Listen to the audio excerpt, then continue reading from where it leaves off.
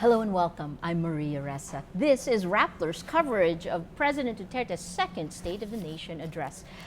You're in the Rappler studio. Joining us now is Marites Vitug, who is Rappler's editor-at-large. She's written 2 books on the judiciary in the Philippines, looking at potential issues of corruption. Next to her, you see Patrick Halasco. He's an urban planner who's done work with local governments on sustainability efforts. And next to him, a familiar face for Rappler, JC Punongbayan. He is with the UP School of Economics, and he has written many thought pieces for Rappler. Also joining us, even though they're hard at work, behind me you'll see our head of social media, Stacy De Jesus, and the woman who shadowed President Duterte from the campaign until today, Pia.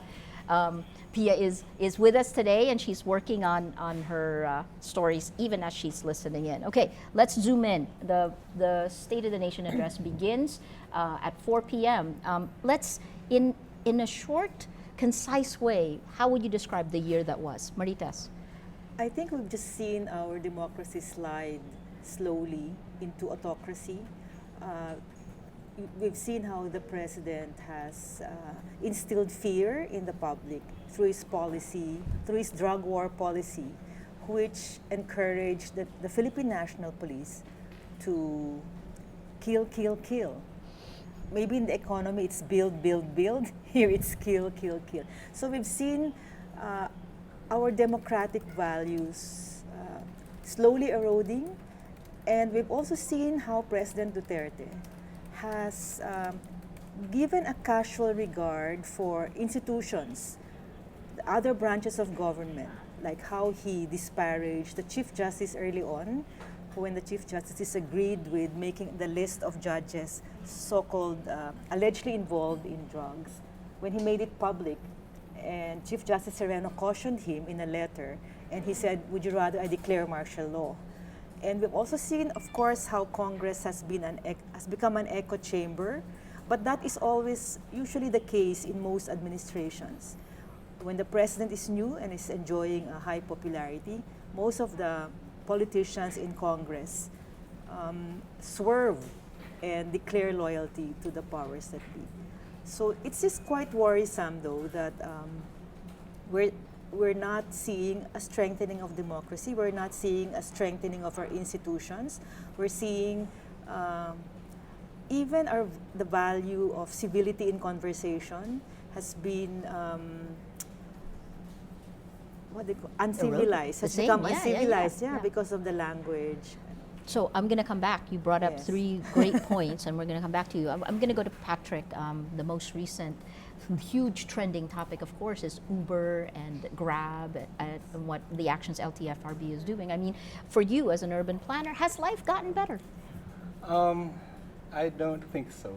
But there have been a lot of, at least for the past year, the Duterte administration and a lot of public officials have been really focusing on building a lot of infrastructure with the build, build, build policy.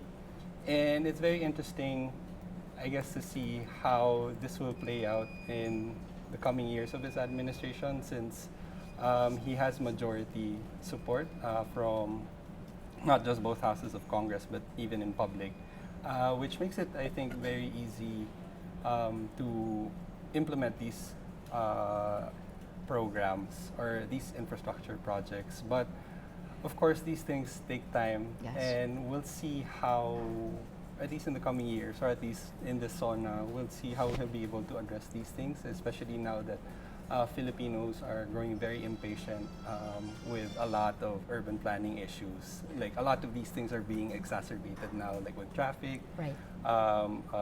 affordable housing, or like issues of climate change and flooding. Like, these are things that we are experiencing, like these are events that are more severe now. And I don't think the Filipinos will be more patient in the coming years. So we'll see how President Duterte will be addressing, at least like in terms of urban planning and these infrastructure promises. And again, we'll come back to some of the issues you've raised. JC, build, build, build on the economy. I mean, this President Duterte last year said he would maintain the policies that were there before. How would you rate the last year in terms of the economy? Well, to a large extent, we've seen a continuation of the economic policies from the previous administration. And a good indication of that is the economy continues to be robust. For example, if we look at GDP growth, we're at 6.4% in the first quarter of this year. And then inflation remains manageable within the target of the Bangko Sentral ng Pilipinas. And then unemployment is also a bit erratic but still going down generally. And we've seen also all-time low when it comes to the underemployment rate, which includes people who have work but need more work, want to work some more. Okay? Right. So we've seen an all-time low in that. However, so the economy remains stable, we're coasting along, but at the same time, we have to look at the economy from a development perspective because the country's objective is to achieve inclusive growth and Yes. development, which means that we should not focus solely on economic growth, but also we should focus on its inclusivity. Who are benefiting from this growth, from this high growth? Yes. And I think we've seen a lot of anti-poor policies over the past year. Really, you would say that, even though President Duterte really campaigned and then and won based on a pro-poor policy, right? That he would make it more inclusive. Why would you Yes. say that it's Yes, we only have to look at the drug war, for example, because we've seen a lot of reports. We don't have we have seen also the data, okay, about who are the people most affected by the drug war, and it's overwhelmingly the poor. So the economy is doing well, but at the same time, we have a set of anti-poor policies that we have to watch out for. So, so it's a mixed performance of the economy and inclusive development. I'm curious, and I'll go back to the three of you on this one. Pulse Asia just came out with its latest surveys, which puts his nationwide ratings in performance and trust at 82%, the highest that we've had, right? If it is democracy has been eroded, the drug war killings, the economy being anti-poor, where does this high approval ratings come from? People seem to like what he's doing. Yeah, I think it's driven by his outsized personality. He easily relates to people, and if we note on TV almost every day, he has public appearances carried live, both social media and on TV. And the way he converses to people, the way he dishes out jokes, he's just like one of us. So I think he makes a very strong connection to the public. But that's really the personality. There was one survey of the social weather stations showing that even if people approved of his drug war, they did not approve of the killings. They said they'd rather that the suspects be arrested and caught alive. So maybe it's very difficult to parse what this popularity is all about, but my assumption is it's really his bravado, it's really his outsized personality. People like him. People like him, and we hear feedback that they feel safer because of his strict and rigid law enforcement policies. Do you agree? To some extent, yes. And I guess I would just like to add that this portrayal of President Duterte as a strong man, I think it feeds into I guess our collective culture as Filipinos. We have this penchant for electing, or have this interest on having strong leaders. And I think it's also because of how much of our government institutions aren't as effective as we would like them to be. We do have, we all, I guess, have that experience of dealing with fixers, or if you want something done within the bureaucracy, you have to know somebody. And I think that kind of plays into this high approval rating of President Duterte, because he's portraying himself as someone who's from, is the same as majority of us, someone who listens, someone who can bypass these ineffective processes within the government. So I think that's a really big factor in terms of his approval rating. And for you, JC, I mean, where is this tremendous? Do you agree with them? Disagree? And where is this huge popularity coming from? Yeah, I do agree with Marites and Pat that a lot of the approval and trust rating seems to come from the Tatay Digong brand, which really resonates with a lot of the majority of Filipinos. Tatay Digong brand. Tatay Digong brand, yes. Interesting. Okay. Yes, and you only have to look at the data. For example, if you look at the Pulse Asia data, it's also interesting to note the changes in the approval and trust ratings over time. So for example, from December 2016 to March 2017, okay, so we've seen a decrease in the approval and trust ratings of the president. Okay, so -5 and for approval rating and -7 for trust rating. And it's interesting to note that it's across the board, across the regions, we've seen a decrease in the approval ratings. Okay, so for example, you have this graph here. I don't know if it's showing up. But anyway, so it's also interesting to note the socioeconomic classes when it comes to approval and trust. So from December to March, we've seen an increase from class A, B, C, and then a decrease for classes D and E. Okay, but fast forward to March 2017 to June 2017. Okay, so we've seen an opposite trend. An opposite trend, Okay. an increase in the approval and trust ratings for the entire Philippines, and an opposite trend when it comes to the socioeconomic classes. A decrease in ABC and an increase in D and E. So I would suppose that this comes from the imposition of martial law. Security, right? Security. People were afraid and flocked in, but ABC always went against the grain. ABC, opposite trends, Yeah. ABC and then D and E. So people feel safer, I guess, since the imposition of martial law, that the government is taking charge of the Strong situation. action, Yes. right. So I guess that would explain a bit of the trends, the Well, changes. So I'm going to come back to you. Let's go to social media. And I'm going to ask Stacey De Jesus, who's been watching social media all year, another way of actually dealing with getting public opinion, right? Stacey, all year, what's it been like this year on social media? Hi Maria, hi everyone. So we started last year with knowing that Duterte is a huge social media rock star. He is a rock Basically, star on social media. He basically won all the online polls that we did during the campaign period. And so basically he's very hit. He trended. Even though he himself doesn't actually tweet or Yes. post, right? He does Okay. not know. He has confessed that he does not know anything about Facebook or Twitter. And last year, the main topics were mostly during the last SONA. As we know, there were no protests, so it was mostly praises. Given also that was his first State of the Nation address as well, so there were mostly just talks about his quotable quotes. He had a lot of quotable quotes last year, and that was the time na uso yung hugot. So people really, that really stuck to the people online, and also the dresses, because it was the first time when also there was a mandate for the senators and congressmen, the lawmakers, to dress down, hopefully not too extravagantly. So those were the main topics last year. However, right now what we're seeing is a very we're seeing a lot of protesting on social media. Those are the main topics currently. Last year we had 1.6 billion impressions, meaning those were the times that the people saw the hashtag SONA 2016. Right. And it was authored by 58,000 people, and this was from the time frame of 8 a.m. to 10 p.m.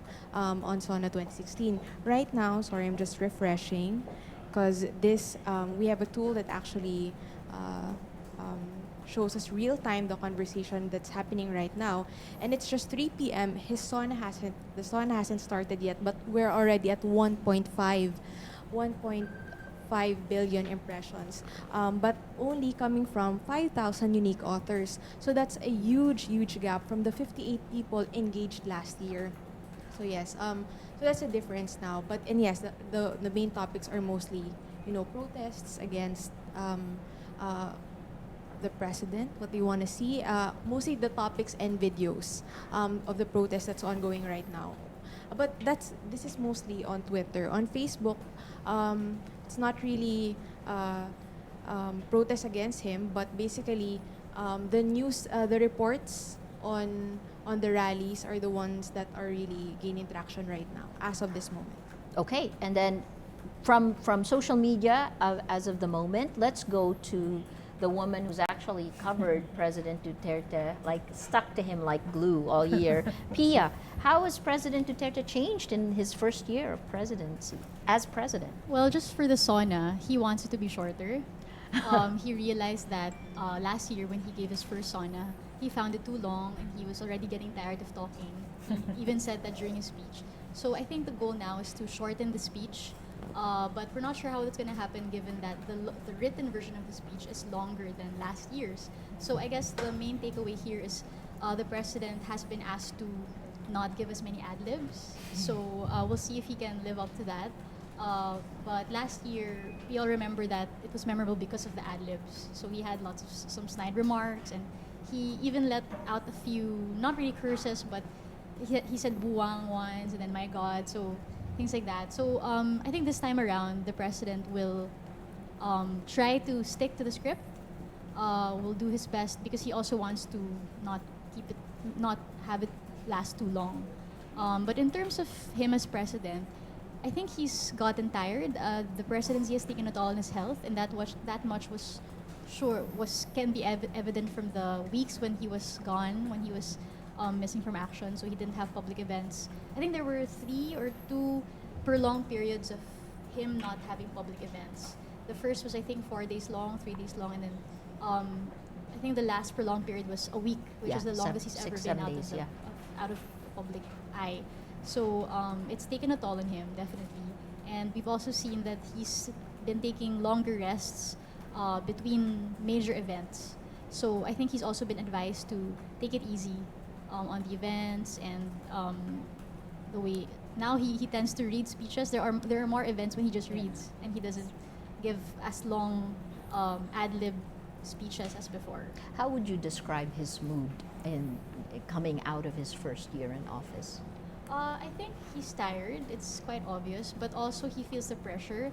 The Marawi crisis really impressed upon him that this is not going to be as easy as he thought, because all along the AFP has been telling him that he was on a good timeline to addressing the Abu Sayyaf issue, and then when Marawi crisis erupted, it was almost as if we have to start again, or it's a very big hindrance to that timeline. It's a big it ruined the timeline for them. Yeah. So, what do you expect to happen now in terms of his priorities, and what will happen in the SONA for you? he'll definitely shift to Mindanao. I think he's going to focus on that. He already said in speeches that during martial law, he will operate mostly in Mindanao. So that he'll have more events there. He'll be going around more camps, and he also wants to focus on the rehabilitation of Marawi. So it's going to take a lot of his time, a lot of his energy. So I think the shift will be to Mindanao, but also to fulfilling some of his promises, his unfulfilled promises, like contractualization, also for OFWs, his promises to them, and he's promised to certify as urgent the BBL. So we'll see if he mentions that later on in his speech. Fantastic. Thank you, Pia. We'll come back to you.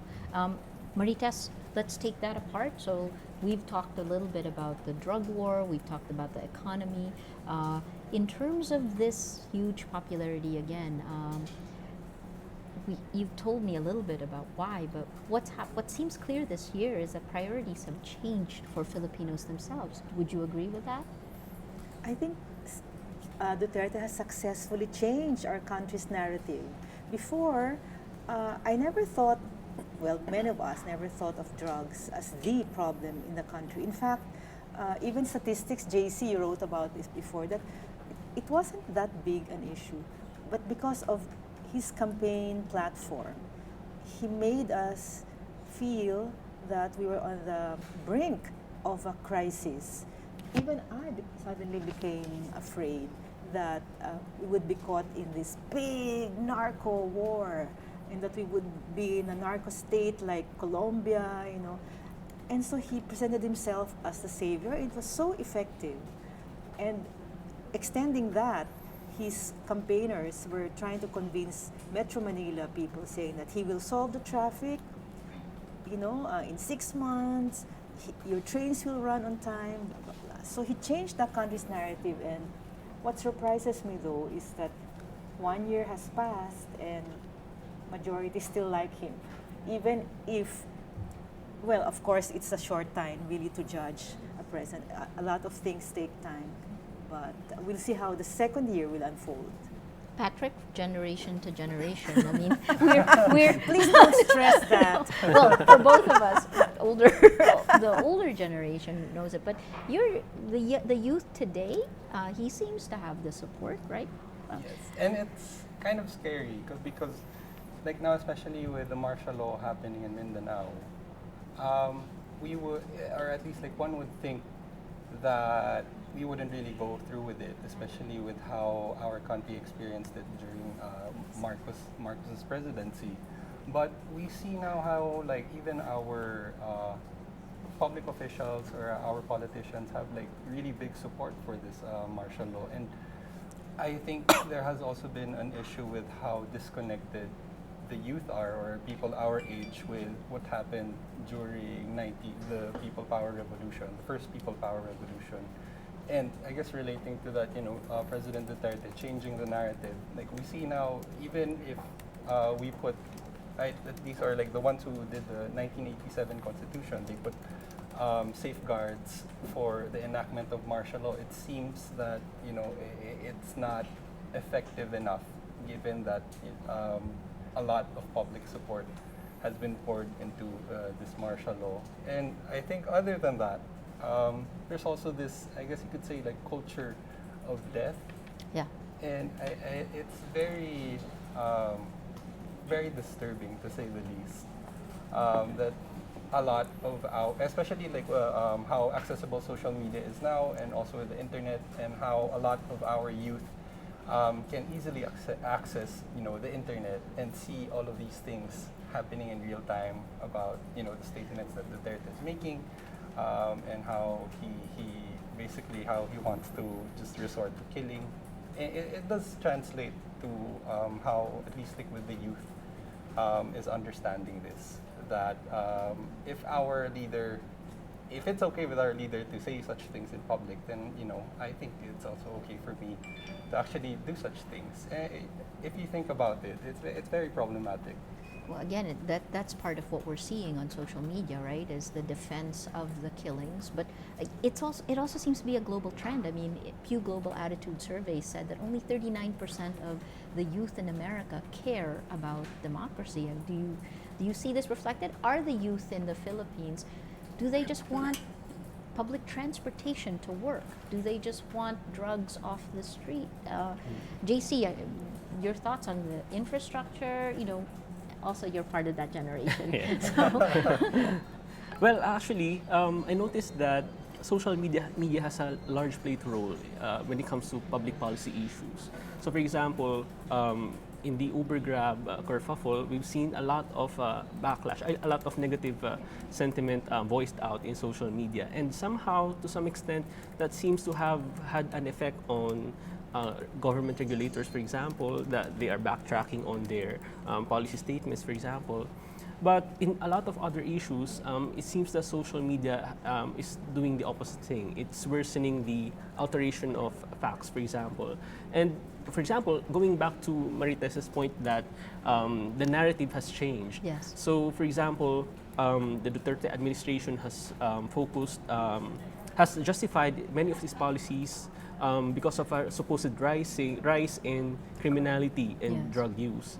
And it's funny because if you look at the statistics, it doesn't seem to corroborate that notion. So, for example, when it comes to drug use, Yeah. The only official estimate is the one made by the Dangerous Drugs Yes. Board. Correct. And in 2008, they estimated 1.7 million current drug users. In 2012, 1.3, and then the latest, 1.8 million Filipino current drug users. So it's been declining, okay, or it may have increased a bit, from 2012 to 2015, but it's not that big, okay? But the president's guesstimate actually, is Yeah. about 4 million. It reached about 4 million. Yes. Now, there are many statistical issues when it comes to this. For example, many people don't tell the truth when they they are asked about their drug consumption. But setting those aside, it's disturbing that there seems to be an active policy of distorting the facts. So, for example, in the news, one government official justified the 4 million figure, for example, by changing or altering the margin of error. So, contrary to the margin of error stated in the scientific survey commissioned by the Dangerous Drugs Board, there was an active effort to distort even that margin of error. So many of these policies are sweeping and fatal for many people, but again, there's a disconnect between the data and the policy. I'm going to go back to this because again, there was even a hashtag, real numbers PH, Yes. right? That the government and we're going to go back to numbers. But joining us now on the line is Rambo Talabong. He is outside the Batasang Pambansa where the State of the Nation address is going to be delivered. There are protests, rallies. I guess we know that protesters are heading there. Rambo, what's happening outside the Batasang Pambansa right now? Hello, Maria. There is a program that's happening here. It's called the People's SONA, and they're trying to counter what Duterte is going to say later. And I've been asking people what do they expect Duterte to say later, and they told me that they don't have an interest in what he's going to say because they already preempt that he's going to lie to the people who are here. For example, the war on drugs.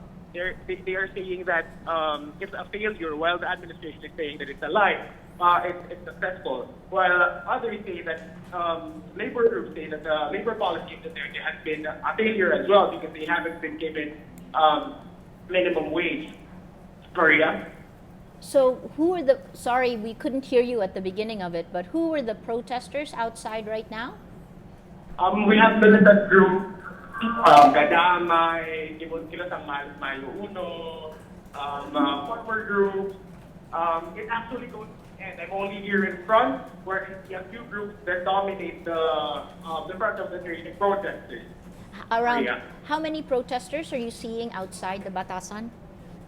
Police can't give an estimate right now, but from how I see it, it's around 2,000 protesters from where I stand. And what's the police reaction so far? Police are pretty calm. They're just outlining the crowd. When after the ambulance, if they ultimately point you where it is, they've been very friendly to the crowd. Maria. Given that the president does have such high popularity ratings at 82% according to Pulse Asia, is that reflected at all in the group that you see outside? What I see here is it's a protest of dissenters, mostly dissenters. I've been asking around if they feel like Duterte did anything good during his first year, during his first year of administration, but I've been hearing nothing but negative comments from them, Maria. Fantastic. Rambo, thank you.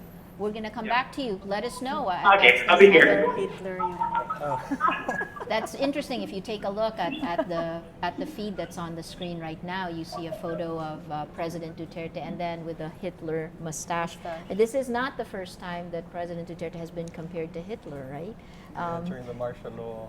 And during the martial law. Protest, I think last November. Yes. But if you look at what the Supreme Court has actually said, so it's funny, a year ago we wouldn't have thought that it would be possible to have all of Mindanao under martial law. Are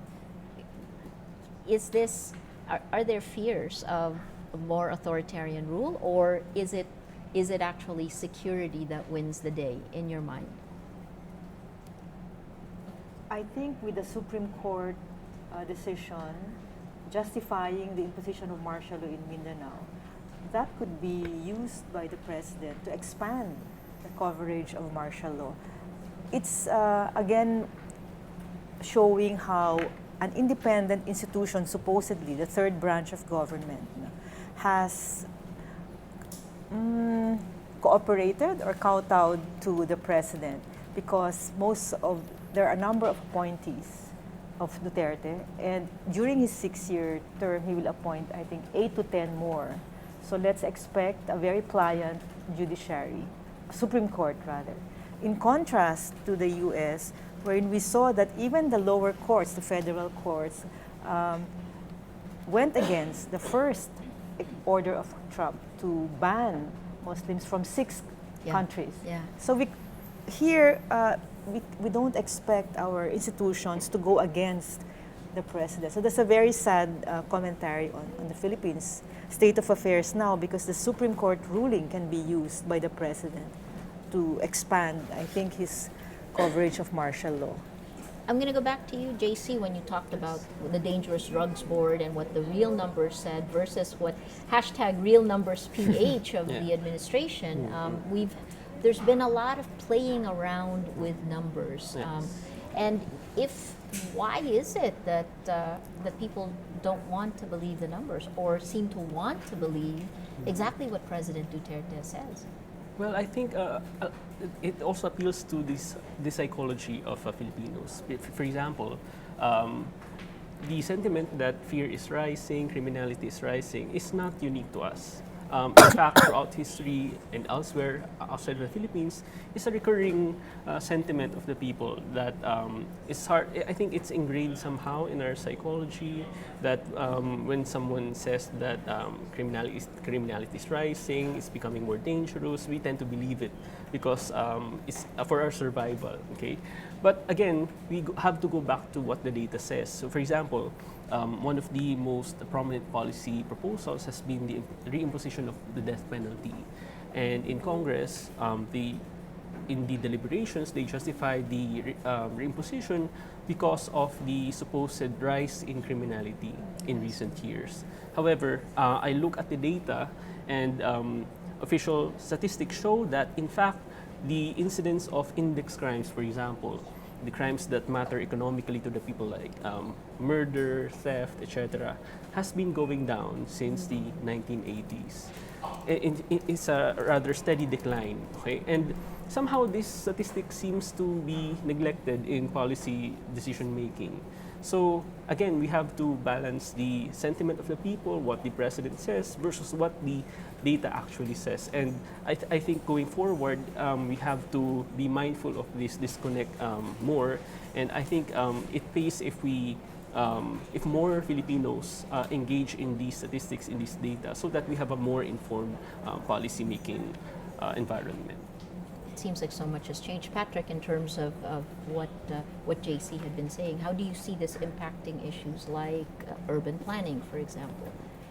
I think it's hard to actually put out or implement plans with the support of the people, mainly because, especially with our history at least as a country or as a people, our democratic institutions haven't really been working for us. Like it's usually captured by interests of small groups of people, and that's why I guess going back again to the popularity of Duterte and how like we pin down all our hopes and dreams to like one person. It's because of that experience, and we all know that I guess if we want to actually implement genuine change, or at least in terms of making cities more just or having proper urban planning, it's not just a job of one person, and it really needs to be a collaborative effort. And again, like I guess we have to really start this process of institutional building, getting the interest of the public back into our institutions, and actually like making sure that our institutions are bias-free at the least. But you could argue that the strong personality of President Duterte overshadows and actually weakens these institutions now. That's true. Well, I think it could be a plus and it could be a minus or a bad thing, because at least now President Duterte has a really big backing, or has like popular support. And I think in terms of like the positive aspect, he could actually enact the needed change for our institutions. But again, like as you said, with the negative aspect of it, his popularity could overshadow these possible reforms that could, otherwise be enacted. In terms of how we move forward from a situation like this, normally this first State of the Nation address is a time when the honeymoon really is over after this point. Or this second? Well, in the past, right? We've seen that most presidents get kind of a grace period, 100 days, but the 100 days extends, and then action needs to come in at the at the end of that first year, moving into the second year. Marites, how do you think this will play out? The cabinet, in terms of its priorities, what things do you see moving forward? Well, for the second year, I think that the finance secretary who heads the economic team has to convince the president to put his political capital behind the tax reform, because where will they get the money to build? They have to tax, and borrow, which JC knows a lot about. I like that. Build, tax, But borrow, we borrow. don't. We're going to go back to But we didn't hear anything from the president about his rhetoric. Doesn't include tax reform, and then also, of course, he's very strong on Mindanao. The danger of Duterte staying in Mindanao because of the Marawi crisis is for him to be very parochially again focused on Mindanao. But while maybe people like it, he shows empathy. He's in this camouflage uniform, shows he's brave, his courage. He wants to be with my soldiers. I feel for you and all that type. Maybe while people like it, the thing is, we still need a leader for the entire country, because there are other problems, as JC and Patrick have said. It's the not traffic, not only in Metro Manila, but in cities, Cebu, Davao, Cagayan de Oro. Almost all these big cities are going to have problems like Metro Manila. So I'm just worried that it will bring him back to his mayor. Of course, he has never left maybe his mayoralty days, but being in Mindanao and just staying there focused, there will be a vacuum of leadership for the entire country. JC, let's talk about the tax reform bill that is in front of Congress. What do we expect from that? Well, there have been many advocates of tax reform over the years and there are very good reasons to advocate for a better tax system. So for example, we pay some of the highest personal income and corporate income taxes in ASEAN, for example. Too many goods and services are not being taxed and escaping the tax system. And that explains a lot why the tax rates are so high. Because if we tax more goods and services, we can bring down actually the tax rate across these goods and services. So there's a relationship there. And another reason is that too many people are evading the tax system. Yeah. And for example, around 80% of income taxes are paid by salary and wage earners. And for example, we have the meme that of the doctor sitting on top of the public school teacher, because the salary and wage earners carry a lot of the burden, a majority of the burden of the tax burden of the Philippines.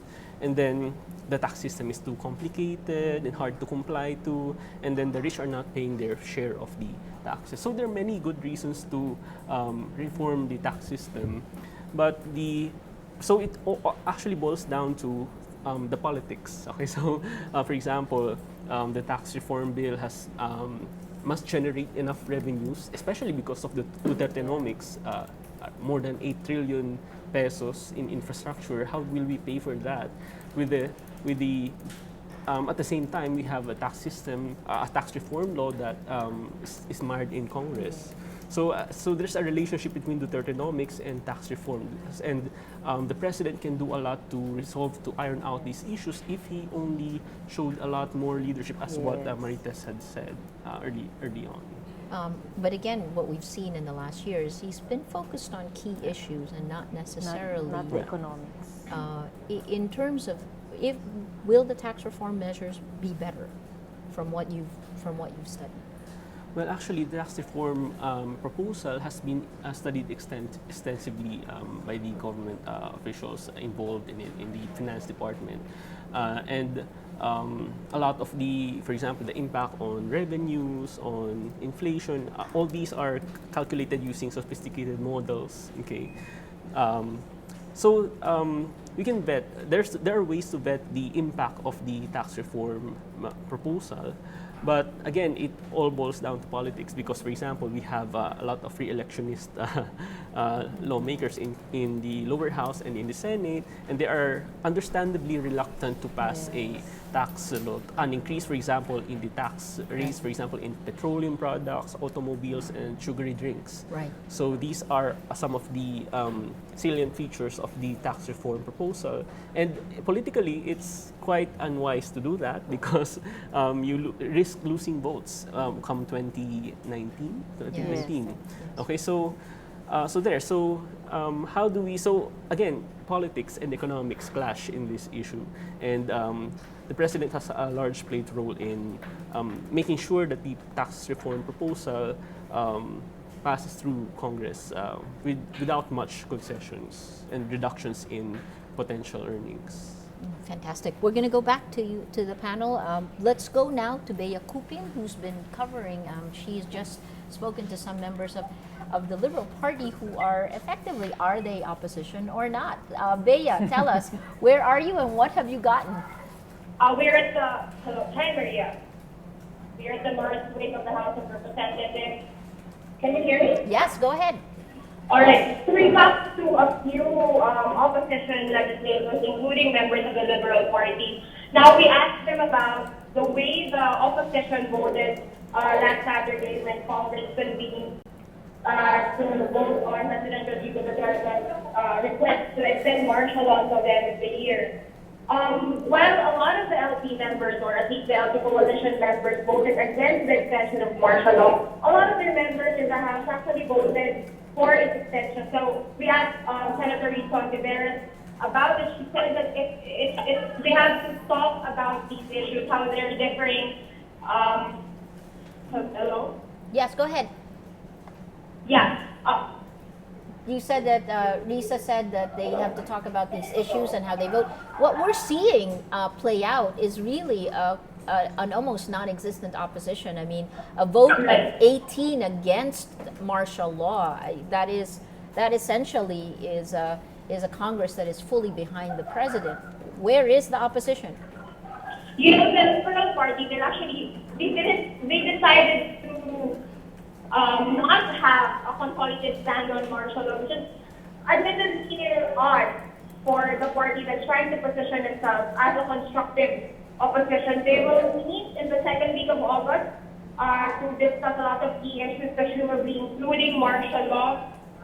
Senator Bam Aquino, one of the members of the Liberal Party in the Senate, said that it's part of democracy. It can be messy, it can be bloody, but this is what democracy should be. But another Liberal Party member, Representative Peggy Bagiles, said that it's time for the party to rediscover themselves, understand its role in a Duterte administration. But he said they need to have a united stand on crucial issues, and this obviously includes martial law now. Bea, just let's jump to the police, which you've been covering from the beginning. The police has changed significantly in the last year. What have you seen as it played out during the drug war, both before and after the numbers killed have changed?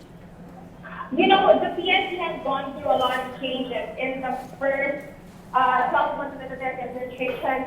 I mean, like, on a shallow level, they had to change the name of the project 3 times. From double barrel alpha, and then they were booted out of the drug war because of the death of the Korean national inside.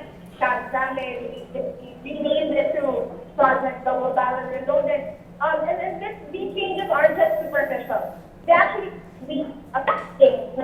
Right now, on paper at least, there are a lot more safeguards when police conduct these anti-drug operations. But you know, the thing that's been bugging the police since day one of the Duterte administration and the drug war, it's really the allegations that they're resorting to extrajudicial means. They're breaking the law just to, you know, fulfill Duterte's promise to get rid of illegal drugs. And they've been bad combating this.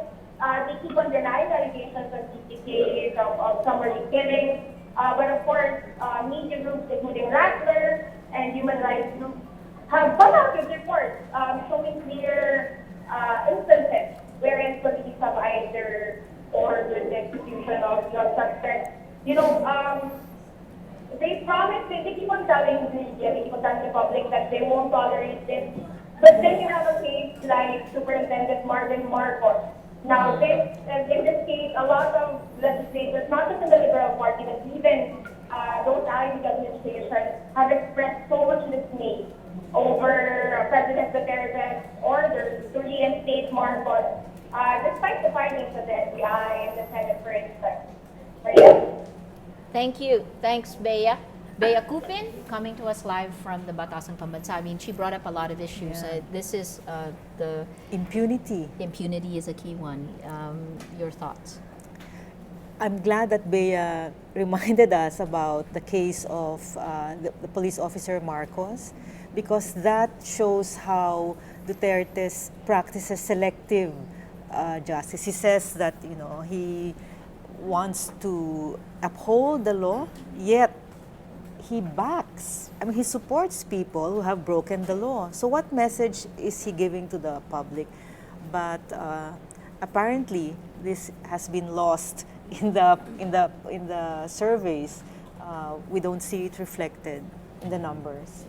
Again, it seems like a crucial, a drastic turnaround in terms of values. This isn't reflected. Again, I keep asking why. Anyone have a good why reason?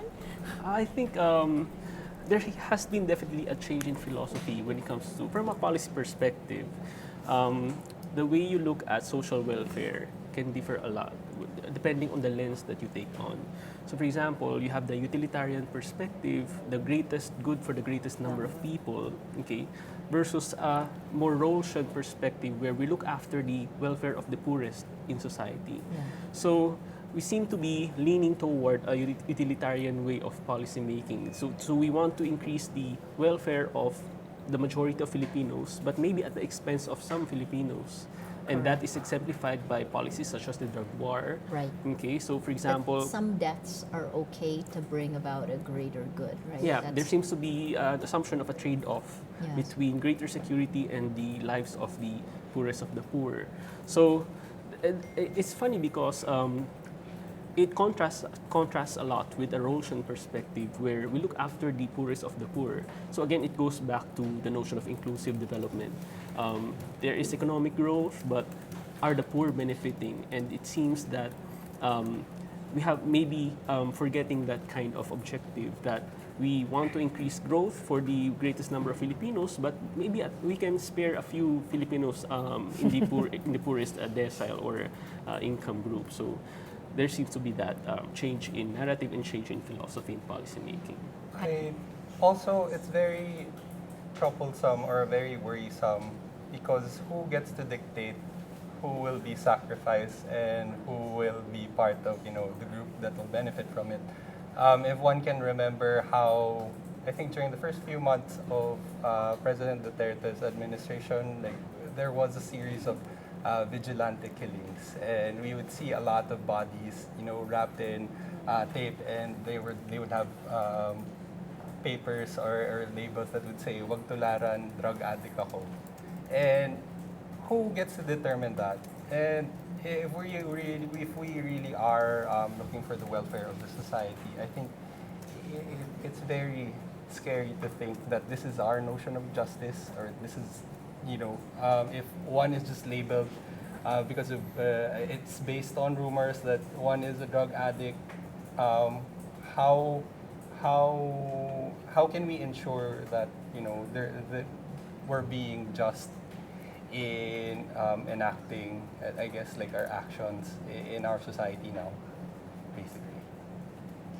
Marites, again, it seems like we are not alone. This seems to be a global trend in terms of a backlash, perhaps, of neoliberal democracy, right? How do we deal with this, especially with an extremely popular president? Wow, that's very difficult. Because that we cannot deny, right? Yes. He's got a super majority. This is a president who's probably never held. There's been no president aside from Marcos who's held this much control of the executive, the legislative, and the Yes. judiciary. That's right. The opposition, as Bea I think reported earlier, is barely existent. No? It's a tiny group in Congress and in the Senate. So, but as scholars have studied, resistance movements say that the people themselves need to speak up. We need maybe to be more courageous, and But now that's like a chicken or the egg, right? I mean, the people speak up when they see opposition, and the opposition, there is no opposition. but sometimes the opposition will listen to maybe will listen to the people, but the public, those who are opposed to the policies of Duterte, cannot. It's very difficult to keep silent, no, at this time, especially in the light of impunity. Again, as Bea reminded us earlier, and of course we've been discussing about the drug war, and the casual regard for truth and numbers. Let's remember that Duterte is our first post-truth president. I'm always trying to remind myself that he really doesn't encourage us to believe in facts. So maybe that's why his propaganda machine, they're very good at, shall I say, altering, as you said, facts. I don't know, maybe the public just has to keep speaking up, maybe in different platforms. And our politicians also need to reinvent themselves. I think they need to go and organize in the grassroots. Same with the civil society groups and those who really want political reform. So I'll go back and please jump in. Feel free to just jump in on this. But is this a natural backlash to an order that has just never given anything back to the people? Just are we Question. right? I mean, But the irony is, during the last years of Benigno Aquino, under his term, we had, JC, correct me if I'm wrong, we had a widened access to universal health care under Aquino. which was never really communicated. Yeah, that would be the Kalusugang Pangkalahatan, the KP Yes, initiative. and then we also, the conditional cash transfer program was given a lot of support, and there are numbers to show that there have been initial successes. So social reform, I think, was big, but the conversation in the election campaign was hijacked by Duterte, ran a clever campaign and turned it into a crime and a law and order policy. But at the same time, the fault also of Aquino was that he was undecisive. He appeared weak in the light of our pressing infrastructure problems, airports. All OFWs pass through airports. I mean, all of us, most of us anyway, who live in this country. So that became a negative for the Aquinos because he didn't act on our complaints on airports and infrastructure. Patrick, you I'm not so chortled. sure. I'm not so sure if it's like a global backlash. I mean, what's happening now in the Philippines, but I think it's more of a backlash of issues we haven't really resolved in the past in our history, most especially the post-martial law era, because I guess if we look at it historically, there was this really big promise during that time that change is here, that the government is now not going to be authoritarian. It's going to really listen to the people. It's going to be more democratic. But fast forward 30 years now, it's still pretty much the same.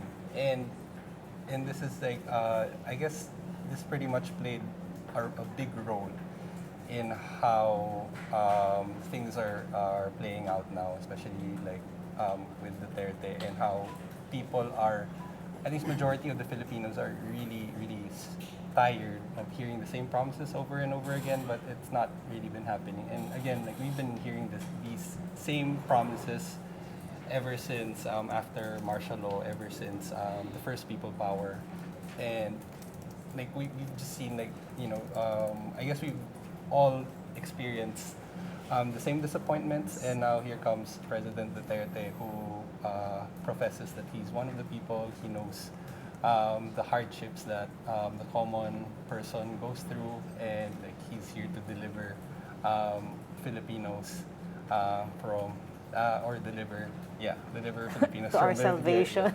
basically. The gap between the rich and the poor, I mean, most leaders in other parts of the world do not want to hit that because it weakens the fabric, the social fabric of society, right? In this instance, and you saw it in the results, how different the classes react, right? Is this the revenge of the 99%? I mean, not to, right? If you look at it, and we've seen it in the United States and here in the Philippines, as Patrick said, it's been 30 years. For 30 some odd years, we were caught between the Marcos-Aquino dynamics. Is this a way to get out of that? Well, actually, it's interesting to note that the rise of populism in the Philippines with Duterte's administration can actually be located in the global landscape of populism that we observe. So, for example, a Harvard economist recently had a study where he distinguished between two types of populism in recent times. So, for example, there is the kind of populism that is born by immigration issues. So, for example, the influx of Muslims coming into European and countries in the U.S. Now, that drives some degree of populism. Now, a second kind of populism would be the economic type, the one driven by inequality. So, for example, you mentioned about the 99% versus the top 1%, and then many people, especially in the U.S., seem to be alienated by globalization. So, for example, with an increasingly globalized society, increasingly globalized international scene, many people are becoming alienated, and this seems to have driven, to some extent, the populism brought by Trump. Okay. Yeah, Now, in exactly. the Philippines, we seem to be observing a third type of populism, one driven by personality, one driven by but again, there seems to be an underpinning when it comes to economics, the class ABC versus D and E, okay? But it seems to a large extent to be coming from populism driven by personality. So again, it's important to locate our brand of populism in the global narrative. There is a rise of populism worldwide, Yes. but we seem to be demonstrating another kind of populism, not one driven by immigration, not one driven by globalization, but one driven by personality, the Tatay Digong brand. Do they all go back to one point, which is the world has gotten so complex that people want more simplistic solutions? I mean,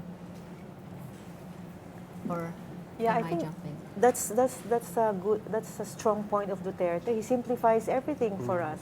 The complex problem of drugs solution is kill, kill, kill. There's no connection to our anti-poverty program or maybe social reform. He doesn't connect it to the bigger picture. For the Marawi, for the terrorism in Marawi, it's martial law. So he simplifies it. But how about he did not attack the local governance? He did not talk about the dysfunctional justice system in that part of the country. So that's right, Maria. It's really complex issues, all simplified with single solutions, and we think he will make us think that with these solutions, the problems will go away. So people understand it and support it. So you've written books on the judiciary. I mean, part of the response of President Duterte to this has always been that since our justice system is so broken, this is the reason why he feels compelled to actually get rid of Yes. the drug addicts. Yeah, the other question that can be asked of Duterte is that where is his judicial reform program? I mean, he, of course, the 5 pillars of the justice system, they need fixing, the prosecution, the police, the jails, the courts. Yeah. But where is the program to reform all of these? He can't just keep saying that, when I was a prosecutor, I planted evidence because, ang bagal, matagal, people are impatient. But he's the leader now of 103 million Filipinos. So we need a program. This is long term. That's why maybe as mayor of Davao, he lorded it over a city which is just one of the many cities in the Philippines. So maybe I hope that he addresses this in his second State of the Nation address. What issues do you expect him to pick up now, moving into the second year? Well, I think the Senate leadership has already mentioned that they are focusing on the tax reform program, and that is especially important given the Dutertenomics initiative of the President's cabinet. Now, it would be certainly helpful if the President mentions tax reform and Dutertenomics in the SONA. But I think that, again, his penchant for simple solutions for complex problems. I think we will see more of the drug war and the martial law. So more of these simple issues for complex problems. But again, we have to remember that policy making is really complex. And if you don't do it right, there will be many unintended consequences. So we have to get into the details of for example, when it comes to peace and security, what does martial law do? I mean, and then when it comes to the drug war, is really the best way to solve the drug problem? Is it supply interdiction or demand reduction? So again, we have to get into the details and not just resort to simple solutions. And we haven't had many of these discussions about details at all in the public space, in fact. Yeah, I remember that Health Secretary Ubial once said publicly that the drug problem is also a public health problem. And the next day, Duterte just, debunked it or spoke up against it. So she never pursued the conversation. Patrick. I would like to hear from the SONA is, I guess, more on issues on climate change, given how vulnerable the Philippines is now and how severe effects of climate change will be in the coming years. I think that's something that hasn't really been discussed in depth in his previous SONA and in terms of like his performance this year. There have been a number of initiatives, but I think we need to see more, or we need to hear more about how the president will be tackling the issue of climate change, and also in terms of our international relations with China, and especially now that the Philippines is acting chair of ASEAN. Yes. So that, and also with US and EU, that would be a really good thing if he could discuss it in his So SONA. we're seeing live pictures now of President Duterte's helicopter landing at the Batasan Pambansa. He'll be giving again his second State of the Nation address in front of. Interestingly enough, this is the second time in 3 days that the Joint Congress is convening. Right, Saturday they convened and. Overwhelmingly voted to give President Duterte what he asked for. He asked for a continuation. This is unprecedented, right? A continuation of the state of martial law in Mindanao, not for 2 months, not for 60 days, but for 5 months, right? And we had only 18 of the lawmakers in this hall actually vote against it. Were you surprised by that? No. You no, weren't surprised I was by not. that. No, I thought that there was going to be a debate on the length of time.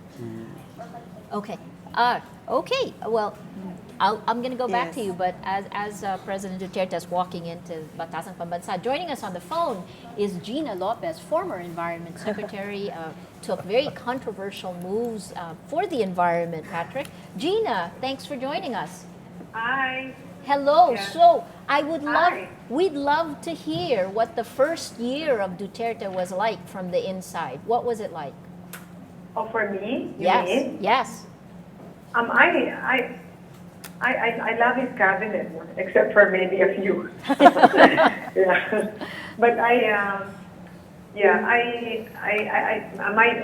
my personal take on the man is, he's genuine. That's just what I feel. That's my perception. I feel he really cares for people. And, Were you in yeah, Hong Kong? he's very set on his views. He's quite fearless and whatever. But I feel he's caring for the people. It's genuine. That's my take. So what was it like? Nandun po ba kayo? Yeah, go ahead, Gina. What was it like? Yeah, working with him. Yes. Yeah, we would we'd meet like, I don't know, I think once. It's like every month. So we didn't have that many meetings. And it was the beginning. So the drug thing was, I don't know, the drug thing took up a lot of his attention because that was the time. But now it's something else. But so that's what I can say. So can I ask you, so the last Pulse Asia ratings, his approval ratings came in nationwide at 82%. I know, isn't that amazing? It's the highest of any president post Marcos. Wow. Where do you think, where does this come from, and what can he do with that huge popularity? Because I've been around him now, even after I got rejected, I still go around, and people find him very genuine, like very real. They feel that he's not plastic, and they just feel he's very real. And even me myself, my being in DNR, because we had the money to travel, I experienced the Filipino in a much deeper dimension than I had originally known. It's a very hard place, like really hard. It's to be just feel, and when they feel the person, I think that we don't. This is not talking about them in a negative way, but the Filipino is more of a hard trait, and so if they feel the person, then they feel the person. That's how it is, and I think that's probably where it's coming from. So Gina, you know firsthand. I mean, you had a very clear vision of what you wanted to do at the environment, as Secretary of the Environment. And yet, you also did things that were very different enough that it had the institutions, some institutions rising up against you. How do you deal with? How can you push forward? How can this administration push forward change that will be inclusive to all? Well, I'm very much heartened with these recent pronouncements. You gotta hand it to the guy. He is surrounded by people that have vested interests, that have mining, and he doesn't care about anyone. I mean, he's made pronouncements which are going against the interests of people close to him. And he's done it in a very no-holds-barred kind of way. You gotta hand it to the guy. I mean, even he's appointing me as DNR, which is pretty unusual, right? So I feel that because my stand is based on one constitution. It's a constitutional right of every Filipino to live in a clean and healthy environment. When all the mines that have been sold have been found violating 7 laws. So what room is there for compromise? You're violating the law. You're putting at risk the constitutional rights of our people. It's just, I hope, and I've told this to him.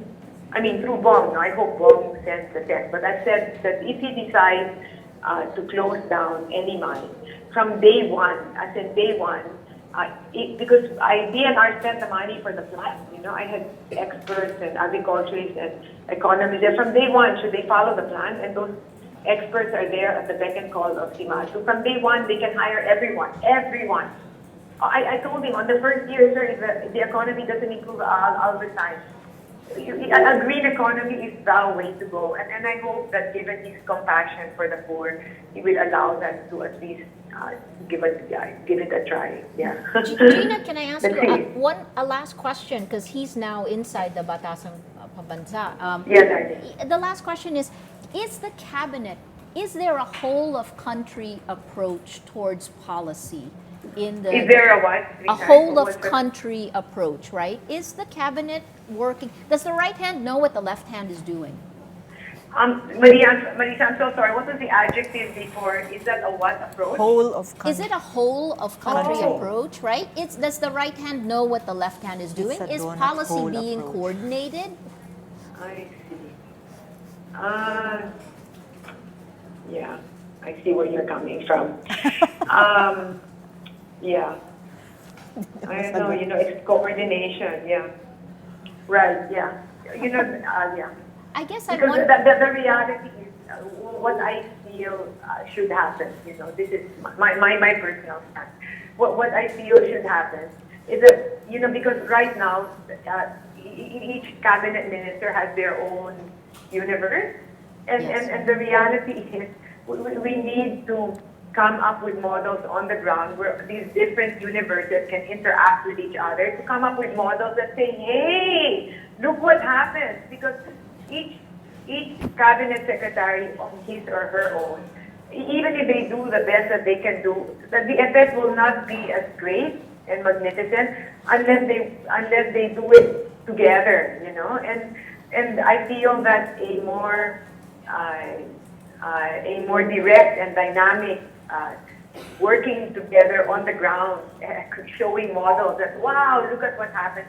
I personally feel that's the way to go. And he has I don't know if I should say this okay, I'm going to say it anyway because he has the balls. he has the balls to say, yeah, everybody do this, you just follow me because if he wants to do something, he wants to do it, and you better follow him.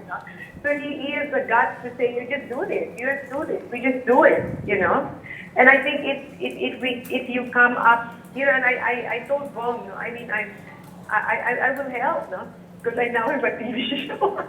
I can't work in DNR, but I have a show in ABS, which I'm so grateful for. In October, I'll have an hour and a half. So I think that I think for me, proving models on the ground which work, that's the way to go. That's the way to go. Well, that's certainly what you've done, right? When based on your experience, I guess I'll just do a follow up on that question, Gina, because you're in a unique position of having worked inside an administration that essentially has the popular support and the ability then to implement anything. What do you think, if there's one thing that should be done by the administration to make policy work better? Is there what can be done to make policy work better?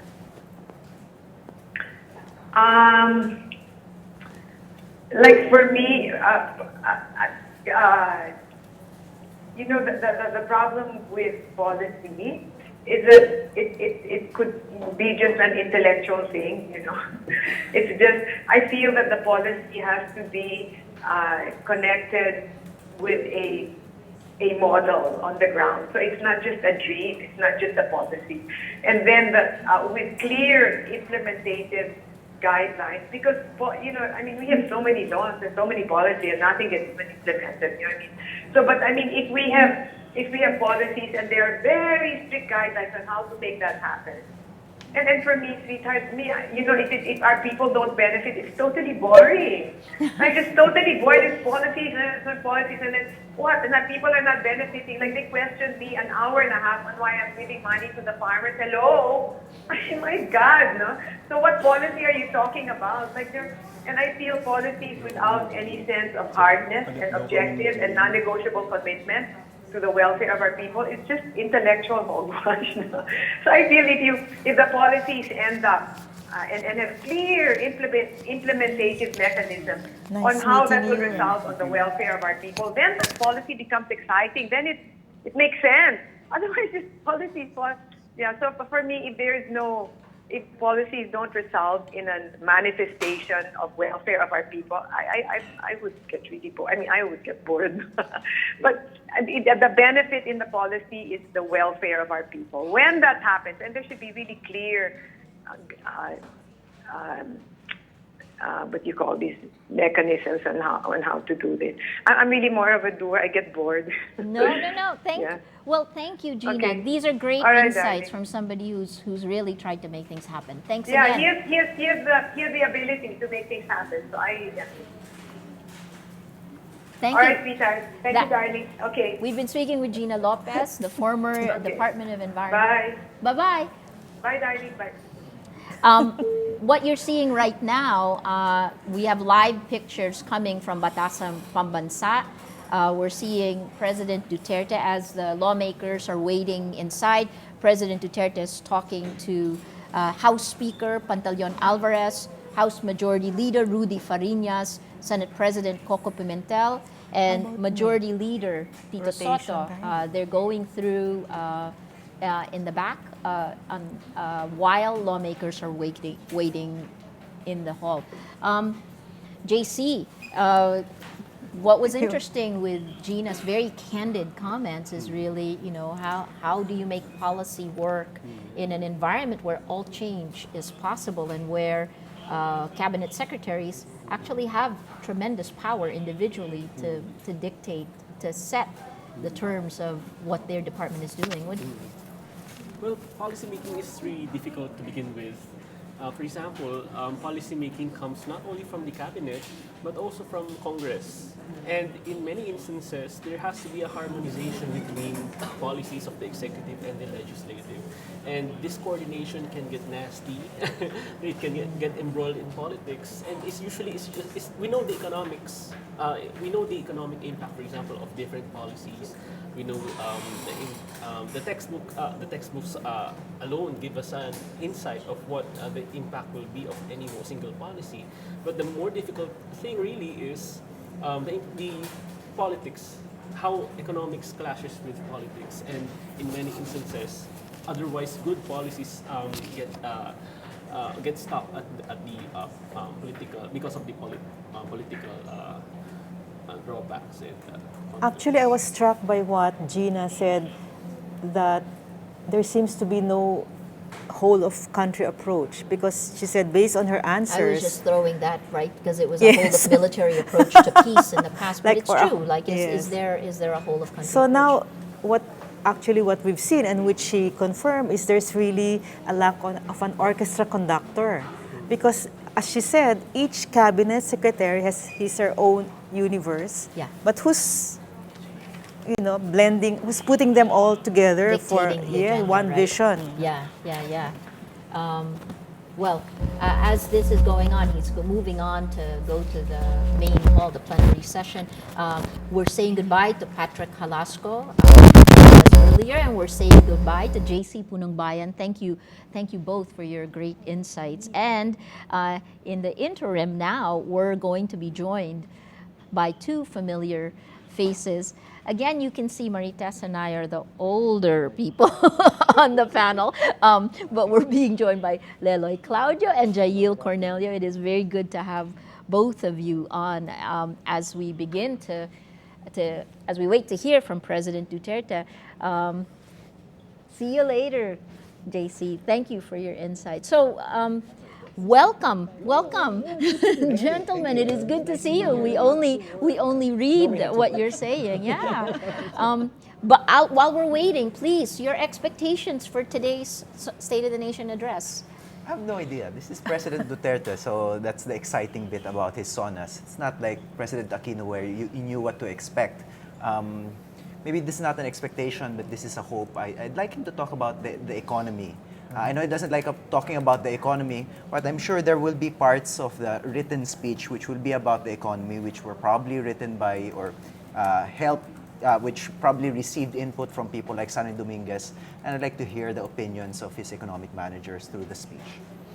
Rappler guys can actually watch Leloy Claudio in the very nice pieces that you do. Thank you. So economic pieces. Jail. Right. Like Leloy, I'm less interested in the cursing than in the content, the very content of the speech. Primarily because SONA is not just a report, but it is also a performance. So that's quite the paradox or the irony of State of the Nation addresses like this.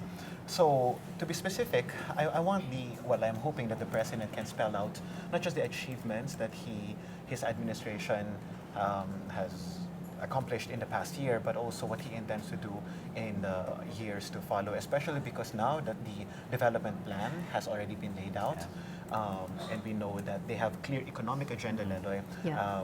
And by 2022, in particular, they want to bring down unemployment, and eventually, in the long run, Ambition 2040 is about bringing us up as an economy in the rest of the world. So how are we going to get there? The foundation has to be laid as early as now, and hopefully SONA is going to spell that out for us. Jail, you've just gotten back from spending some time in Iligan, yes, yes. And what's the mood like there? Great. I was just to give our audience an idea. I was there at the Iligan Institute of Technology (MSU) as a visiting professor for 5 weeks. I was handling a graduate course in the sociology of religion. What is the mood like? The sentiment, even the surveys would show, is still very supportive of the president, definitely, and also martial law, even though we have some disagreements with how martial law should be implemented. But generally, Iligan felt very safe to me. And also, but having said that, I would like to bring up the sentiments of people who do not necessarily agree with martial law, insofar as the rationale of the extension in particular is concerned. For example, is it still necessary now that Maute supposedly has weakened? That's the sentiment that I get from colleagues and friends who are not just from Iligan but also from Marawi. At the same time, I think people are very much concerned about the potential radicalization of young people in the wake of the airstrikes. That's one of the unintended consequences that we are not talking about, by the way. Manileños just talk about the airstrikes as a necessary evil. Fine by me, but at the same time, we have to start talking about the unintended consequences in terms of radicalization. That's one thing that we are not talking about as a people. We definitely should. Leloy, President Duterte is walking into the hall now to deliver State of the Nation address. You wrote a very strong piece on this man. We've been talking about his high approval ratings, right? It's 82% by Pulse Asia. I mean, what leads to, why is President Duterte both adulated and forgiven for any of his trespasses? On the one hand, people are rallying to the banner of the presidency. Let's remember, he's still a new president, just over a year to the presidency. And Ronnie Holmes from Pulse Asia will tell you that in many respects, he's just mirroring the popularity of Benigno Aquino. So there is a tendency in the Philippines to want to forgive new presidents, and he's definitely riding on that wave. But on the other hand, I think one of the reasons why he's more popular than Aquino is because of the charisma. Yeah. He's a very charismatic president. Very few people talk about his humor. Like, I don't find his humor funny, for example. I think it's sexist. But it obviously connects to his audience. All you have to do is watch him deliver a speech in front of a crowd of OFWs and watch him cheer after every single sentence that he says. So, I mean, from the purview of someone in Manila who kind of likes the kind of public speaking that you'll see in a professional debate, maybe he's not a great public speaker, but it gets the job done. But that is the charisma. That is the charisma. That is the charisma. It gets the job done. It's so public speaking is about connecting, and he's definitely connecting to his intended audience. Leloy, the historian, Jail, the sociologist, have our values been turned upside down? I mean, why are we forgiving deaths that go against due process? Oh my, we have to nuance this a little bit, to be honest.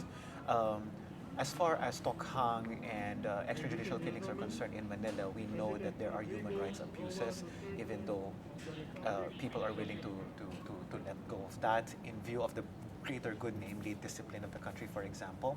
But this might not necessarily be the case or the perspective of people in Mindanao. We know that 95% of Mindanaoans are very supportive of the president. His performance rating in Mindanao is at 95% compared to the national average of 82%. In terms of trust, this is something that we have to spell out as well, Maria and Marites. 97% of Mindanaoans are in fact very supportive of the president. So I was chatting with some young people in Iligan about this, and they repeatedly used the word trust. We just have to trust the man. We just have to trust the man. We just have to trust the man. This is so unusual for a very distrusting person like myself, right? That sociologists are trained to be inherently suspicious of things and structures and people. And so for people to use the word trust, I find it that rather suspicious. But that is in itself very telling, isn't it? Yeah. But on the other hand, this is not a regular president. I mean, thousands and thousands of deaths.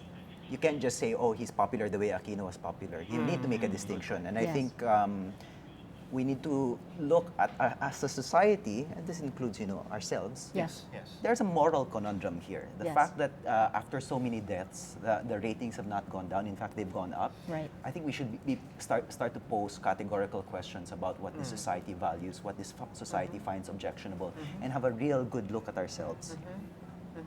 Or utilitarian. Have you not become utilitarian? In the name of discipline, in the name of progress, we are willing to let go of people's lives. Marites, I'm curious, we're seeing President Duterte walk up now. I mean, what Yeah. did you see as he walked up?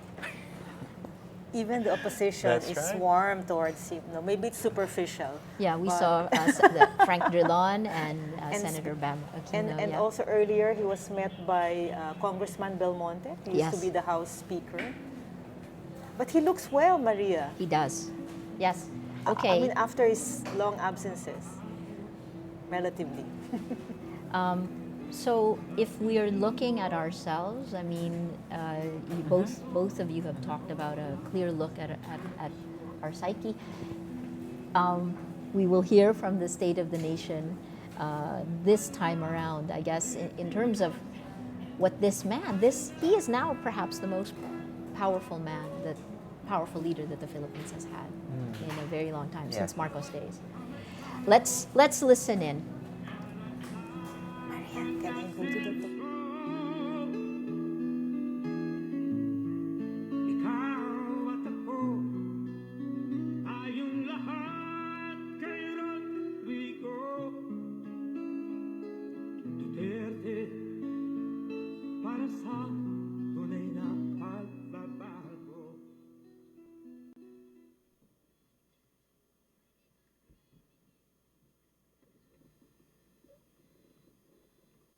On the part of the Senate, the joint session is called to order. On the part of the House of Representatives, the joint session is called to order. Please rise for the singing of the Philippine National Anthem to be led by Ms. Mona Lisa Mangilin.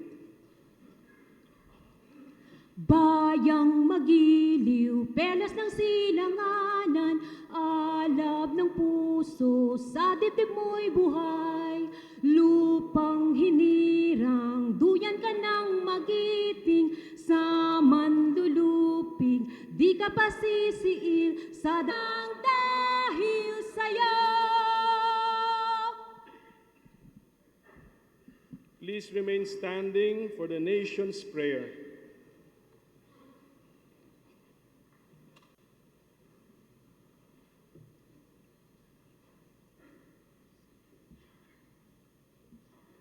Sa ngalan ng Ama, ng Anak, ng Espiritu Santo. Amen. Dakilang Panginoon aming Ama, kayo ay aming pinapupurihan at pinasasalamatan sa inyong naging patnubay at mga pagpapala.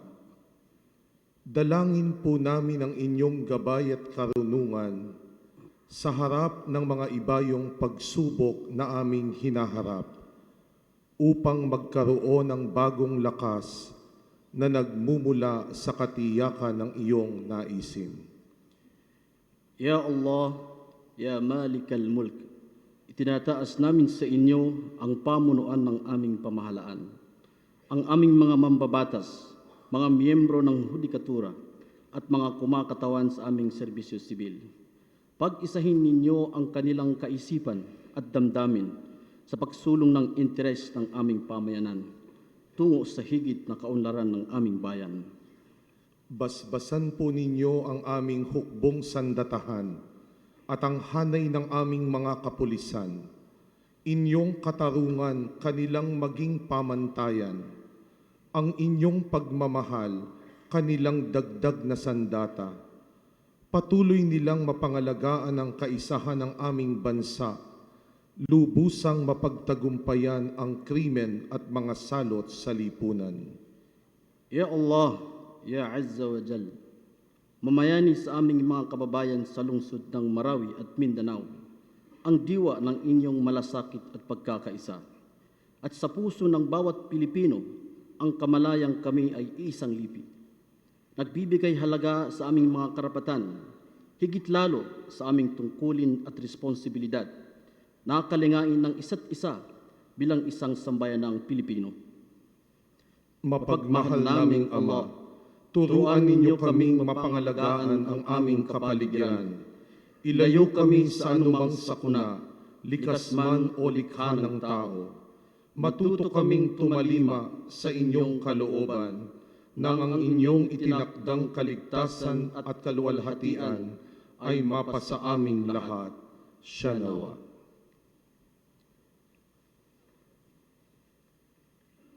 Ladies and gentlemen, honorable members of the Congress of the Philippines, Rodrigo Roa Duterte, President of the Republic of the Philippines.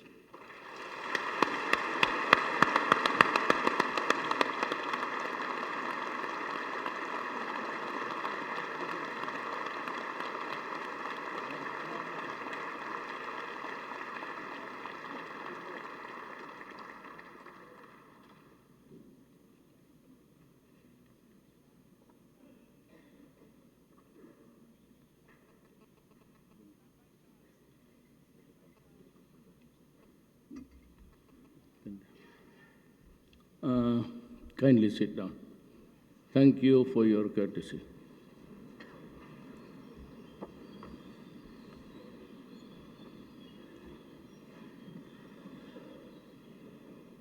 When I was a member of Congress, my seat was over there,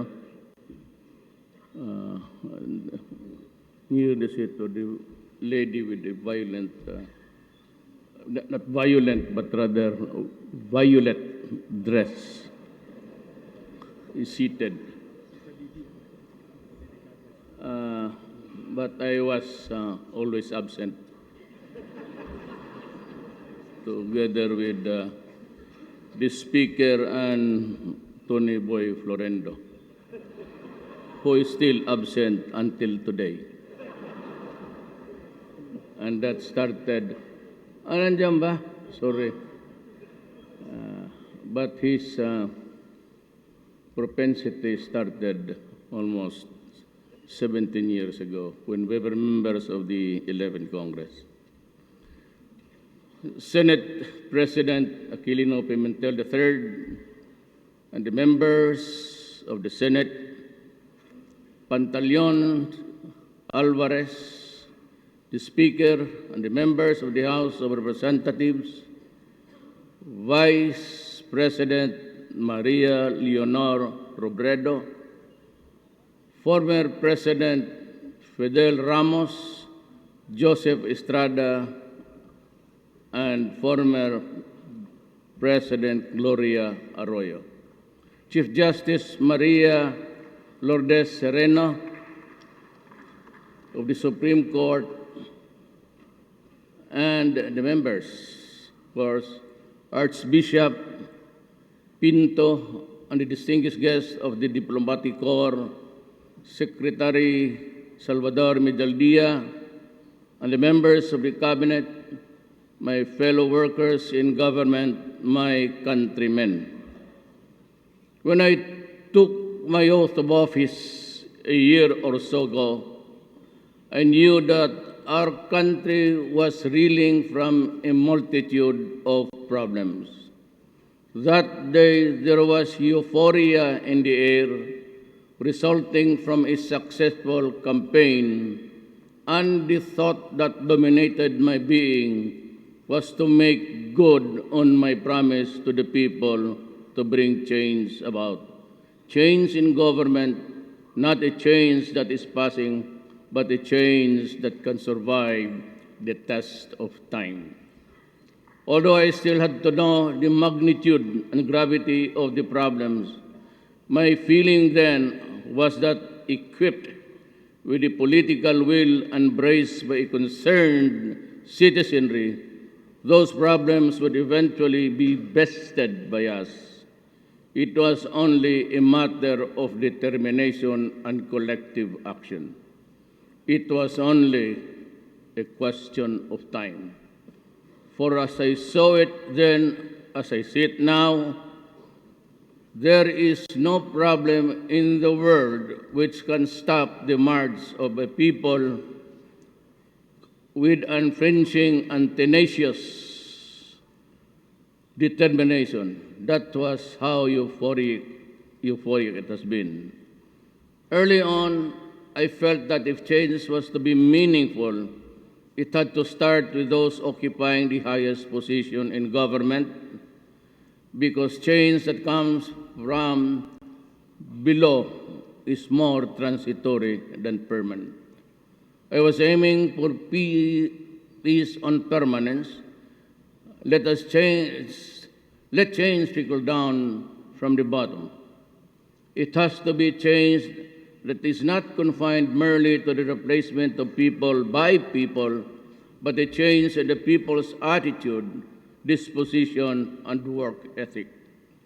Sadly, although we knew years ago that what was needed or ought to do, we did not do, because our idea of government was parochial and we could not rise above family, ethnic, and clan loyalties, as well as loyalty to friends and co-workers. No one wanted to be snitched. That is why we are one in saying that genuine change is what this country truly needs. I believe then, as I believe still, that progress and development will sputter if criminals, illegal drugs, illegal users of drugs are allowed to roam on the streets freely, victimizing seemingly with impunity the innocent, the helpless.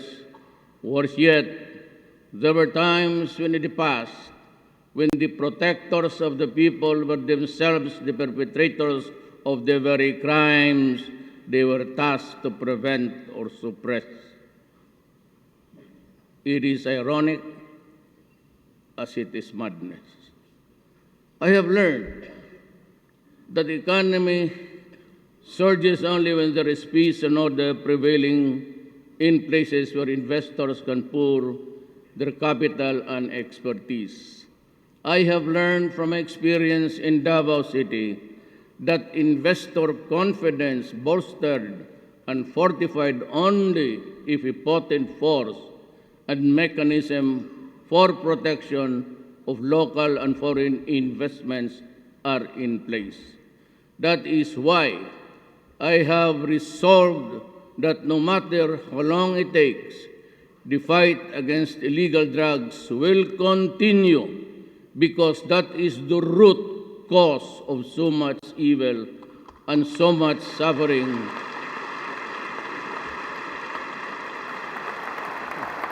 that weakens the social fabric and deters foreign investments from pouring in. The fight will be unremitting as it will be unrelenting. Despite international and local pressures, the fight will not stop until those who deal in it understand that they have to cease, they have to stop, because the alternative are either jail or hell. And I will make sure, very sure, that they will not have the luxury of enjoying the benefits of their greed and madness. I do not intend to loosen the leash in the campaign or lose the fight against illegal drugs. Neither do I intend to preside over the destruction of the Filipino youth by being timid and tentative in my decisions and actions. To the critics against the fight, your efforts will be better spent if you use the influence, moral authority, and ascendancy of your organizations over your respective sectors to educate the people on the evil of illegal drugs, instead of condemning the authorities unjustly, blaming for every killing that bloodies this country. But don't get me wrong, I value human life the way I value mine. Each life that is snuffed out translates into future generations' loss. It is like cracking the acorn from which an oak tree grows, which in turn produces the seeds to complete the complete cycle of perpetuity. There is a jungle out there. There are beasts and vultures preying on the helpless, the innocent, the unsuspecting. I will not allow the ruin of the youth, the disintegration of families, and the retrogression of communities forced by criminals whose greed for money is as insatiable as it is devoid of moral purpose. Neither will I be mobilized into inaction by the fear that I will commit an act that will expose me to public condemnation or legal prosecution. You harm the children in whose hands the future of this republic is entrusted, and I will hound you to the very gates of hell.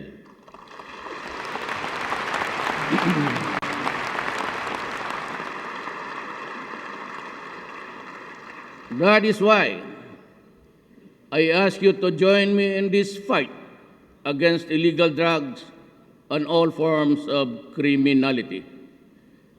The government equipped with legal authority and you, the moral ascendancy over the sector you represent, can do so much and hopefully eradicate the social scourge that plagues us to no end. Look beyond your biases, your prejudices, your ambition, your political agenda. The search for change will begin and end only when we look into ourselves and find it within. Today, a multitude of problems confronts us. No sooner is one problem solved, another surges forth in its place. But we will not be disheartened. We will not be cowed. We will not be overwhelmed. It is during trying times and troubled events that the resilience, perseverance, and determination of the people are tested. The Filipino is no stranger or new fight to situations like the one we face today. We can and we will overcome, as we did countless of times in the past, only if together towards a common goal. Sad to say, despite all efforts, peace, especially in the island of Mindanao, continues to elude us. But of course, it is not the peace of the dead, but the peace of the living that we seek. If peace flits away like a butterfly when you try to snatch it by the wings, and our pursuit of peace continues. The Red Insurgency has been with us for decades, the Muslim issue for centuries. So much time has lapsed, so many lives have been lost, and so much destruction has been wrought. But peace eludes us still. Sometimes, I am almost tempted to conclude that peace might not be able to come during our lifetime. But believe me, it will not be for want of trying. And I will persist in our goal of attaining peace to the last day of this administration and maybe even beyond, although in a different capacity. There is rebellion in Mindanao. The extremists have declared it their purpose to establish a caliphate within Philippine territory along the teachings and beliefs of an Islamic State of Iraq and Syria, or otherwise known as ISIS. The Battle of Marawi has dealt a terrible blow to our quest for peace, especially now that an alien ideology and a radical shift in purpose have been injected into the local setting. I declared martial law in Mindanao because I believe that that was the fastest way to quell the rebellion at the least cost of lives and properties.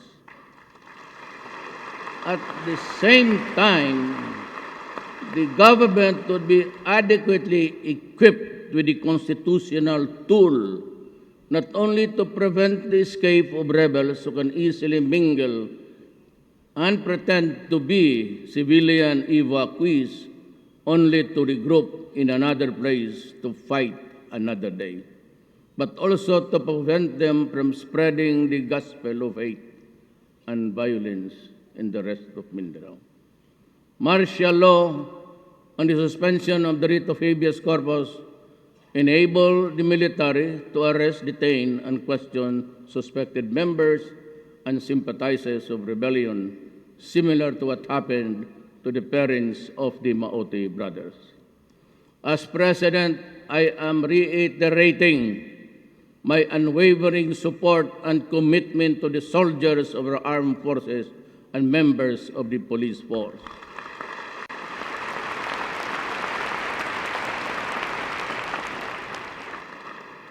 Those who are on the ground and in the battlefields, and those who are risking their lives for our country and our democracy, I have your backs.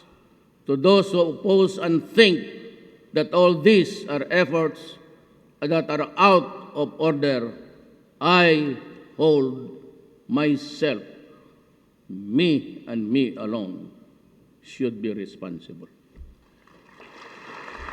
The people of Marawi need help. Caught in the crossfire between government troops and Muslim extremists, they have been through hell, and we need to help them rise and move forward.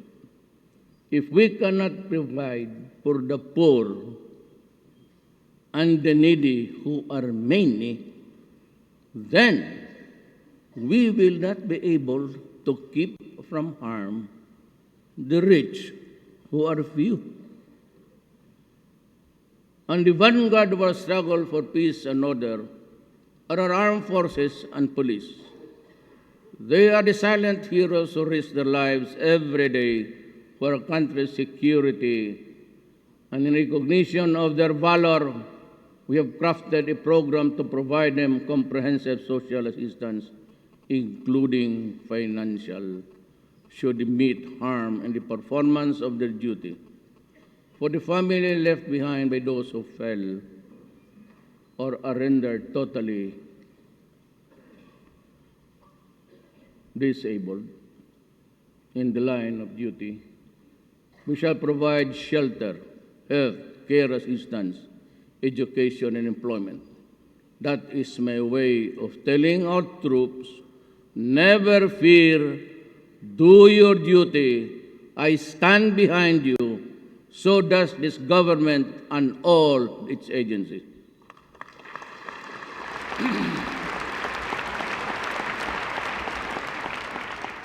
To decisively address insurgency and terrorism, we are working doubly hard towards a stronger and more credible national defense system for the country. We continue to strengthen the defense capability of the AFP as a deterrence against terrorist, lawless elements, and other threats. my fellow citizens, what I have said so far about events in Marawi and its neighboring environs is only a part of the looming problem which will cut across all classes and all sectors of society and eventually affect the entire country from north to south, from east to west. Given the fact that Mindanao supplies a great deal part of our country's requirements, food requirements, I refer to climate change, which could bring drought, long dry spells, affecting food production in Mindanao. Given the fact that Mindanao is unusually warming, I ask all agencies involved in food production to look into this and act accordingly. Also, I am appealing to all our legislators to immediately pass the National Land Use Act, or NALUA, to ensure the rational and sustainable use of our land and our physical resources, given the competing needs of food, security, housing, business, and environmental conservation. Ours is a rich country. Well, that this country is almost endowed with a gift from God to be utilized for the welfare and the common good. I do not believe that this gift was given to us to be merely viewed or appreciated, but to be extracted from the earth and utilized to make life worth living. That is why I say that it is not enough that we mine this wealth. What is more important is that we convert the raw material thereof into finished products for international and local purposes. That way, it will not only be the few who are the rich, but also the poor who are many who will benefit therefrom. Therefore, I call on our industries, investors, commercial barons, to put up factories and manufacturing establishments right here in the Philippines to process our raw materials into finished products.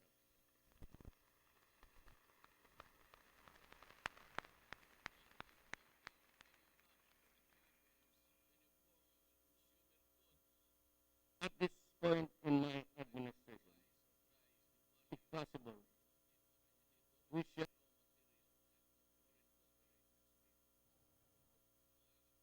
for mineral resources to foreign nations, for processing abroad and importing them back to the Philippines in a form of consumer goods at prices twice or thrice the value of the original raw materials which foreign corporations pay for them. However, in the extraction and utilization of these resources, extreme care must be exercised, that we do not recklessly and needlessly harm the environment. Responsible and regulated and sustainable development is what we advocate and require. The protection of the environment must be made a priority ahead of mining and all other activities that adversely affect one way or the other, and this policy is non-negotiable. I sternly am warning all mining operations and contractors to refrain from the unbridled and irresponsible destruction of our watersheds, forests, and aquatic resources. You have gained much from mining. You only get about 70 billion a year. But you have considerably neglected your responsibility to protect and preserve. And even the tax is about 5%. Environment for posterity. I am holding all mining companies and its officials responsible for the full and quick cleanup restoration, rehabilitation, all areas damaged by mining activities, and the extension of all necessary support to the communities that have suffered mining, disastrous effects of their health, livelihood, environment, among others. Ganito yan eh. Medyo alis muna ako dyan sa sakit ang mata ko dyan sa yawa niya. Alam mo, you have a mining. I have to grant you a mining because you have complied with all the requirements of the law. And I cannot be subject to imandamos if everything is perfect. And you have every right to mine. But in doing so, you destroy the rivers. You destroy the streams from which the poor people fish. Halwan or mudfish, and that is protein for the day for them. Ngayon, makita mo naman, not only Gina Lopez gave you a clear picture of what was happening horrendously. Nakita mo kay Ted Fallion. Yung kay Ted Fallion, talagang nanood ako. 2 beses. And I realized that I have to do something about it as a Filipino. Alam mo,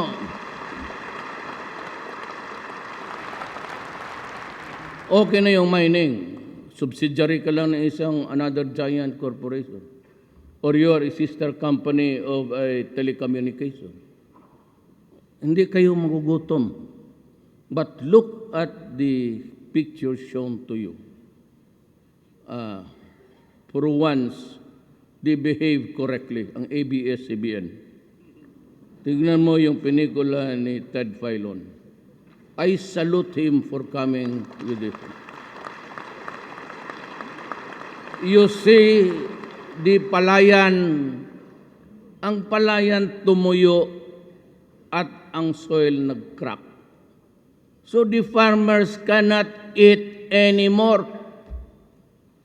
They are reduced to the garbage of what you can get there, salvage anything and sell it to the scrap. Ganun ang nangyari sa Pilipino. Hindi ko kayo kalaban. As a matter of fact, you give government almost 70 billion. Pero actually, maliit lang yan. Ngayon, nakikita ninyo itong mga palayan na tumutuyo. And the rivers, wala ng isda. The only source of protein. Hindi ka naman pwede maghunting. May makita kang eagle dyan, barilin mo, priso ka, pakainin mo yung...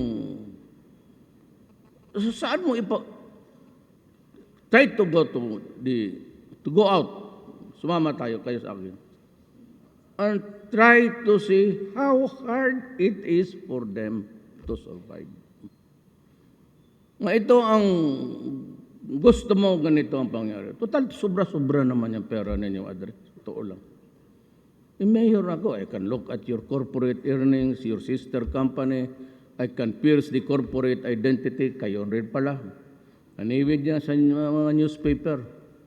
When you are not supposed to, pag in newspaper ka, you are supposed to be 100% Filipino. And yet, when you start to pierce their identity, it is pala wholly owned by Americans. Gano'n nangyari yan. Just a matter of piercing the... So, wala masyado ako.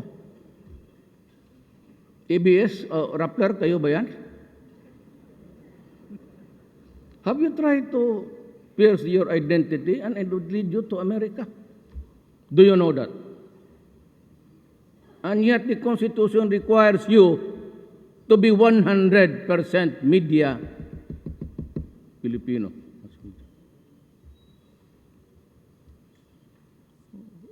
Rappler try to pierce the identity and you will end up American ownerships. So kaya kung mga mayaman na kayo, may mining company, ito ang deal ko sa inyo. either I will raise the taxes. Ang kumikita niyan, i-reserve ko to compensate for those who are suffering and in agony. You come up with an order.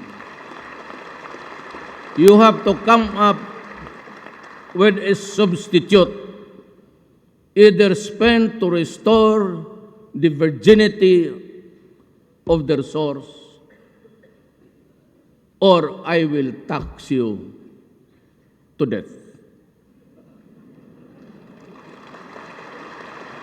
Kasi yung taxes makuha ko, talagang ibubuhos ko. Ngayon, if you can make an arrangements, an inventory of yung nasira, yung mga tao na gutom, pati yung river nila, wala nang makuha because it's, you know guys, may mga taga-Davao, we are new to it. We are not new to it. You want to see horror in your lifetime? Akong bahala. NPA, wag muna kayong pag-gara-gara dyan, away-away kayo, magpunta kami. Samahin ko sila. You stop your... puro hambog lang kayo dyan. Punta tayo doon sa Diwalwal. Doon sa ball mills, and I will show you the river. Up there at the source, it's so pristine.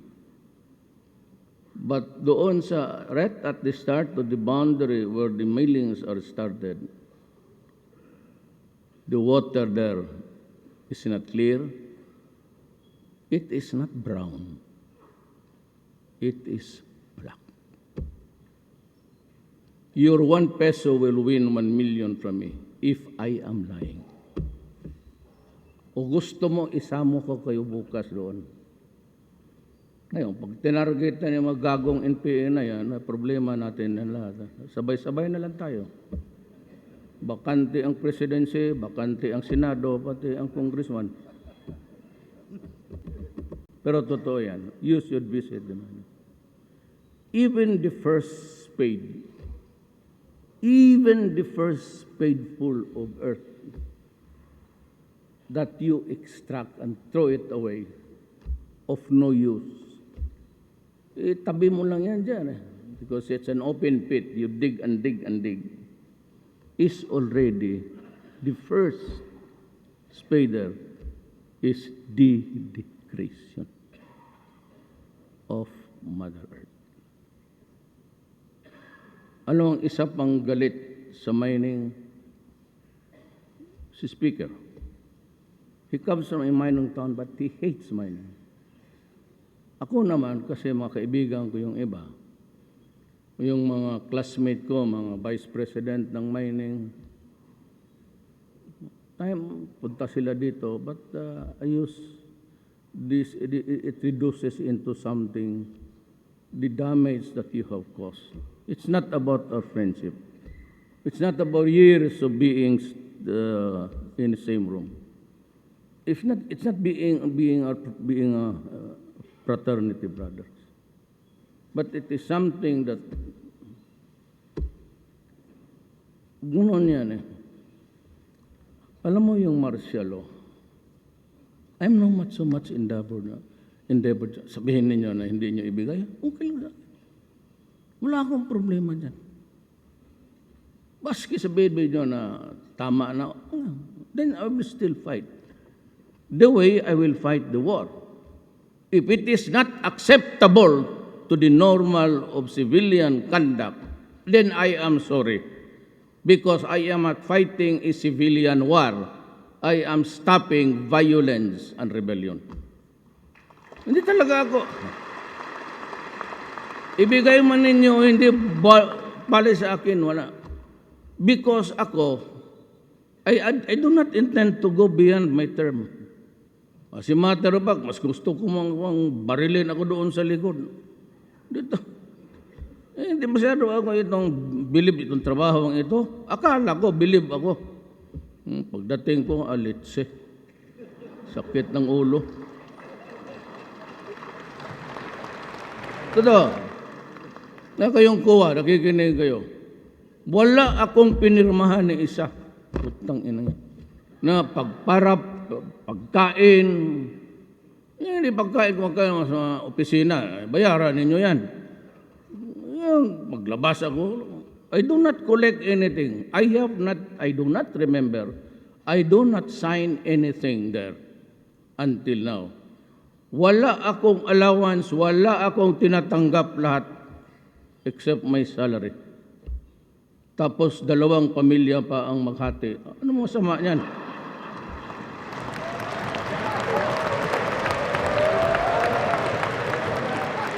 Sige pa yung pagpagpag dyan. Lahat naman tayo. I can count by not even the 2 hands, 1 hand lang na exempted sa rule na yan. 2, 3, 4, 5. Talukuhin ninyo ako. Tayo pa ba maglukuhan? Just because this is Congress, it's supposed to be a secret. Wala kayo itong mga to. Pareho kami lahat yan. Ayaw pa tumawa. Kunwari.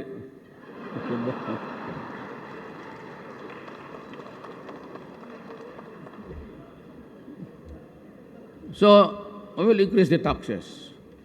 Then I will think of something that will compensate or make up for the damage, or at least the income restored. Yeah, otherwise, I'll have to stop mining. I will ask you to stop it. It's not good. We are a small group of islands. Hindi naman marami. The coastal, marami yan kasi maraming ikot-ikot. But if you within a contiguous territory, maliit lang tayo. And yet, you must remember that there are so many billions of the future generations waiting in the stratosphere. Ang gusto ninyo para hindi na kayo magdamay, huminto na kayo ng ano. Then let us go to, because this is not end here. How about the billions and billions and billions of Filipinos that will come after us? Kawawa naman. They'll have to scratch Mother Earth to eat. By this time, kung walang upheaval, no regeneration will occur. We are almost like talagang ginagano natin maliit na lang ang makuha nila. Ba't maawa naman kayo?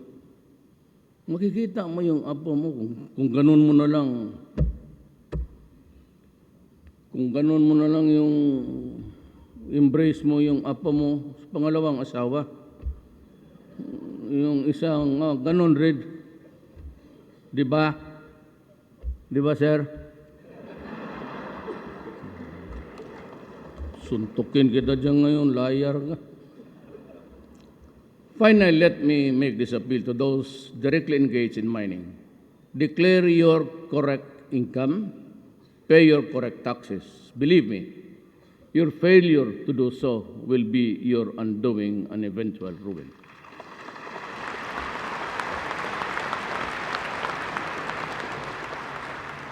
Hindi na ako makatakbo, matanda na ako. I don't think I'll even survive the 5 years. Pero pagka sinabi ko, upakan talaga kita. To our employees and officials, the LGUs tasked with monitoring these mining operations within their territorial jurisdictions, do your job without fear or favor. Absolutely responsible you for any misdeed or failure in the mining entities that do not comply or comply with the guidelines, rules, and regulations governing mining operations and activities within your area of responsibility. I mean it. Do not try to test my resolve. Absolutely, I have nothing to lose except my life. While we can control the acts of man, no one can control to stop and the fury and the rampage of weather gone wild. When nature fights back, it does so with a vengeance. We have seen that the terrible toll that the Super Typhoon Yolanda and the succeeding typhoons exacted in terms of human life and property. And we still have to recover from the beating that we got both during and in the aftermath of those mega typhoons. Aside from droughts, tempests, and other problems, taking ship, which according to the OST Philbox, it is no longer just a distant possibility, but a probability earthquakes. The series of damaging quakes in Leyte, Surigao, and nearby provinces and islands attest to this. We were told that it is no longer a question of if, but a matter of when. Thus, we need to act decisively and fast because the threat is huge, real, and imminent. Come to think of it, really. Is there, they say that there is no perfect instrument or human acumen can really predict earthquakes. I hope it will not come. Kasi kung magdating, sabi dito yung big one, I hope it would be just in the mountains and in the rural areas. Because if it's right, sabihin nila, tinatakot nila ang kasi dito in this speech, I reviewed it last night. I am calling both houses of Congress to expeditiously draft a law establishing a new authority or department that is responsive to the prevailing 21st century conditions and empower to best deliver the enhanced disaster resiliency and quick disaster response.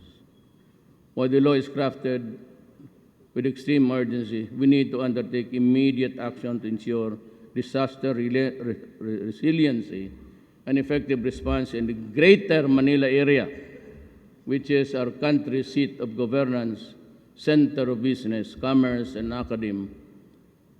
Disaster resiliency of Metro Manila and the surrounding provinces is a matter of urgent concern. Yan, nandito yung tinatakot nila dito because of the high-rise buildings and ilang tao nakatira dyan. Kung kaya ka ito sa isang sinkhole, I mean, if it cracks and it goes down, can we still manage to go up? God, wag ngayon ha, kaya nandito ako. Hintayin mo lang sila dito nag-aaway. I am directing the Cabinet Cluster on Climate Change and Adaptation and Disaster Risk Management to immediately work hand in hand with the concerned LGUs, the private sector, and the affected communities themselves in undertaking disaster measures, antidotes. We will need to act and fast. With the foregoing said, what then is the state of the nation today? I will mince no words, and neither will I window dress this situation. We are in. Let me answer into brief sentences. We are in for trouble because we live in troubled and uncertain times.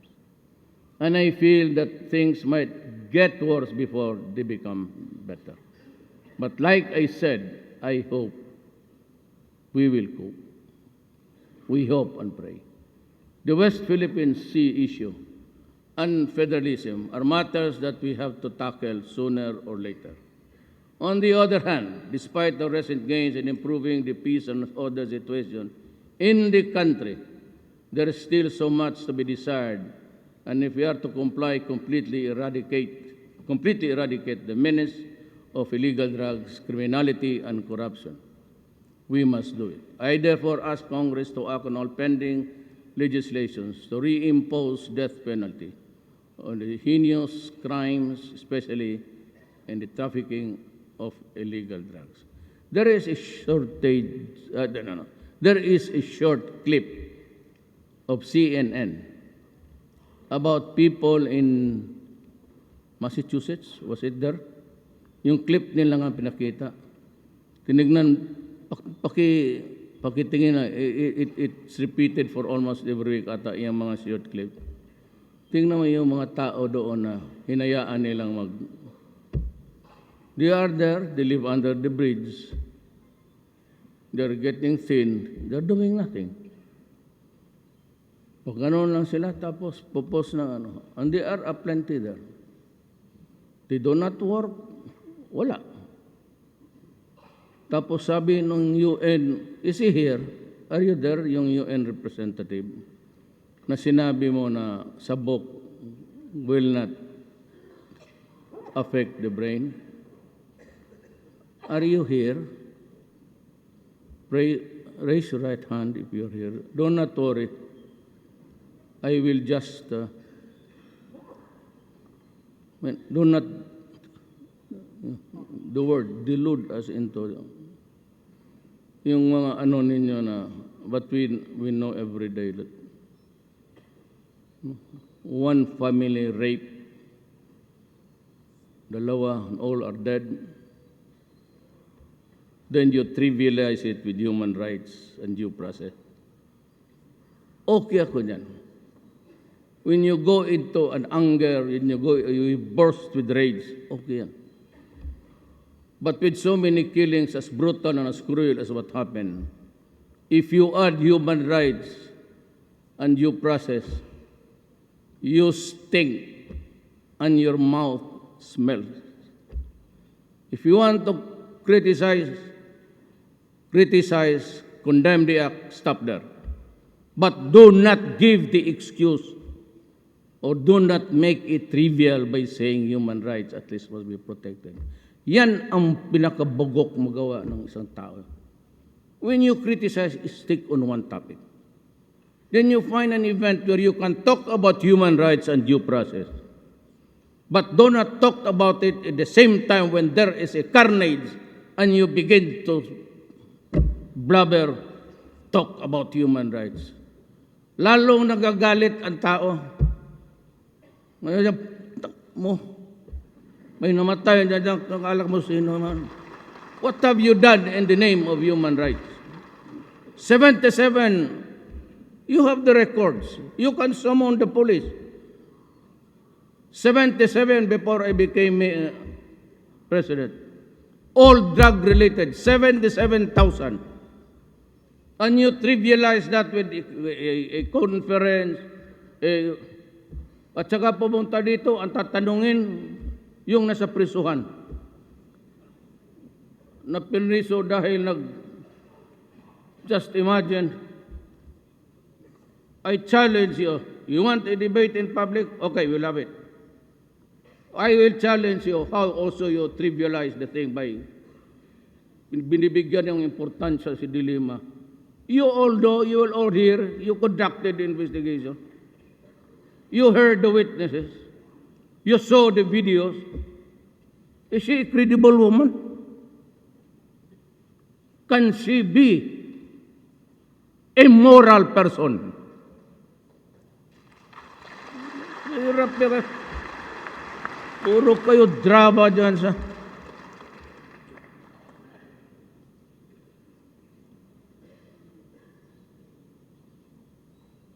When you talk about that incident, talk about it, then condemn the police. But do not connect it with due process and human rights. Magbuka kang gago sa harap ng Pilipino. You know why I got this rating? I could not be brighter than you. And my work is not more important, or your vocation is not less than mine. But when you talk in public, carry the proper message. Kaya mag-itito kayo, binibombahan kasi ako ninyo ng ganon. Sabihin na ng mga tao, tama yan. Tama yan si Duterte. Kasi nangyayari. Kayo parang fruit samp, ganon-ganon. Pag na may namatay dyan na maraming massacre, na rape mga bata, hindi kayo umiimik. Maya-maya pagdating ng mga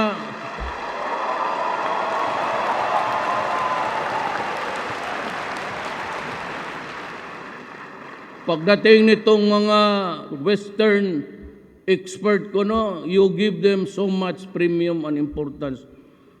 Saan ba ang utak ninyo? Bakit kayo believe dyan sa puti?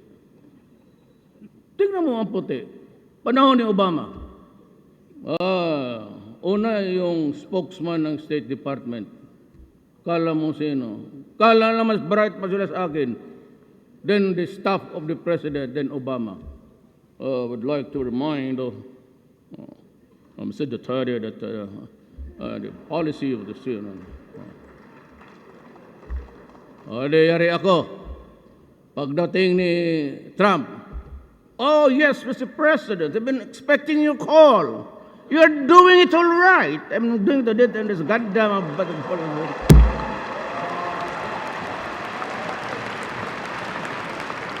uwi na ako.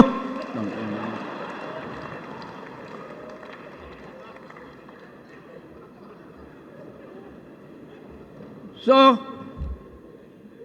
that's the value of the country that you value. Ambivalent. Parang electric fan. Okay dito, o hindi na okay. It's vacillating. Tapos kayong mga Indians, believe kayo.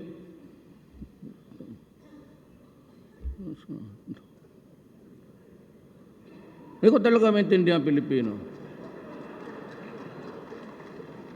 It takes for an American to say that I'm a son of a bitch. And it takes an American to say, oh, you're great, you're a hero in your country. O saan ako pumunta nito ngayon?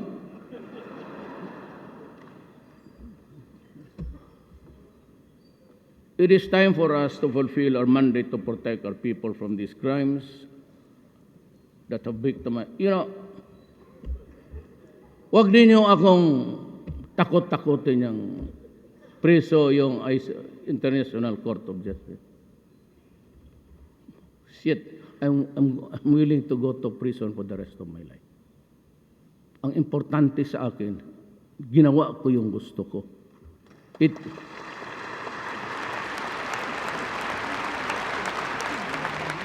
Alam mo kasi, in this country, it is a rule of majority. I did it for the 50 plus 1. Because in a vote of 100, I get 51. 50 plus 1. 50 is 1 up. 1, that is majority of 1. I win. Yung 49, yun yung mga, I do not have to make them happy. But when the time comes, kung malasin ako, pupunta ako sa prison, do not worry about me. I can take it. Nung maliit pa ako, labas rin pasok ako sa... Wala pa yung luni, Pangilinan, labas-pasok na ako sa prisuhan. Kunin yung record ninyo sa police doon sa Davao. Takutin. He will be prosecuted. Hoy, abogado ako. Well, because I will insist. Sabi ko nga, everybody is entitled to come here and question me. But I have to question you also. At para magaling, let us make it official. We go to court. We tell the judge that we are hearing by an international body. Can we have it judicially recorded? And now we place them under oath. Mahuli ko matalaga yan sila. May pinatay ako, tama yan. When I was mayor, a little over, for 23 years ako mayor ng Davao. Makita mo ang Davao ngayon. We have been LGUs before. What city is now hitting 9 growth percent? Nandoon pa kami sa Mindanao, binubomba pa kami sa Davao. Davao is 9 growth.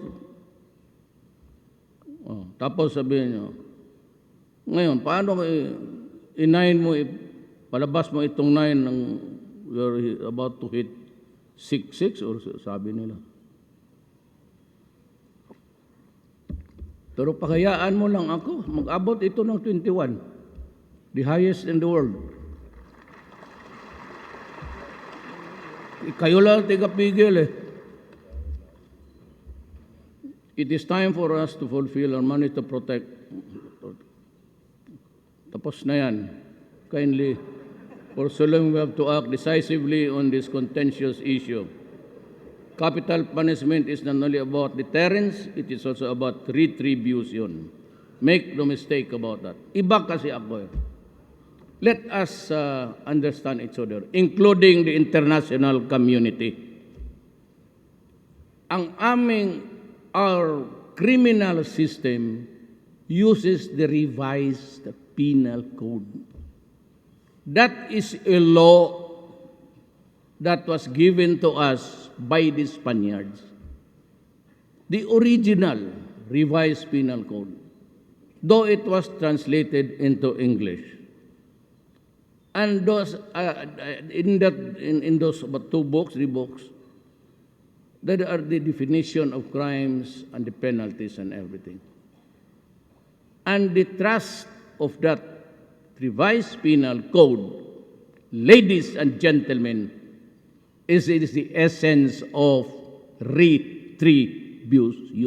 That is why you have penalties. There is also the word positivist theory, that you can nurture a criminal into goodness, provided he goes to prison for 2 years, 3 years. He's released, he's a sex offender. When he goes out, he rapes again, kidnaps another girl, and makes her a hostage for so many years. Ganon kayo eh. Admit it, ganon kayo. You are so too lenient about this son of a bitch, a human being that has a virulent brain, and his enemy is society. And many a times, there were sex offenders in America released, only to rape and kidnap again and kill in just a few months after release. In the Philippines, it is really an eye for an eye, a tooth for a tooth. You took a life, then you must pay it with life. That is the only way to even. You cannot place a premium on the human mind that he will go straight. Nobody can. Not even your best scientist. No one has ever fathomed how a person would react, especially in committing crimes. That's the only way to do it, to instill fear, that if you do it, you will die. That's the advantage of criminals and rebels and terrorists, because they think that you are afraid to die. That's why when I went to Marawi, I was asked by the media, why are you here? I am here because my soldiers are here, and I came here to die also.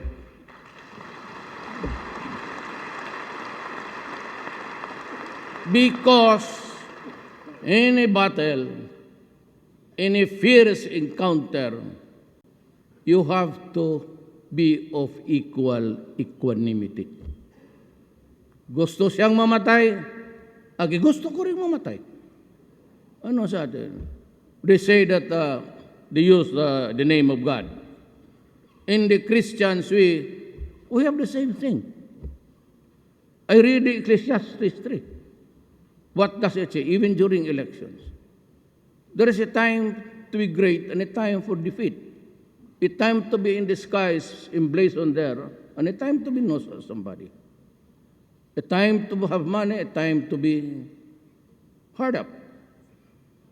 A time to just walk so many kilometers to school, and a time for graduation and being a lawyer.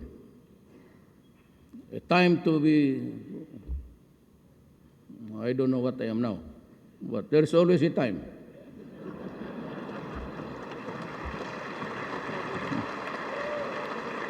Ganon yan eh. So I will match you. Pag sinabi mo, gusto kong mamatay, anak ka ng dalawa tayo.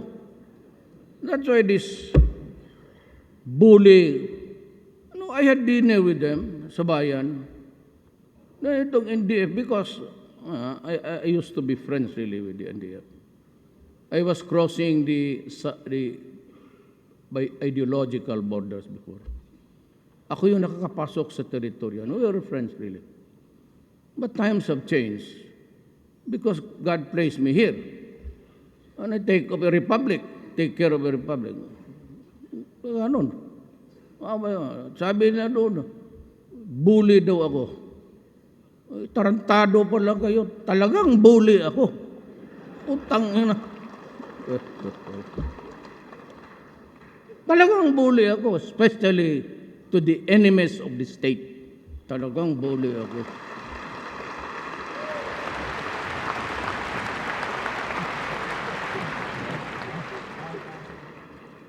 Ito pa, sabi ko sa mga sundalo, yung mga human rights na you're flying everywhere, anywhere yung utak ninyo.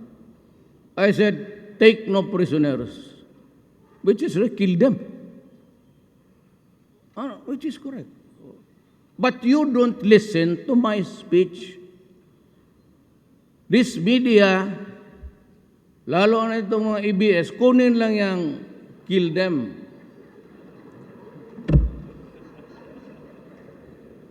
Yan ang problema ninyo, kaya minura ko kayo.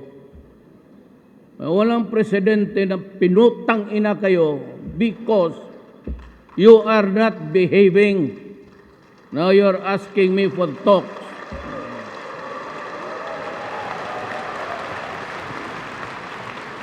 When you publish in the newspaper or quote us in media, itong mga reporters would only quote, kill them. I said, kill them. In a fight, if you have to shoot them at the heart or the head. Sabi ko, why? Because they will be detained here in Marawi. Wala tayong prisuhan. Ngayon, and the courts will always insist that they will be, that's the law, that they will be tried and detained in the place where they committed the crime. Kaya huwag kayong patayin talaga ninyo kasi ilagay natin yan dyan sa barracks natin dyan sa ating mechanized division.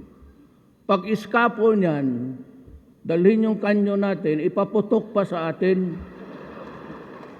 Marami, how many jailbreaks in Mindanao and Cotabato alone? 6. Cotabato City, 4. Ang jail doon nire-rate tapos pinapalabas. Alam ba ninyo yan? Because you do not publish.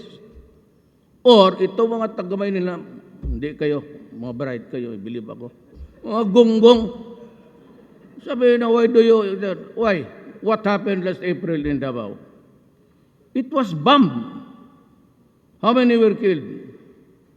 27. Few years ago, the church was bombed twice. How many died? 59. The airport, just as the people were coming out of the departure arrival, it was bombed. How many died? 32. In the wharf, three nuns were lining up there. I have to scoop the brain of the nun to put it in a can because the face was shattered. Zamboanga. And you say that the violation is only in Marawi. Talaga kayo nagboto. Mag-usap tayo ngayon. Dalhin ko kayo doon sa mga biyuda. Kailan lang yun? Huwag sabihin na it's only in Marawi. Rebellion has been going on in Mindanao. Walang pinasanto doon. Hindi lang yung binabasa ng gusto. Kasi it's very porous. Kung separate islands yan, baby. Kung separate yan, very porous, they can go. And Mindanao, this is not to... The Moro has nothing to do it. Pareho tayo. Pareho tayo Maranao. So, just shut up. Huwag kayong ito ang totoo. Maraming Muslim sa Mindanao, lahat ng sa Abra mayroon. In this fight, why do you think the Moro would side? Kung patayan, they will side with government? Kung ako ngayon, kung nakatira ako, hindi kami umalis di ako dinalang nanay ko sa labas. I will be a resident of Marawi. What do you think will be my sentiment? Solo, Davao, puro Muslim ang clubs yan. There are clubs. Parang baryo-baryo. Pag nagsentimento ang putukan, magputok yan sabay-sabay. Another thing I'll talk it about in the conference. Sumobra itong left. Magawa ka ng bahay, nakawin. Sabi ko ng sundalo, do not force this. I will just build yours. Bigay mo na lang. And may project na yun, gusto naman nilang kumatin. Do not commit that mistake. Here and I will tell you, including the Congress of the Republic of the Philippines. You do anarchy, I will order the soldiers and the police to shoot. Even if I have to bury 1,000 Filipinos. Huwag ninyo akong ganunin. Either let us understand this beginning today. Either we have laws in this country or we do not. We enforce the laws against the minors and the rich, but I will also enforce laws against anarchy, disturbance, and create trouble. Kayo rin, natatakot ninyo. Takutin ninyo ako na occupy the streets. Anak ng meeting. You stay there, you ask for 2 days, I will give you 6 months. Huwag kayong umalis dyan. Kainin ninyo pati yung dumi ninyo dyan. Magtakot-takutin mo ang gobyerno. I'm sorry I've exceeded my time, but kailangan ko sabihin para maintindihan rin na total na nandito na lang rin ako sa media. Nakikinig pati lahat. Kayong mga left, I will not talk to you. Why should I?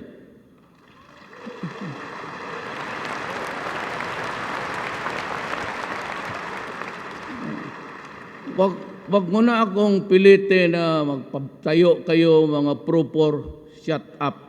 Wait for 2 years because I have, this is my proposal. I may be totally wrong and I will accept it, but this is mine. From now on, I will save money for the armed forces of the Philippines. We have lost so much soldiers. And there are thousands already incapacitated to fight. Pati yung pulis ko, araw-araw ninyong inaambos. Pati ang convoy ko, kasi doon ako magsakay, inambos nila. Pati ako ang gagom, pati ako patay na, sabagay, malayo ako doon. Pero convoy ko kasi yun Hindi lang ako doon sa Alam mo, ginamitan nyo ng machine gun. Kaya lang armorized. Kaya yung mga congressman, senador na ayaw ninyong, baka may kalaban kayo, asawa ba ninyo yung katira ninyo ngayon? O inagaw ninyo? Pa-armorize ninyo, totoo, proven M60. Alright. Si Todrilon, M60 sir. Hindi talaga tumaanas. Pati binara na nila. Nasira na lang yung barang. Hindi talaga nila. And the soldiers inside will order all the time. Minamasinggan na, hindi tatalab. Kaya gago pati yung convoy ko, may ambusin. Hindi nila alam na nakasibat na ako.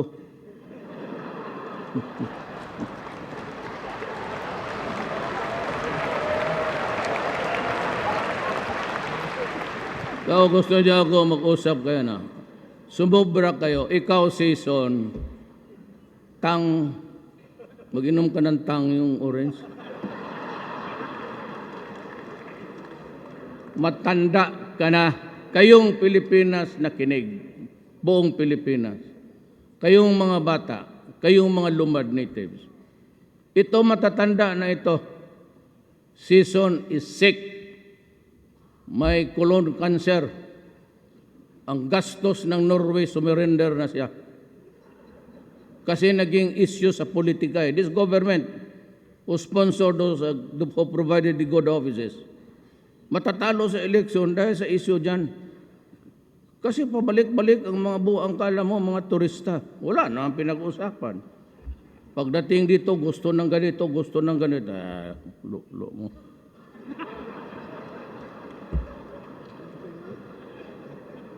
Huwag mong sabihin yung meaning doon sa mga bisita.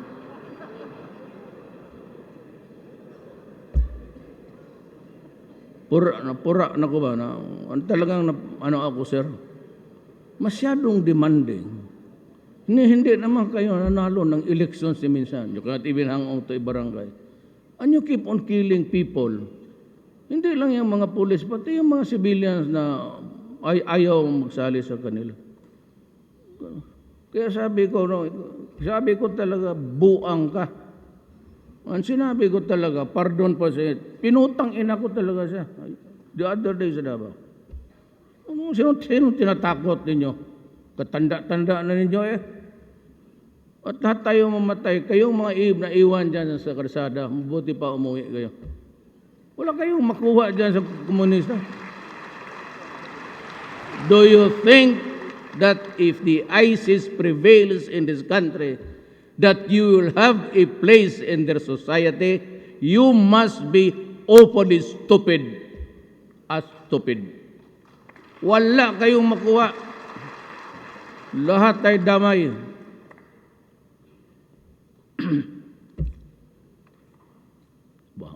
Thank you for allowing the exhaust dito. In our sustained effort to achieve just and lasting peace,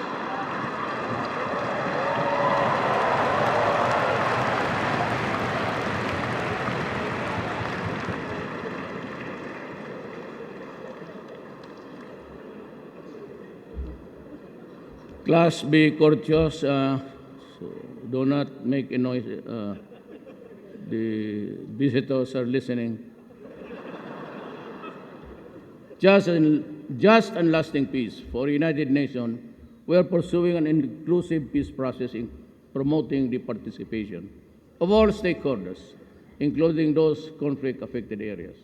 We took steps to promote inclusiveness in the Bangsamoro Transmission Commission by expanding its membership to Executive Order Number 8, which I signed in November last year, by giving representation to indigenous peoples, women, children, and sultanates, and key stakeholders in the drafting of the Bangsa Basic Law. We ensure a Bangsamoro government that truly reflects the aspirations of our Muslim brothers and sisters as well as our indigenous brethren. We have embarked on various initiatives to advance our national interests in the global community. We pursue good relations with all nations anchored on an independent foreign policy and the basic tenets of sovereign equality, mutual respect, and non-interference. ASEAN independent nation will uphold and promote our national interests in the international community. We will strengthen and seek partnership with those who share our values. We will engage nations with full respect for the rule of law, sovereign equality, and again, non-interference. These are the principles that we are upholding as we advance towards this year for the meeting as the chair of the ASEAN. We have cultivated warmer relations with China through bilateral dialogues and other mechanisms, leading to easing of tensions between the two countries and improved negotiating environment on the West Philippine Sea. At this point, allow me to take a step back in time in 1901.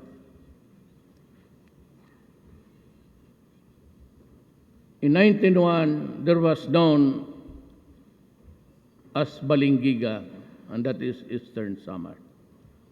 It was the time for Philippine-American War, a combined group of Filipino villagers and guerrillas, and an effort to defend Samar Island from the alien invaders, attacked and overwhelmed a U.S. United States infantry garrison. 48 American officers and men were slain in the attack. On the Filipino side, the casualty count was 28 killed and 22 wounded. In retaliation, U.S. gunboats and patrols were sent to Balingiga, Samar, with the order to make a desert of Balingiga and to reduce Samar Island into an island of howling wilderness, where every male citizen from the age of 10 and above and capable of bearing arms would be put to death. The church bells of Balingiga were seized by the Americans as spoils of war. Those bells are reminders of the gallantry and heroism of our forebears, who resisted the American colonizers and sacrificed their lives in the process. Krag against Bolo. Krag was the standard rifle issue to the American troops. And that is how the historians describe.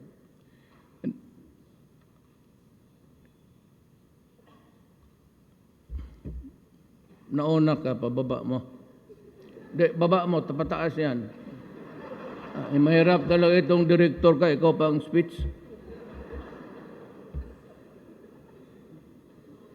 Ministers describe, sige, the Philippine-American War. That is why I say today, give us back those Balingiga bells.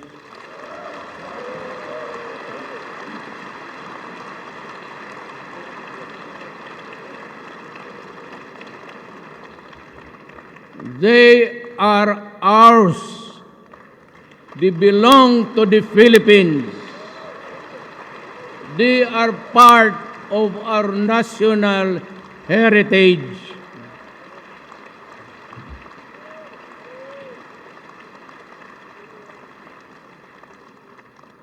Isauli naman ninyo, masakit yon sa amin.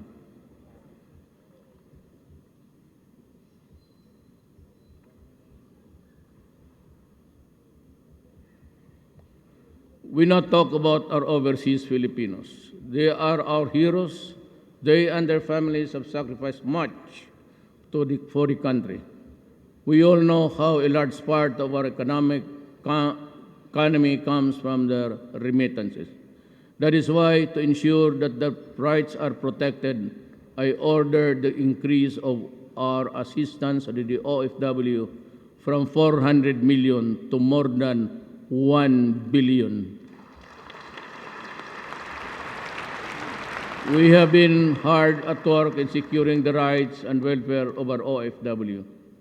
A year ago, I also learned government officials and employees that I will never tolerate corruption in my administration, not even a whiff of it. Let the dismissal of several higher-ranking officials, whom I myself appointed, serve as a warning to all that I will never back down on my commitment to cleanse this government and corporation. In order to bring government services closer to the people, establish hotlines, government centers that receive public concerns. One of which is the Hotline 911, which allowed us to receive and immediately respond to emergencies. We also launched Hotline 8888, the Citizens Complaint Hotline. This is a public hotline facility that receives feedbacks or concerns on government services.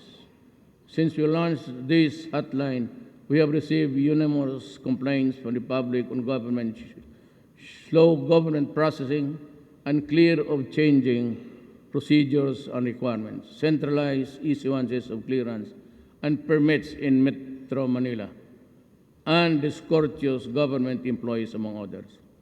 Meron ito eh.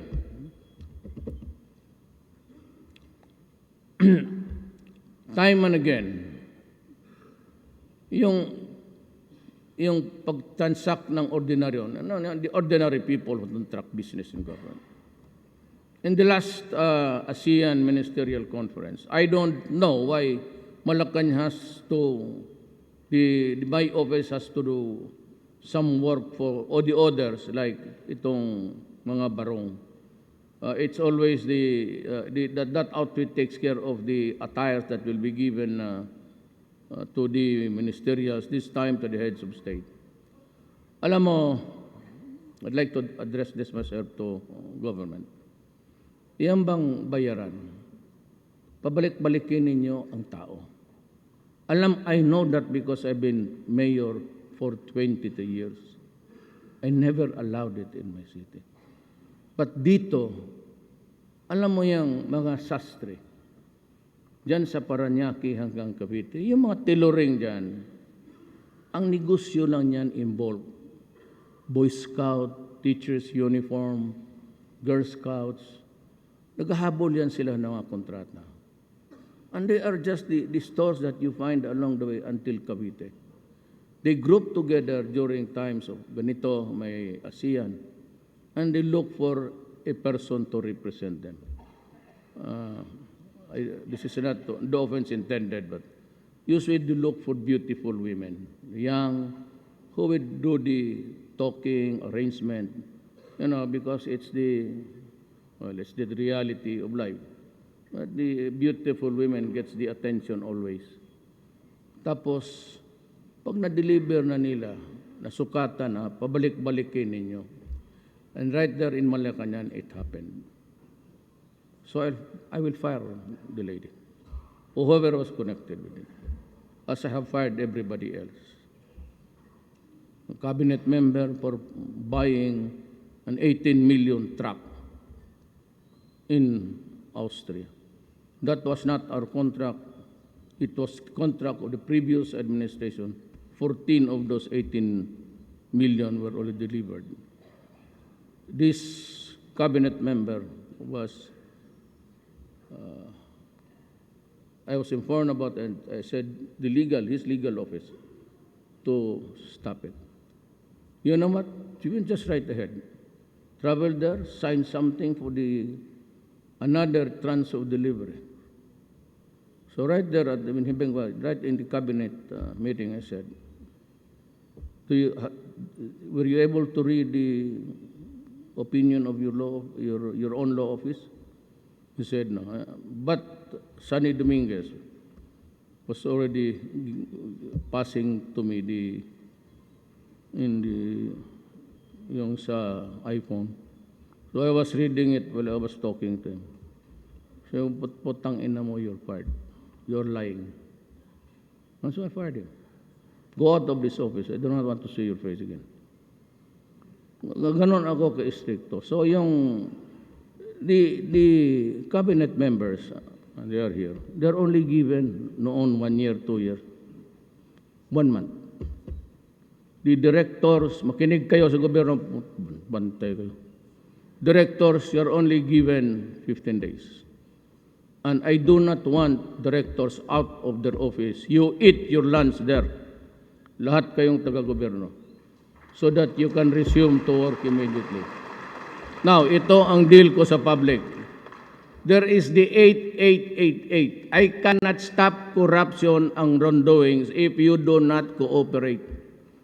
You text me, libre yan, 888. You name the public official. Name his sins in that bulletin, and I will take it from there. Do not be afraid about libel. I will take care of that. Yun ang gawin ninyo. I have to have your help. Hindi kasi kayo wala eh. Lahat. Police, military, lahat. Pati ako. If you think that may nagawa ako ng masama, sabihin ninyo. Do not be afraid. We are all workers of government. Kayo yung employer namin. We get the money from your pocket to our pockets. Kailan pa nyo, since when have you heard me talk about government and officials? I always address everybody, workers of government. I seldom mention Malacañang Palace. It is not a palace, it is just a house of wood. So why should I call it a palace? Give me something like the European style. Yeah, I just called it office. Palas-palas ka dyan eh.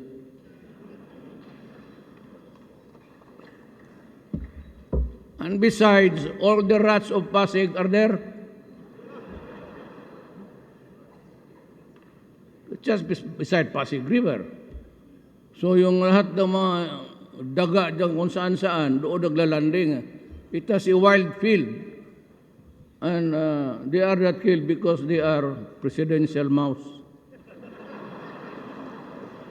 Ayun ang sabi ng sundalo. Sir, hindi daw ipagbaril kay presidential mouse. Putang ina, mabuti pag mouse dito kaya hindi pa pinapatay. Yung tao, kinakatay ninyo. The people's patience is wearing thin. So is mine. I am reiterating my directive to all government agencies from frontline services to our people from womb to tomb to further streamline the respective services to make these truly efficient and people-friendly.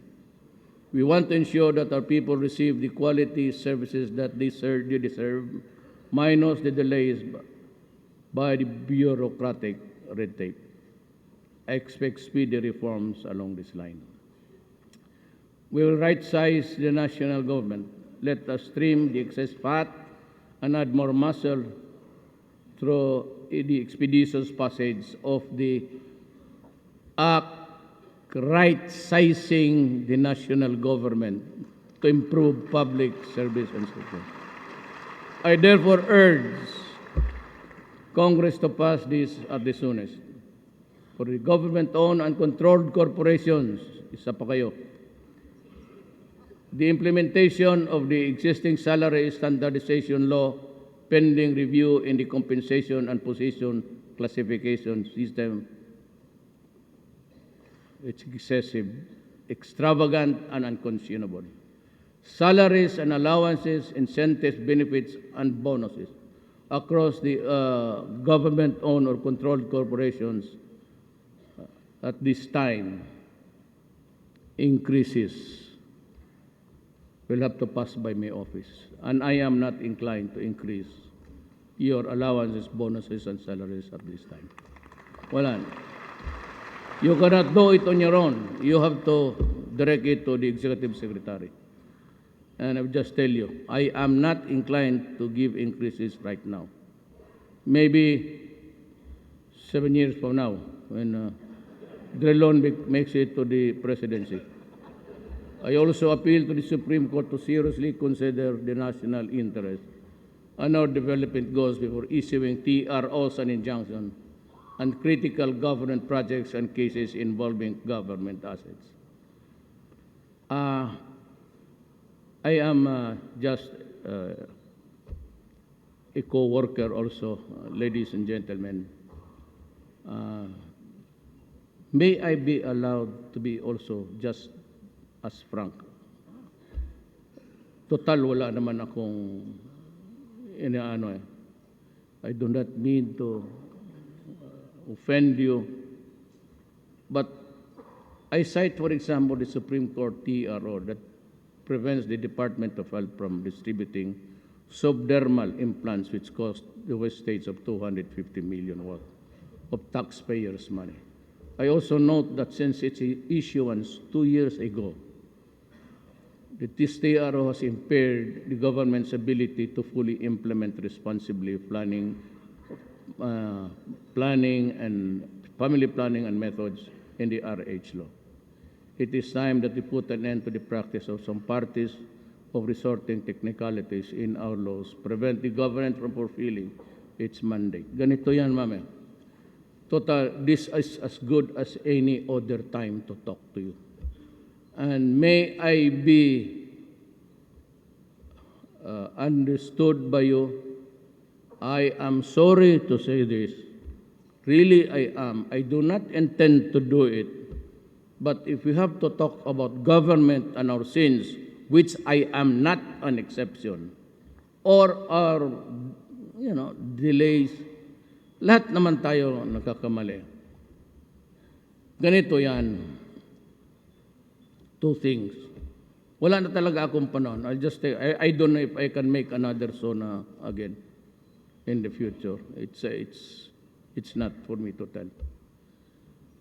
Itong TRO has been the bane of projects. And even konsonghe yung mga Ayala nag-aawa yan. Just to make you understand na hindi lang kayo. Tapos yung TRO na yan would delay the projects. Now, God, and I'm asking Congress, find me a law na kung may bidding naman at it was regular, so dapat ang korte or somebody else should not be messing it up.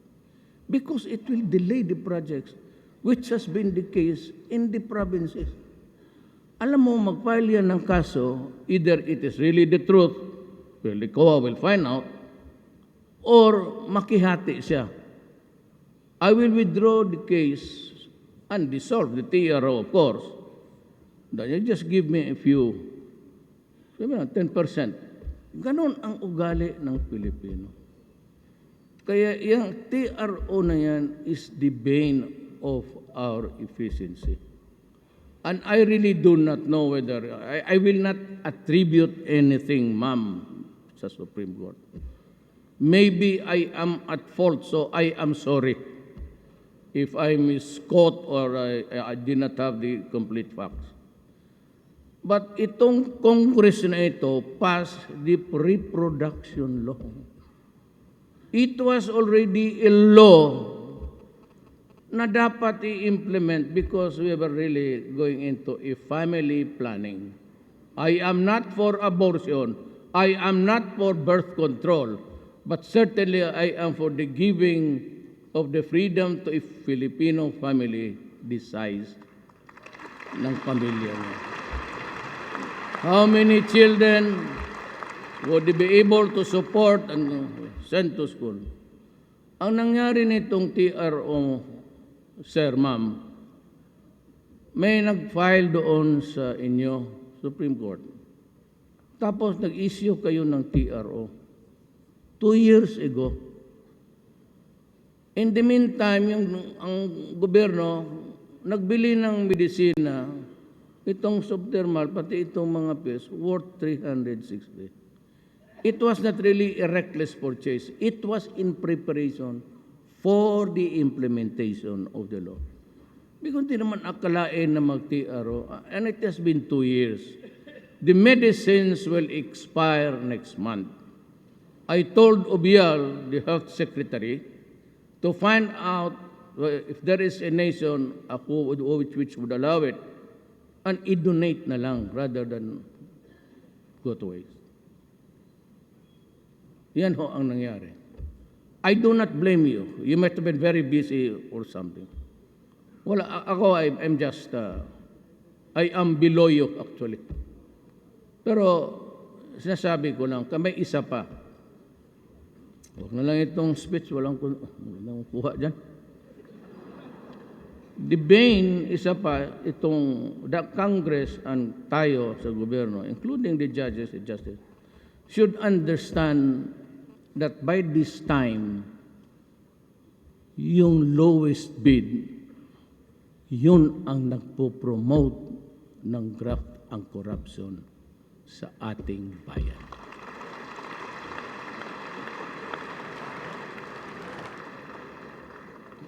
COA, you are here. At maraman na lang ninyo na may violation ako. Doon sa military, I do not allow them to bid. That's just to buy the weapons from everywhere. Because almost all countries are making arms. The tawag nila small arms industry. We are just fighting a rebellion. True, we do not need the armaments. But dyan sa Marawi, you have to hit hard because they are prepositioned inside building. And until now, we cannot proceed fast because there are 300 hostages. Sabi ko, do not assault. If necessary, we'll just have to wait. Wait it out. But we have to give food. You do not know. I don't care if they are Moro or Christian. But it's not, we do not have that luxury. Kasi pag there's a distinct possibility that we attack, they will just behead everybody. So find a way to do it. If you cannot find a way to do it, then just, I said, wait it out. Diyan ang nakatagal. Baka sabihin hindi marunong itong sundalo. Ako yung nagpipigil. Initially sabi ko, Bombay, sir, hindi talaga madala, sir. Every window is occupied, yung high rise. And we were losing because of the snipers. And in the hari, I said, slow down. Hindi ako nagyayabang, when I was in the camp, sa Ranao, well, I was being briefed by the military and I was giving the instructions. I heard about 16 pumutok at saka yung bala na wing, wing, wing. Yung mga reporter na doon sa likod ng stage kasi semento yun. We will, if this is the way how we should wait, then we will wait. Unless you can find a solution, somebody here with was the God, even a horse sense to negotiate for the release of yan. Yung itong isang balik ko yung lowest bid. Alam mo, gano'n yan, Adre. Ang magbabagsak ng lowest bid, yung walang pera. Ang magbabagsak ng lowest bid, sasabihin niya doon sa, magbibigay po ako sa inyo. Kung sino-sino yan, mga opisyal. So, lowest bid, papanaluhin siya. So, with no capital, bibigay siya ng pera. Tapos bibigay, lahat bigyan niya, connected will, lahat. Pagkatapos yan, if it is 100 million project, he has to pay so many guys. Ang naiwan niya 100, out of the 140 million na lang. So that is the cost of the project. So when I was campaigning for the presidency, I was all over the Philippines. My God, I could see the appropriation. Pero ang airport nila, 3 meters long. So ginawa na lang basketball court. And there is a province here. Hindi kayo. If you look into the records back in time, na puro na complex ang roads dyan. Talagang daan dito, daan doon. Pero pag pumunta taka, isang daan lang. It's only one highway. That is how corruption destroys the nation. Ngayon, last. I have to say this. Kailangan ko, sir, sabihin, sir. I was elected June 31st. Nag-oath ako. So, July, nagpunta na ako sa AFP Medical Center. Nakwento ko na ba ito sa ito? Hindi pa. Tapos sabi ko, quite familiar kasi I signed a lot of, nung mayor ko. Sabi ko, may MR ba kayo? Sabi niya, wala, sir. Sabi ko, may state-of-the-art ba kayo na x-ray? Sabi niya, wala, sir. Sabi ko, may hyperbaric ba kayo? That's the chamber where you are placed inside. If you suffer events, you are nagdi-deep dive ka. But it is also high pressure that can arrest gangrene, especially those who are extracted from the field of battle about 2 days na. Gangrene sets in. So they are placed there, and it can work miracles for a wounded soldier. So, in one upuan, in one setting, you did this. Then I saw the building when I went inside. Yung drainage nila bumabalik. So I said, I'm really surprised. Military men, why would you allow that kind of thing? The dirt is going back to the... How do you expect the sailors the soldiers to get well? Tapos, that's the only building. The oldest.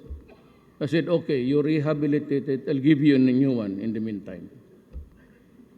But last month, I went to the back of my office, doon sa barracks ng Presidential Guards.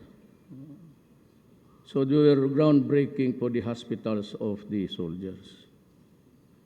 And I asked the soldiers who were there also from Biluna, are you now using the equipments? Alam mo ang sinagot sa akin, sir, tayo-tayo na lang mag-usap, huwag na lang yan sila. Tayo na wala pa. Hindi pa na-deliver. Nabi ko, if this is the way how you treat our soldiers, and they are dying now, and that machine was ordered a year ago, then a cordita, a mutiny, is not a surprise to me.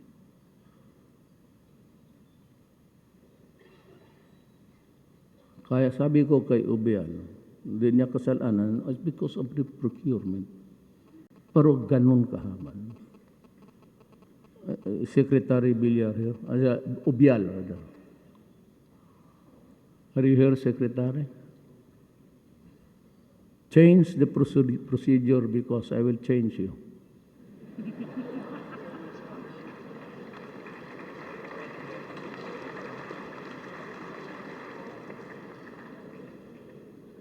Talagang magkudita ito. Marami lang.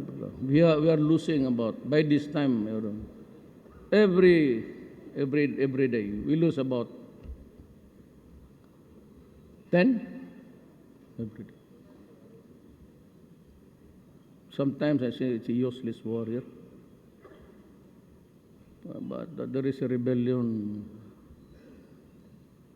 Sabi ko, baski kung ako ang sundalo niya.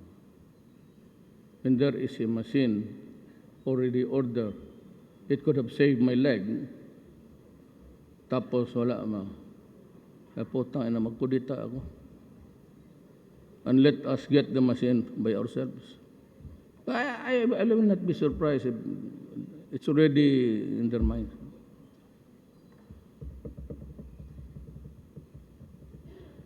I'd only be too willing to step down.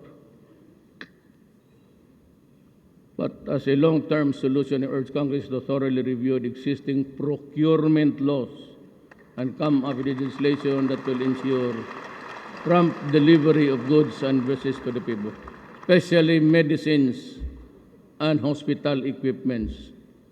Kasi itong military, ay sabi ko, do not mind COA about, I will answer for that. Since COA is here, I limited to 3 places where the military can buy the equipments. Because I'm sure that they will work and they can kill the enemies and make even our forces stronger or in parity with what they have on the other side. itong armas, sabi ko, huwag mong sundin yung ano. I will explain to Kuya why. Huwag mo akong pababilihin dyan sa mga lugar ng South America, lahat dyan sa mid-European, Eastern European countries are also, there are good ones, but I limited them to especially equipments in listening. Kasi kung magbili ka doon sa iba, nakikinig rin sila, sabay na kayo. Tatlo na kayo nagkaka-communicate. Tawag sa Bisaya, Brin. Our laws should support and not impede national development in a speedy and sustainable manner. In our bid to accelerate human capital development, we seek ensure lifelong opportunities by enhancing quality of and access to education and training programs. We have sustained investments in higher education and committed to the full implementation of the K-12 Basic Foundation Program. We have widened the reach of skills training and increased the number of out-of-school children and youth who have availed of the alternative learning system. To ensure that Filipinos are given equitable access to quality and affordable health services, we expanded health insurance coverage and benefits. The destitute and the indigent, or those who just could not afford hospitalization, can now be provided with free services of government-operated and public hospitals as well. We have strengthened the implementation of the no-balance billing policy. Kaya mga Pilipino na kikinig sa akin ngayon, pagpa-hospital kayo, ako ang magbayad. Total, hindi man nila ako mademanda. Pasok lang kayo doon, occupy the hospital. Sabihin mo lang, totoo, pasok kayo ng hospital, sabihin ninyo na sabi ni Mayor Duterte, pagamot daw kami, siya daw ang bahala magbayad. Marami tayong tresurero dito, ilaw. Wag na yan, yung iba naman, taas na.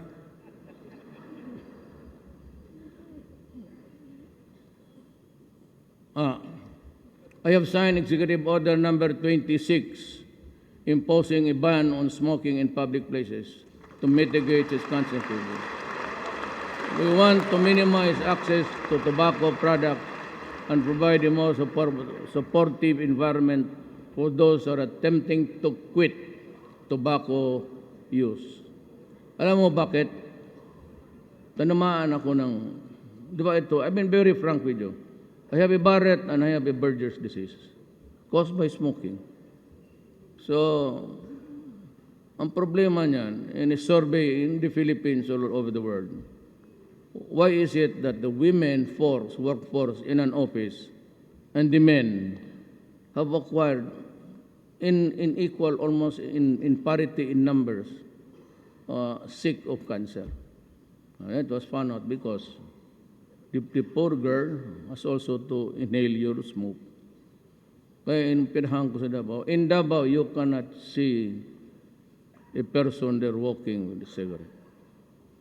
Foreigners, they can argue with you. Say that this is my money, not your money. So then, okay, eat your money. All I will shoot your balls at. Investing in the health sector is never a cost to be endured, but an opportunity to be explored. If we have to embrace the vision of a prosperous Philippines, we have to start putting value to our people's well-being, because the success of every Filipino's pursuit in life, liberty, and happiness directly mirrors the fulfillment of our aspiration as a Filipino. I would like to reiterate my personal and this administration commitment to fully implement the Magna Carta of Women to the barangay level. Tapos na to. To this effect, executive government units institutionalizing gender and development program services. We are targeting to increase government spending on infrastructure from 5% of the GDP in 2017 to 7% of the GDP by 2022, amounting to a total of 8 to 9 trillion pesos, or 160 to 180 billion dollars. Infrastructure projects. We will make a few years the golden age of infrastructure in the Philippines to enhance our mobility and connectivity and thereby spur development growth on equitable in the country. In other words, we are going to build and build. To improve our sea connectivity, we launched 15 brand new RoRo vessels to ply major nautical routes all over the country. We also opened a ASEAN RoRo shipping route connecting the ports of Davao and General Santos, Philippines to Bitong, Indonesia. To address the congestion of our seaports, we modernized the ports of Iloilo, General Santos, and Cagayan de Oro, and Zamboanga. We shall complete strategic road and bridge projects, and some of the road sections shall be widened and improved to address the worsening traffic. Alam mo, si Ma'am Grace, you are pushing for, when I became president, EDSA was already horrendous, as it was a horror of the other administrations. Now, I brought in Tugade because Tugade is, to me, a bright boy. He's a billionaire. He was my classmate. Ewan ko, nandito siya. He was a valedictorian in the law class. Talagang husay. But we needed money and we tried to get your help to raise money. Ayaw naman ibigay. Hanggang ngayon, andiyan pa yung EDSA. Okay lang. At least gumanda lahat. Mag-iwan naman tayo ng pangit. We will not make it all smooth in the Philippines. We leave a little alley known as EDSA as the road to perdition. But anyway, since I could not get any funding, I traveled to China and make friends with them. And the ambassador is Ambassador Zhao. Thank you for the help. And as a matter of fact, willing, said, if your Congress has no money, we will give you the money. And China has committed to build 2 bridges to span Pasig River, free of charge, so that you will be comfortable in crossing Pasig. Anyway, all these strategic road and transport projects shall go to naught if we cannot free our streets, which continue to be obstructed by illegally parked vehicles. Young EDSA na yan, traffic obstructions and undisciplined drivers who stop in the middle of the road and unsanctioned barriers in some areas. I am directing the MMDA and the LGUs of Metro Manila, as well as the LGUs of Metro Manila, Metro Cebu, and all other regional centers to ensure the flow of traffic and immediately clear our roads and thoroughfares of all unnecessary obstruction, including vehicles parked on the streets barriers. Sanctioned by government and penalize all traffic obstructions regardless of stature. Well, sometimes hindi mo mano dyan because the police, it's a cabinet member. Pero me, I have not authorized my cabinet member to utilize the low plate. So it's not for us to. You just use an ordinary plate. Para walang masabi yung tao. And I do not want you parking there when there's no parking. Please, we move. Airports. We are building new airports. We might get some money also from China, and we'll have new airports in the coming days. And we are now accelerating the implementation of the communications, navigation, surveillance, and air traffic management system projects, which will result in the on-time arrivals and departures, better manage air traffic, reduce flight operational costs, and safer and more convenient travel experience, revenues are the lifeblood of government, which enables us to provide for the people's needs. Last May 31st, 2017, we achieved the first steps towards more equitable taxes to fund better services for the people. I commend the House of Representatives for heeding my urgent certification to the tax reform by passing the first of the 5 packages of the Comprehensive Tax Reform Program with an overwhelming 246 votes, representing almost 9% of the Filipino people. The fate of the tax reform is now in the hands of the Senate. Ano bang gusto ninyong gawin? Magluhod ako niyan? Well, really, I leave it up to you. We're all Filipinos. If you think that's a waste, fine. If you think it's not good, it's okay with me. I can survive. Next. I call on the Senate to support my tax reform in full and to pass it without haste. Ayaw mo nagpakpak. Wala, pati si ano, wala. They are not clapping, so maybe si Angara ayaw rin mag-clap. Bantay ka lang sa eleksyon, tignan mo. These reforms are designed to be poor, especially when the people understand how the revenues will be spent. The passage of the tax reform law is needed to fund the proposed 2018 budget, which I am submitting here and today. The poor and the vulnerable are at the heart of my tax reform. Your support will ensure that the benefits of the tax reform can be felt immediately by them.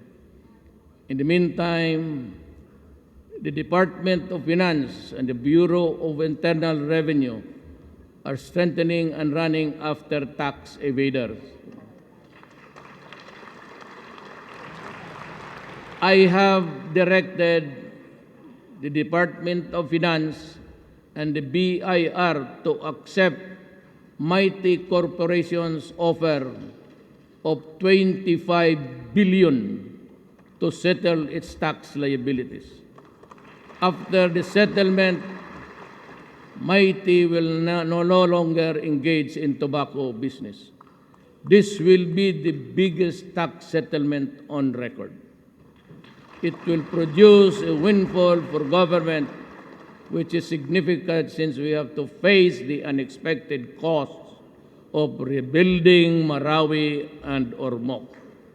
The acceptance of the tax settlement offer does not preclude other criminal charges against the company that the BIR may decide to file. A settlement will allow government to avoid a long battle that, as we saw in the previous years, could take years to resolve. Let this be a lesson to others. This administration will spare no one found cheating the government of its due.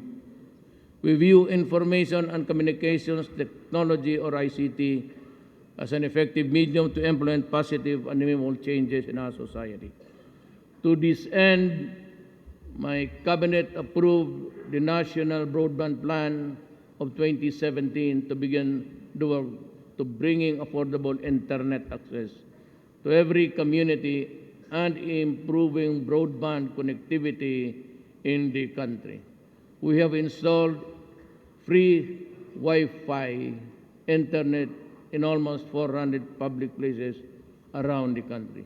We hope that the public will use to access important information and services.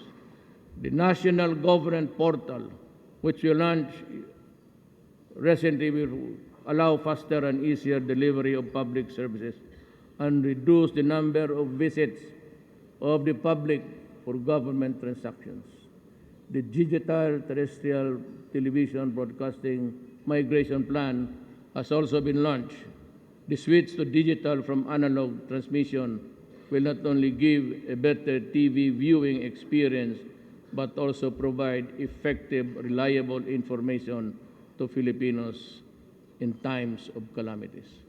The government-owned Salam Digital TV, the first Muslim TV in the Philippines, is now already on test broadcasting. There are some of the things that we have done for the past 12 months. A more detailed narrative contained in my report to the people will be released soon. Whether or not my first year of administration was a year of gains or a year of setbacks is not for me to say, but for the people to judge. I defer to the people's judgment. My fellow citizens, much remains to be done. Corruption persists like a fishbone stuck in the throat. It pains and it is disconcerting. We need to pry corruption from government corpus, which is deeply embedded. And we also need to put an end to squabbles and bickerings within agencies focused fully on speedy provisions of quality public service to our people. Believe me, it is easier to build from scratch than to dismantle the rotten and rebuild upon its rubble. Nevertheless, let us work together and lay a new foundation upon which a better Philippines can be reconstructed. Help me build a better tomorrow. Let me end. Gusto niyo? Uwi na tayo? O gusto niyo yung kwento? Marami pa yung kwento sa inyo. Let me end by wishing everyone in the language of the orb. May God keep us forever sheltered in the hollow of His hand. Salamat.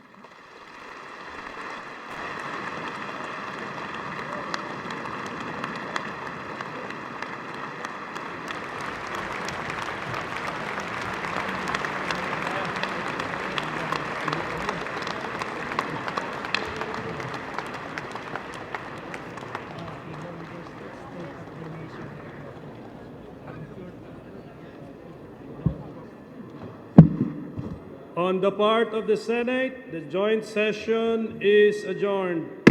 On the part of the House of Representatives, the joint session is adjourned. Thank you, sir.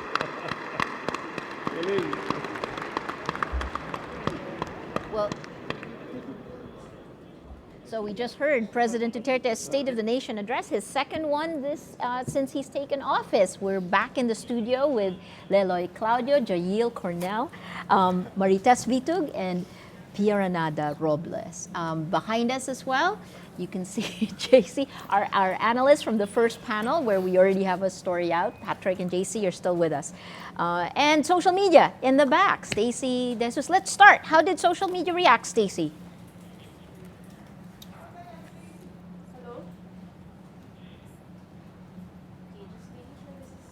Yes, you're on.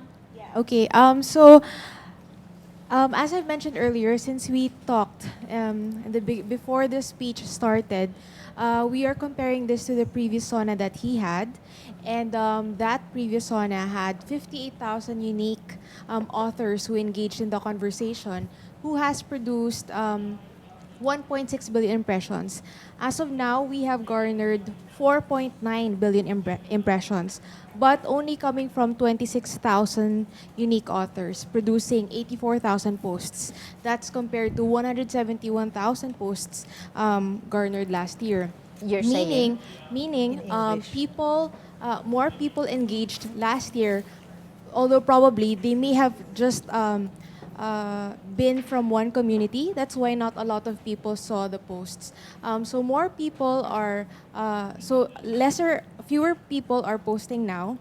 However, more people are observing it, not really speaking up, engaging. So that's what we're seeing, because they're just looking at the hashtag. Yeah. Okay, well, let's go. Historian and professor from La Salle University, Leloy Claudio, your reaction to this? Well, I don't know where to begin. But I think the most significant line that I heard, the two most significant lines that I heard were, one, he said, I may not have time, this might be my last SONA. Yes. What does that mean? Right? Because that's very significant, and I think we should demand disclosure from the President and Malacanang. We need clarification if our President is going to be around only for another year. Secondly, the other thing that was significant for me was threats to the media. So obviously he targeted ABS-CBN and this institution, and that's kind of unprecedented for a SONA. And that's very scary because obviously we know that that creates a chilling effect. There's a lot to talk about in this speech. It was like 2 hours and 30 minutes long, was it? Yes. So I'll begin with those two things, and I'm sure it will snowball into a discussion of the other things, because a speech like that snowballs, so the discussion should snowball as well.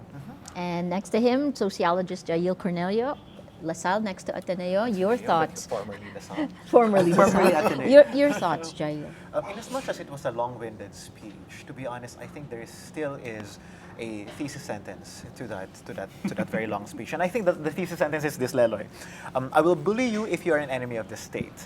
I think throughout the speech, he was very consistent about how irritated he was. I think that's the overall sentiment or mood of the president.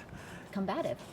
Combative, yes, at one point. But at another point, I think is also very much irritated at the attacks that he has been receiving from the United Nations and from the other politicians, the opposition, the media. Rappler was mentioned, of course. So if you're an enemy of the state, and Rappler, I suppose, is implicated in that sentence, I will bully you. So in a way, Leloy and we were talking about this, he literally used this opportunity to the SONA as his bully pulpit.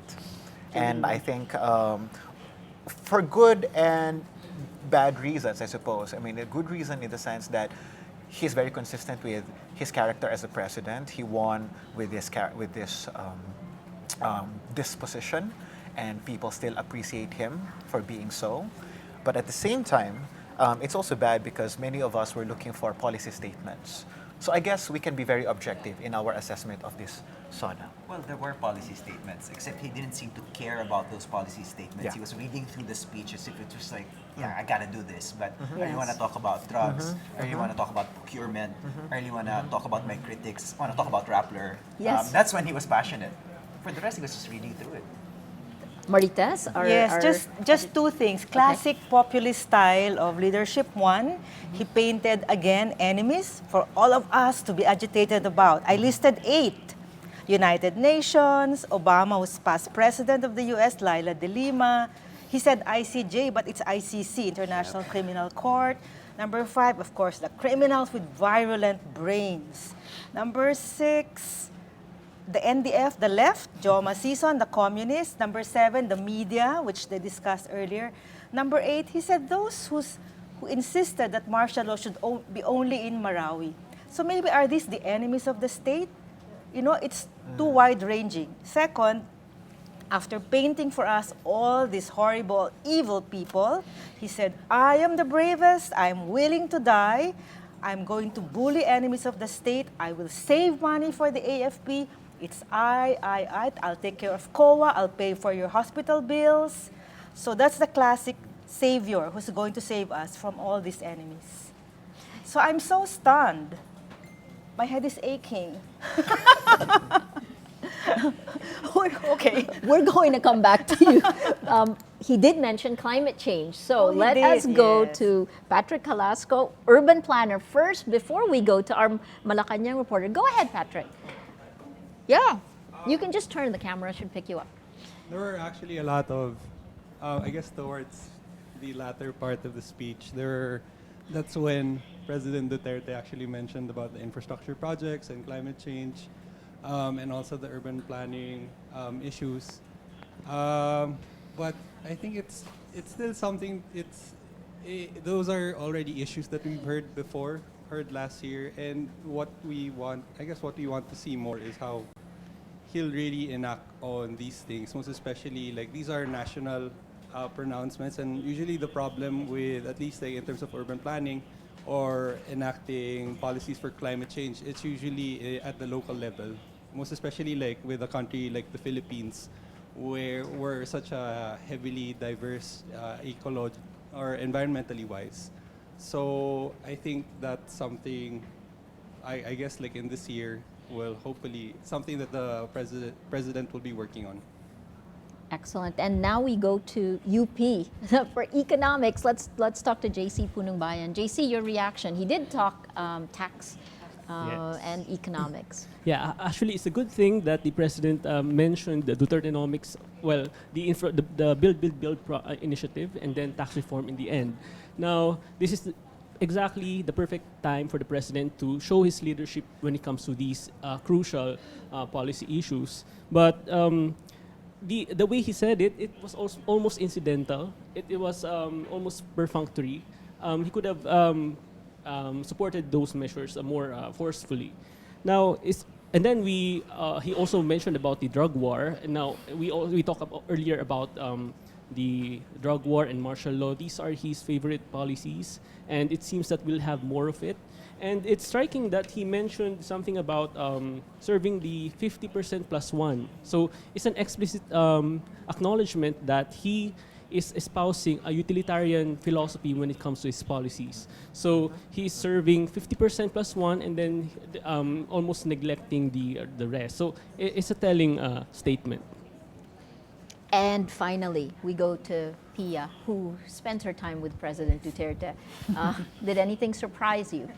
He was more comfortable this time around compared to his first SONA, and this is evidenced by the higher number of curse words that he used. So it was as if he was just giving another speech. Yes. I mean, reading some parts prepared by his team, but it was just like any other speech that we cover on a daily basis. You know, He was lets out definitely his much more rants. relaxed this time around than Yes. the first time, than the first SONA. And another similarity is his tendency to put people on the spot. Like we noticed Senator Angara, he mentioned him, and he also put Secretary Obial. Secretary Obial and the Chinese ambassador. But we also know what stood out for me was how he made it seemed that he had no qualms making the American ambassador embarrassed because he mentioned the Balangiga bells. But then when he mentioned the Chinese ambassador, it was to thank him. So there were very different tones with the way he put those two envoys on the spot. And it's just consistent with how he's been, praising China and kind of making Americans squirm with his speeches.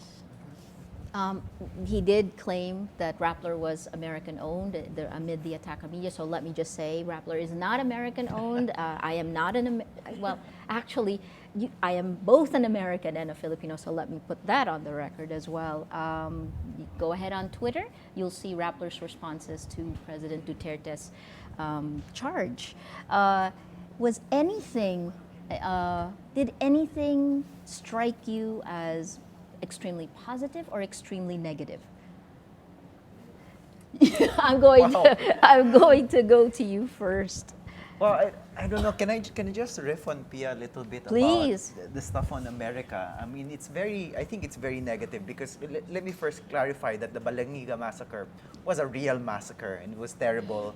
And Captain Jacob Smith was a war criminal, and he deserves to be remembered as a war criminal for turning Samar into a howling wilderness. Having said that, let's compare talking about historical imperialism versus live imperialism. So while we're talking about something that happened in 1902, remember that China is trying to colonize practically all of the South China Sea and turn it into its own lake. So I think that was rather disingenuous on the part of the president to use historical imperialism to distract from the fact that he's in fact abetting real imperialism by fostering closer ties with China. And of course, the communication team had no problem officially endorsing this by emblazoning the screen with pictures of President Duterte walking alongside Xi Jinping. So this is abetting imperialism, even as he's condemning it. Yes, actually, remember that a week or so ago, or maybe a few weeks ago, there were satellite photos of China having built missile shelters in parts of South China Sea. And that was the time when they also gave little toys to our military, firearms, and Duterte was very thankful, yet there was no announced protest from the Foreign Affairs Department. So it's really very selective. And of course, he praised China for, was it a grant for 2 bridges in Pasig? He said no charge at all. So I think, anyway, we have to look, as journalists, I think we'll have to look deeper into what kinds of loans or grants or aid we're getting from China, because the experiences of Cambodia, Yes. Laos, and African countries show that these countries are in deep debt to China. Has anything actually happened with China, with the money that's come in? Have Chinese investments actually come in? Has it been executed already? Not that I know of. I mean, there's all this talk about relying more on China, Duterte's pivot toward China. But I think one of the important things we have to note is that the Chinese are actually heavily invested as well in infrastructure in other parts of the world.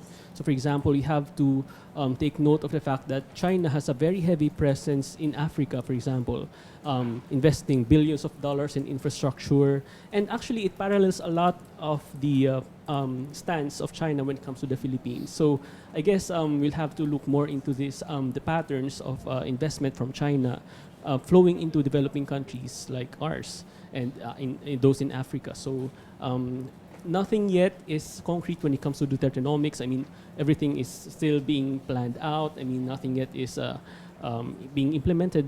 But I think these are issues that we have to look into. The three of you actually talked about bullying from the president and the targeted the attacks that he's made on media. What's the end goal of all of this? Okay, let me try to understand President Duterte through the. Let me look at him through the eyes of the ordinary Filipino. We cannot deny, as we mentioned at the onset, that 82% of Filipinos still support and trust his president, and that is very telling. In spite of the fact that only 60 million Filipinos voted for him in the previous election. SWS also, or Pulse Asia, was it not, also asked Filipinos how much they trust Duterte, and 81% said that they do trust the president. And in Mindanao, it's at 97%. We have to understand that in as much as there was a lot of cursing here, and there was a lot of, I suppose, misleading information about Rappler, for example, many of these things, or much of the information that for many Filipinos, I suppose, they're willing to disregard these fake information, if you will, in view of the bigger goal that they see the president to be pursuing. And what is that? The president is a bully to the enemies of the state. And I think if you thematize his speech, for the most part, President Duterte was speaking, I think this is the perception that many people would have of his speech, that he was speaking on behalf of the people, regardless of the fact that it was 50% plus one or whoever that people might be. The legitimacy of democracy lies in speaking on behalf of the people, right? We can debate what that means, but every democracy rests on speaking on behalf of the people. Yes. So that's why at one point you can say that he's a populist, but we cannot deny that President Duterte, I think, echoes much of the sentiments of the people. So when he talks about corruption in the procurement process, that strikes at the heart of the experiences of many Filipinos who cannot avail of effective and efficient healthcare in public hospitals, for example. So I think, or he also attacked mining industries. Yes. And his statement was that, I mean, verbatim, if I'm not mistaken, is that you are no longer serving and protecting the nation, quote unquote, right? So we can debate about the benefits of the mining industry to the economy, but as far as he's concerned, the industry is not helping the people anymore. So I think it's, yes, you're right, Marites, that there's a broad spectrum as far as the enemies of the state are concerned, but I think for many Filipinos, he is speaking on behalf of the people. I have a certain problem with the mining statements of Duterte, because I remember that during his first SONA, he said about the same. He's practically said that he's for responsible mining. You know, he was against these mining companies which destroy the environment. Yet, let's look at the first year. He did not back up his environment secretary. He was fighting for the indigenous peoples, for the communities affected by mining. So let's see. The rhetoric again is strong. It's really, really very vivid. You know, I'll tax you more. Do this, but I'm a bit skeptical because of what happened last year. But you know, there are certain concessions of defeat here. Like, for example, in the first SONA, he was very strong about federalism and charter change, and he said, we're going to get it done quickly. Now, one throwaway line, we have to do federalism quickly. But that was it. Right? So there is a sense that Duterte is starting to realize that there are certain loopholes that he can't go through because of the bureaucracy and because of the fact that he started to do so many things, up to and including jailing enemies like Laila de Lima. So if you're distracted by these things, how are you going to get constitutional change through if there are so many distractions? He started very, very strongly with the drug war. Yeah. And essentially said, regardless of what everyone is saying, I mean, it was a man on a mission. And obviously this has had repercussions in the Philippines. You did not mention the drug war. Where will this take us?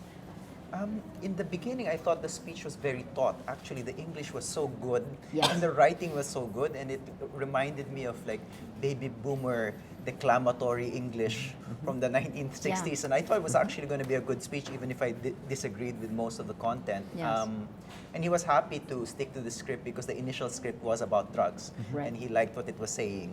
But then you could tell towards the, you know, like a fourth into the speech, he started to get bored, and that's when he started to go off script, and then he got bored with the text proper because it was no longer about drugs. But with respect to the rhetoric about drugs, it's really the same. Like, we have a problem with drugs, and if I can't solve the problem, it's not because of me, it's because of the critics. So actually, he's covering his ass in a way. Like, you know, this might fail, but if it fails, it's because of, like, you know, people like certain people in this table. Who is that? The only thing I think he said, he attributed the failure, or maybe the low foreign investments to drugs. That foreign investments will not come in because of drugs. So this is, for me, this is new. Again, let's see, because you mentioned earlier that the FDIs are relatively lower at this time. I mean, foreign direct investments. So we're seeing both the currency, the peso, reaching new highs, meaning it's worse for the OFWs. Better for the OFWs, worse for the importers. That's right. Importers. For the importers, For the importers, But maybe it's not as important as what he really wants to accomplish when he started campaigning in December 2015. He was not talking about economy at all. He was just talking about criminality. That's why in the Pulse Asia's survey of people's national concerns, by January 2016, fighting criminality and illegal drugs became one of the top three, if I'm not mistaken, effectively displacing, was it unemployment or wages or inflation, one of those. But of course, now we're back to the same set of issues that people are concerned about. Nevertheless, we cannot deny the fact that people do feel safer. We can debate human rights abuses. We can keep talking about these things. But as far as the general public is concerned, they feel safer. And this is why 82% of Filipinos support him. Is that problematic? Yes, we can talk about how problematic that is in terms of our morality as a people and so on and so forth. But maybe the economy is not the big issue for him. Maybe the issue is criminality per se. But actually, some of the things that are happening in the economy are defensible. Like, Filipinos should not be afraid of a weak peso. It's good for our exports. It's good for our OFW. And Filipinos should not be afraid of inflation as well, because the higher the inflation, the more money businesses make, and that can be used to do things like hire people. So if you go to first world countries, it's very expensive because inflation usually correlates with growth. And these are things that I think the very articulate Secretary of Finance has been trying to massage into the public mindset that depreciation is not always bad, inflation is not always bad. President Duterte will not touch this issue, even if actually the economic policy there is quite defensible and quite sympathetic to it. But at the same time, the economic indicators are also very strong. Unemployment has gone down to 5.7%, underemployment to 16.1%.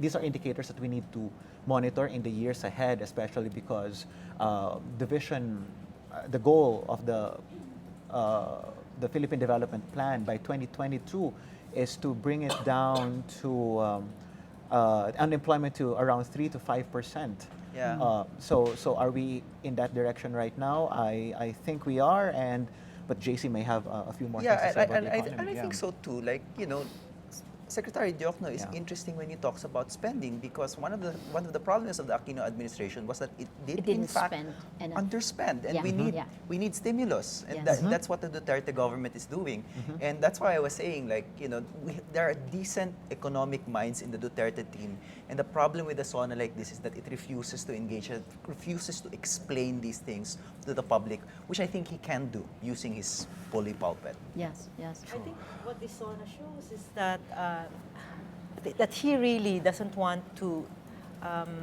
He's not very open to the views of other cabinet members. Yeah. It's just his ideas. He's very focused on his path, right? Yeah, I mean, if he had 2.5 hours, what does that show?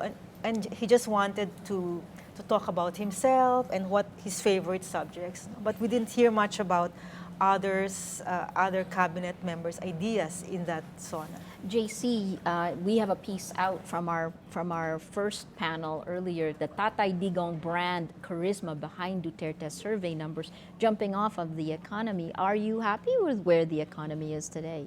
Well, as we discussed earlier on, the economy seems to be coasting along. GDP growth is robust at 6.4%. Inflation is within the target of the Bangko Sentral. Underemployment is at an all-time low. Now, for the most part, these all seem to indicate that the economy is robust. Okay, but again, as we mentioned earlier, the overarching goal of the overarching economic objective is to pursue inclusive growth and development. So not just growth per se, but growth that benefits the masses, benefits the poor in particular. And when it comes to these policies, we heard from the president that he seems bent on continuing the war on drugs, and then we had an extension of martial law. So again, we have to ask ourselves, the economy is growing, but what about the poorest of the poor? Yes. How are they benefiting from growth? And I guess this is the more important issue that we have to talk about. Well, again, a part of the problem that we're going to have now is declaration of martial law in Mindanao. Will that have an impact on the economy? Do you expect it to? Our only precedent would be the martial law declaration during the time of President Marcos. But again, that was rather a different era in our history. But I guess the main thing we have to watch out for is the possibility of capital flight and increased uncertainty. Of course, investors are wary that with martial law in place, it might not be a wise time to invest in that area of the Philippines. And it's funny because that's what the administration promised at the beginning, to increase economic development in that region in particular. And yet, it seems that the imposition of martial law may have the unintended consequence of actually deterring investment and reducing growth. And then we haven't even mentioned about the price freeze that goes automatically with the imposition of martial law. So we know from basic economics that the price freeze will result in shortages across many different markets. And the fact that martial law is imposed across the whole of Mindanao means that markets all over Mindanao might be affected by this price freeze. And we know from basic economics the impact of these particular policy. We'll come back to the panel here. Thank you, gentlemen and ladies. We're going to go to Mara Cepeda, who is at the House of Representatives. Mara. Hi, I'm outside the plenary hall of the Batas ng Bansa. I'm at the North Wing lobby where I've been observing several legislators, senators, and other guests already leaving the premises. What's the mood? Yeah, are you there? Yes. Okay. And minutes before the program ended, we saw the 2018 budget transmitted officially to the House of Representatives, which will begin deliberating on the administration's proposed budget by August, with the DBCC the first agency to defend the budget before lawmakers. Now, I was able to briefly speak to Senate Majority Leader Vicente Soto III, who said that President Rodrigo Duterte zeroing in on Senator Angara earlier for not clapping should not be taken as a threat. He said the president was merely joking because Angara is the chairperson of the Senate Ways and Means Committee, which will tackle the proposed tax reform. Now, if we remember, the president asked the Senate to support his proposed tax reform package first batch in full, and none of the senators fought. As for Senator Gringo Honasan, he also liked in general the president's second SONA, and he believes that a former military man, it gave the morale boost to our troops who are fighting in Marawi City. Maria? The budget. Any more details about the budget that was transmitted, Mara? The budget is at 3.7 trillion. It's a lot higher than the one that we have for this year.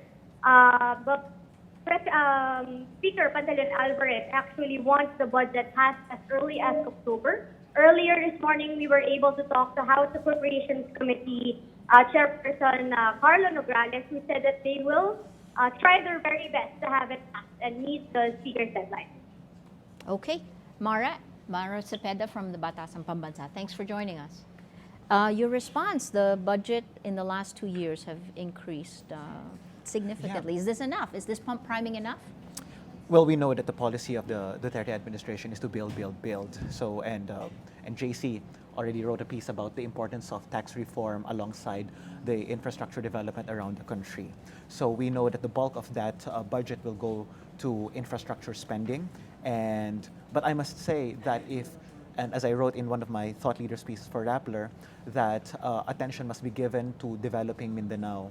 I think much of the infrastructure, the plans are still concentrated in urban areas. But I think just a few days ago, they already launched the Northern Mindanao Development Plan. So we'll see how much of the budget goes into execution, for example. But having said that, Maria, investing in infrastructure is not only is important, but that should not catch our attention. Yes.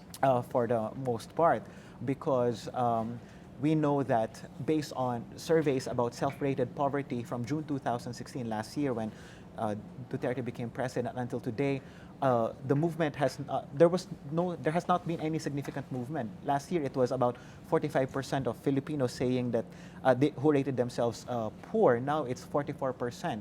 So, and then it went up to 50% and then came back down to 44%. That translates to about 10.1 million people. So what does this mean? It means that in as much as there are fantastic economic indicators about our stable inflation and unemployment is going down and underemployment as well and so on and so forth, we have yet to see, as JC has put it very well, to what extent all these indicators are making an impact on people's everyday lives. So just for the sake of our audience, yes, we know that self-rated poverty has gone down in Manila and in Luzon, but it has gone up in Visayas and in Mindanao. Food poverty, the same thing. It has gone down. Self-rated poverty, by the way. Okay, so it's very important for us to assess self-rated poverty because that is how we would know. We will know whether the economic policies are making an impact on people and families themselves. So in Manila and Luzon, self-rated food poverty has gone down, but it has gone up in Visayas and in Mindanao. How much do people feel that they need to survive on a monthly basis? If you're in Manila, you need 20,000 pesos. If you're in the rest of Luzon, 15,000 pesos. And in Visayas and Mindanao, about 10,000 pesos. So it means to say that people are not yet, in fact, meeting as meager as 10,000 pesos a month to survive. So it's very important for us, in other words, to monitor even this particular indicator. So in as much as Duterte has used today's SONA to bully his enemies, we want to know whether the real enemy is being addressed, and that is poverty. Sure, Patrick, please. Actually, I was going to go back to you guys because earlier, first comment, and then I'll throw something from our earlier session. I Go would ahead. actually like to add with what Sir Jail said about infrastructure building being a good thing, but also like there are negative effects to it. I think there should also be a focus on enacting necessary policies to protect your local communities in terms of these infrastructure buildings, because I guess one prime example would be Boracay, and how it was really propped up to be this paradise destination for most especially for foreigners. But then we could see how a lot of, I guess, foreign investment in that area, and it's not really being controlled. And look at what it is now. And also, we could just look at Metro Manila and how, because we didn't have the necessary policies or correct policies to, I guess, like mitigate rampant urban development. We could see how much urban sprawl is happening in Metro Manila, and that's something that we want to also avoid with this push for the Build, Build, Build program. We don't want, I guess, like Visayas or Mindanao to really have urban sprawl. Yes. And we also want to protect the local economy in that area, because I think another emphasis that this government is pushing for is for foreign investors, like with with all of these infrastructure, like especially with the international airports.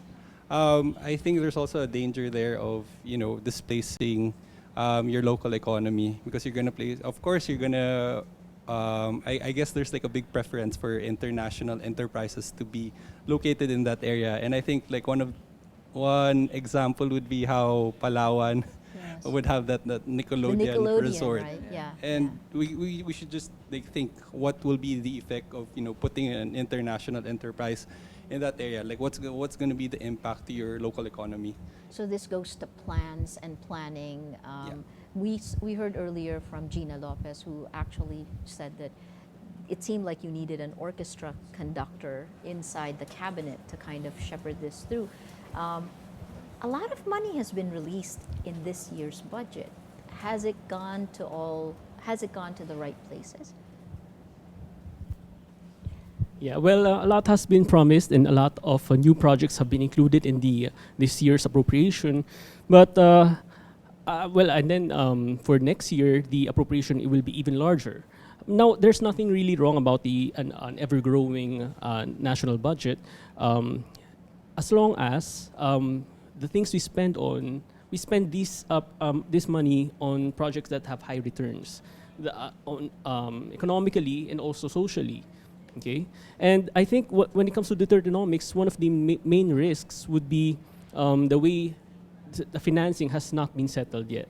So tax reform is hanging in the balance, and yet we are wishing for 8 trillion pesos over the next few years. Yes. So it's a delicate situation. So, and all the more we have to ensure a coordination between the way we finance all these projects and the way we plan for all these projects.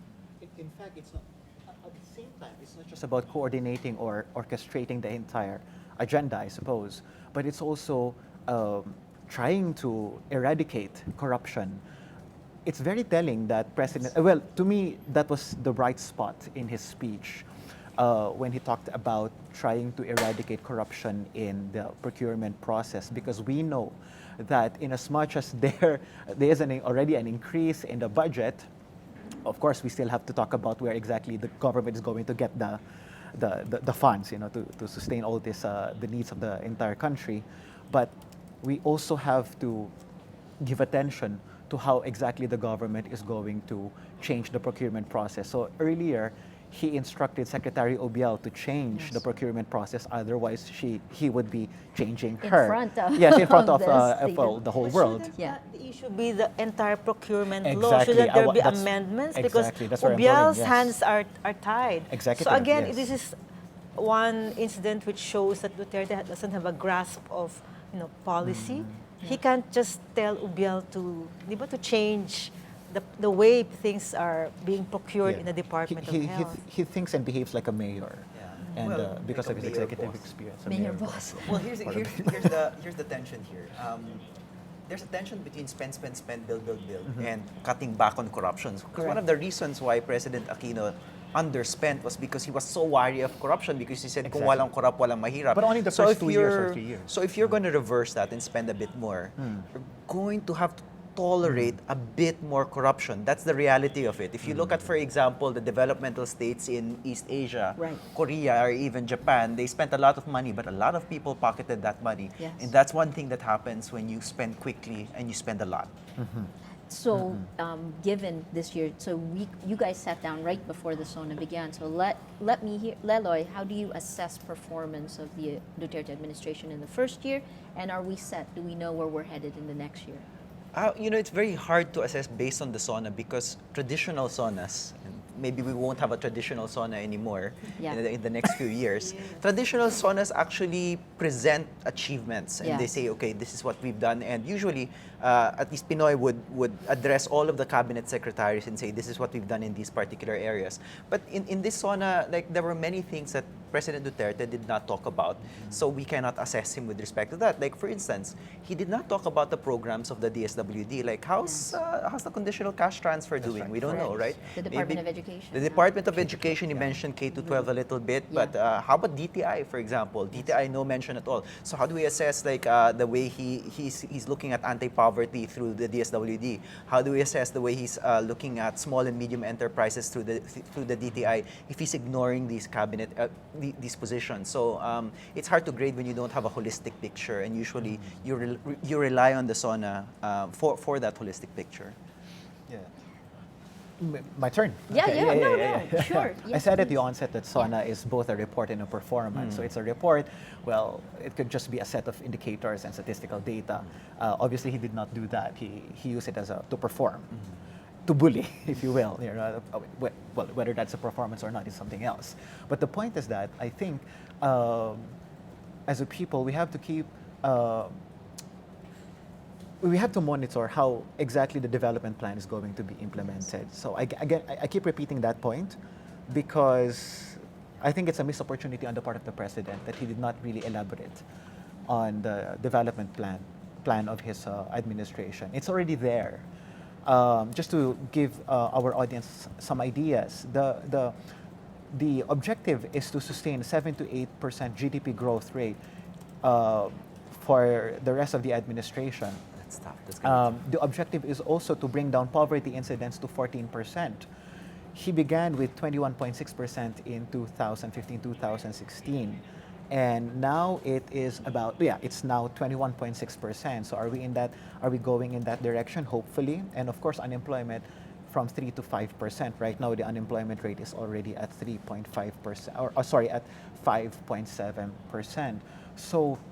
So we have to hold the president accountable, not for what he just says in speeches like this, but in what exactly he is doing to orchestrate. For example, orchestrate his programs and projects. Last year, in October last year, he launched the Comprehensive Development Agenda, focused on ARMM and some of the affected communities in northern Mindanao. The point is to focus to bring the resources of the government down to Mindanao, and one of the projects they have in mind is to equip young people through TESDA and K-12 and so on and so forth, so that they will be more educated. We know that ARMM is the poorest region in the country, and only about 20% plus of high school aged young people are in fact enrolled. So it's very telling.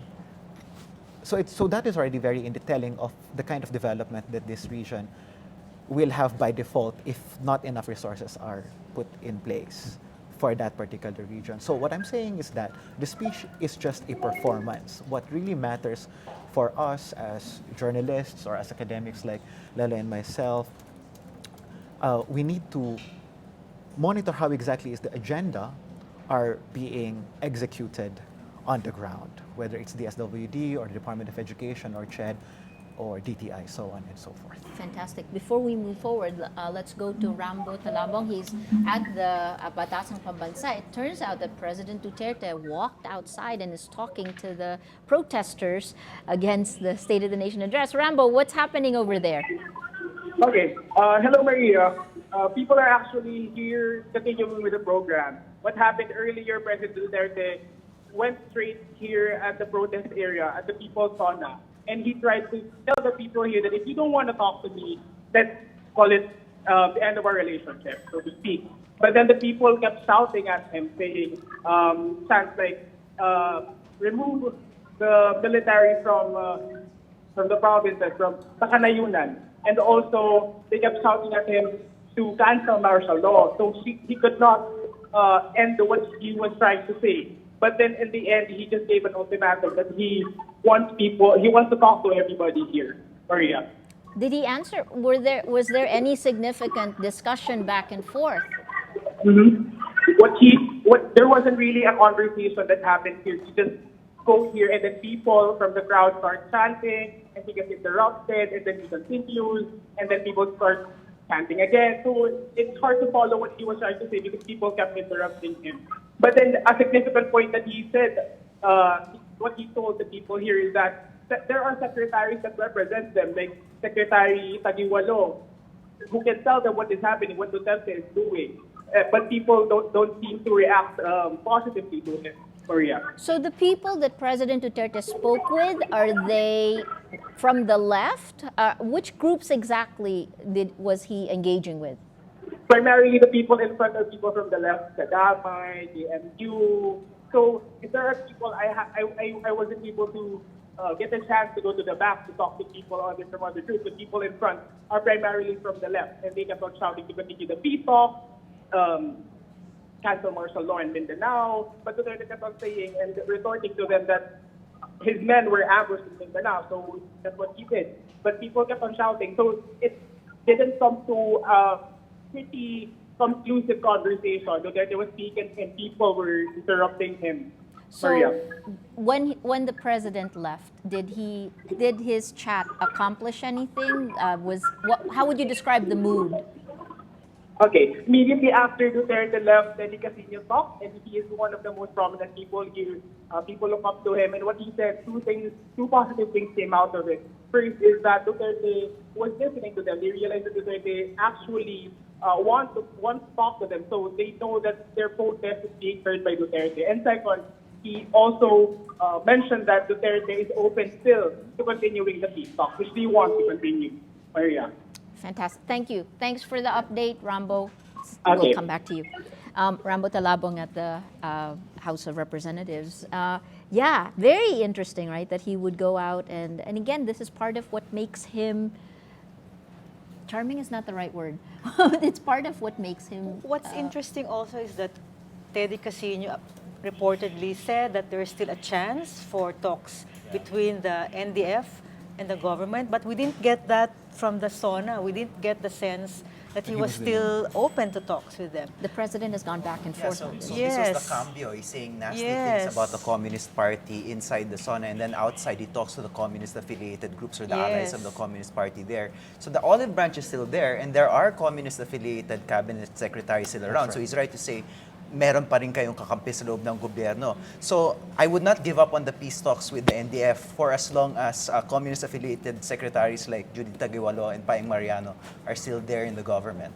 This is a style of leadership that President Duterte seems to have perfected as mayor, right? And he's brought it with him. Earlier, we talked about how this is our most powerful president since Marcos in terms of consolidating power. How do you see him now wielding this power? How much time will the people give him to continue? You know what I found interesting about the SONA is he kept saying, if you don't do this, I don't care, no skin off my back. And that's because he's telling them, I'm powerful enough to do this. You don't want to give me martial law, I can still bomb.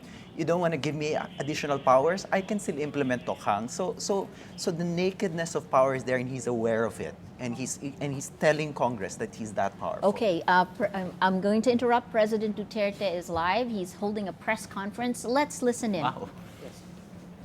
Guy doesn't tire, huh? Yeah. Will you raise our audio?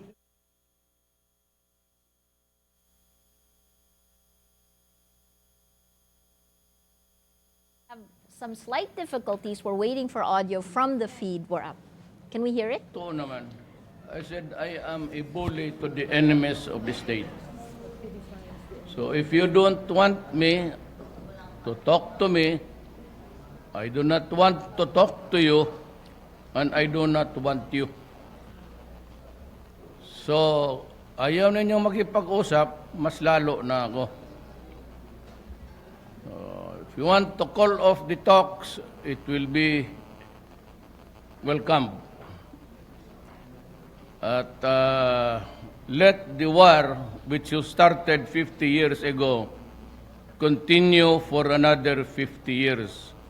That is my suggestion.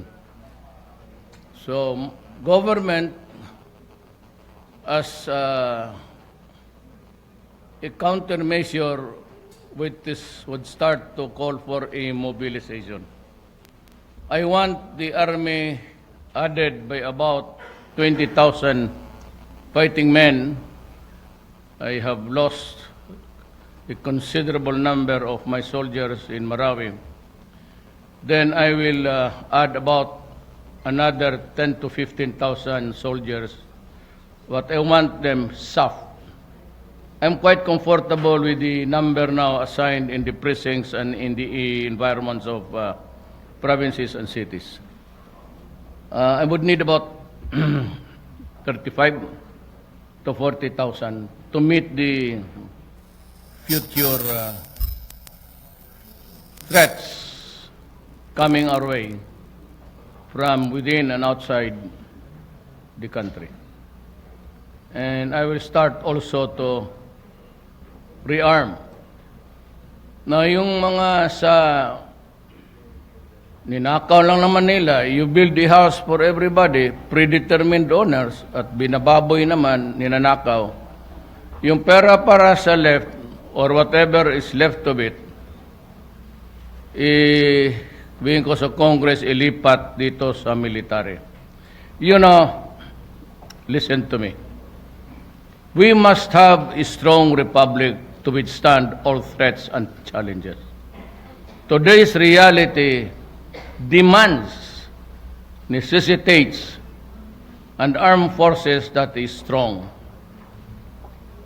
Ang gawin ko sa pera muna is I will build a credible armed forces that can fight at all fronts everywhere. I really do not know how many will sprout up, but we have the ISIS and the NPA. At hindi ko gusto yung nangyayari na ang mga police, in the guise of being called upon to render assistance, it's all ruse, an excuse just to kill them. Kawawa yung mga tao na yan because they went to their deaths with a sense of purpose.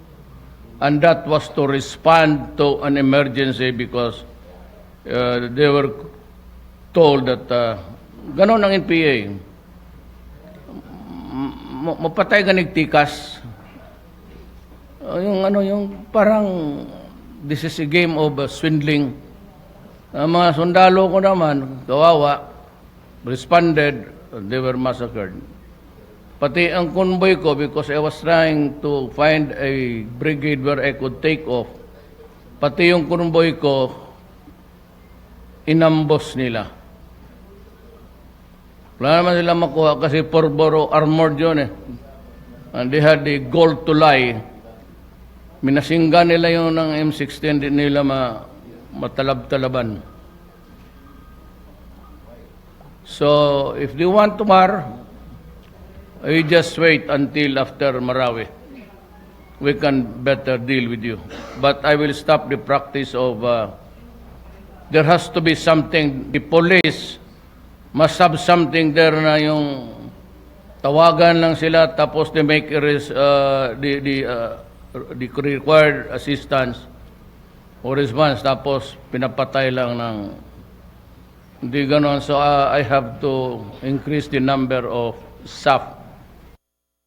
They can devise a way. Maybe I'll make use of what was offered by a country. It's a high altitude plane. It can see the ground. So before sila mag-alis ng station or everywhere, they should study first the image from above. Hindi na nila kaya na ano yan. It's It flies above the skies, cannot be reached by bullets. Merong inoffer sa akin yan, dalawa. Tatanggapin ko na yan at sabihin ko sa mga pati drones, I will buy drones, yung high altitude. Na kung magpatrol ang army, they will have to spend time almost half the day studying what is below by drones. Bibili ako ng marami. Yung hindi na nila mabaril. Ay, yung sa mga Marawi ang ginamit, amateur lang man yan. Yun ang gawin ko. I will prepare my armed forces on war footing. Kasi may gira. So kayong mga dyan maghigi ng mga lalo na yung mga projects, suri kayo.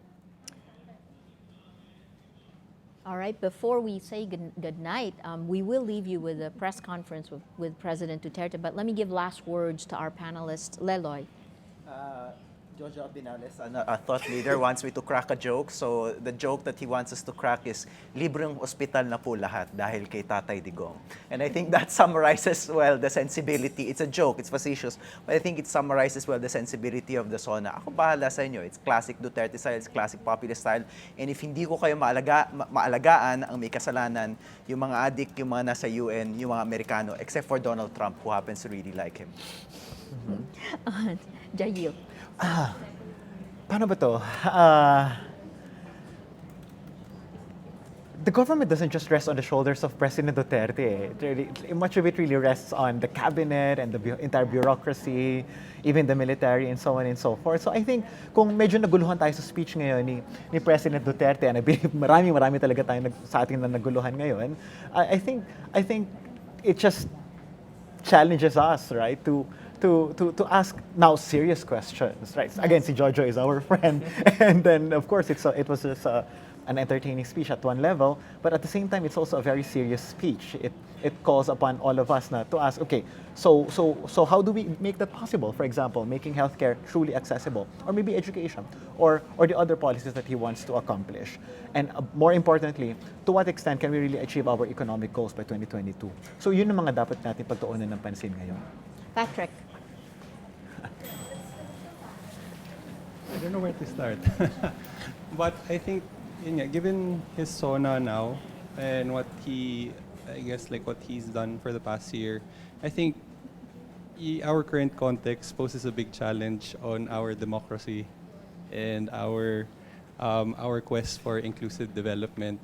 So I think given that, I guess we also need to realize that much of our capacities to achieve these things aren't, sabi nga po ni Sir Jail, na it doesn't only rest on the President's shoulders. Now we also have our own capacity as citizens of the Philippines. But again, how do we actually achieve that? How do we preserve our democracy and our institutions? And how do we achieve inclusive development given these current contexts and these promises that we have? JC? Well, when I was reading a bit about the SONA, the preview of the palace, for example, they said that the focus would be, the theme would be a comfortable life for all. Yeah. And somehow that message didn't come through the way the president delivered his message. And I think it reflects the fact that we seem to be losing sight of the country's objective of achieving inclusive growth and development above anything else. Yes. So, for example, not just making sure that the economy is growing, but benefiting everyone, including the poor. Yes. Okay? So we seem to be losing sight of that objective. And we have to ask ourselves, for example, are the president's favorite policies, such as the drug war or the imposition of martial law, are these policies that will that are in the direction of achieving inclusive development? So I guess we should continue the discussion when it comes to that national objective. Pia. Hope that the president can go beyond bullying and that we can hear from him actual policies and things that can allow us to move forward, because at one point I think at a certain time in his term people will start being tired of his rhetoric, of his insults, and people will actually want to see actual results on the ground, changes in their lives. and more programs that actually cater to their needs and respond to their needs. A friend of the president's once told me that the president is a narcissist for the good of the country. While we can see he is a narcissist because he likes to talk about himself, we're not seeing yet the good that's actually being brought about by his zeal, his passion. People want to see more of actual results, especially as his term reaches the last few years.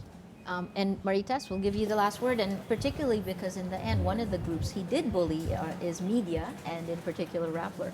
Yeah. That's really the consequential takeaway here is really he instilled fear, but more so now because he specified two media organizations, Rappler and ABS-CBN. So that's very disturbing, but at the same time, he also, the irony of this is we're spending so much time dissecting incoherence.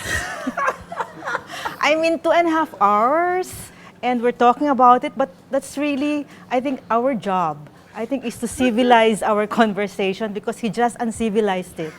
So, I don't know, we have a lot of work to do, Maria, and the rest of the team and the academics. I'm sorry, I have to throw it back to someone on here, but for me, this shows the values of the Filipinos as well, right?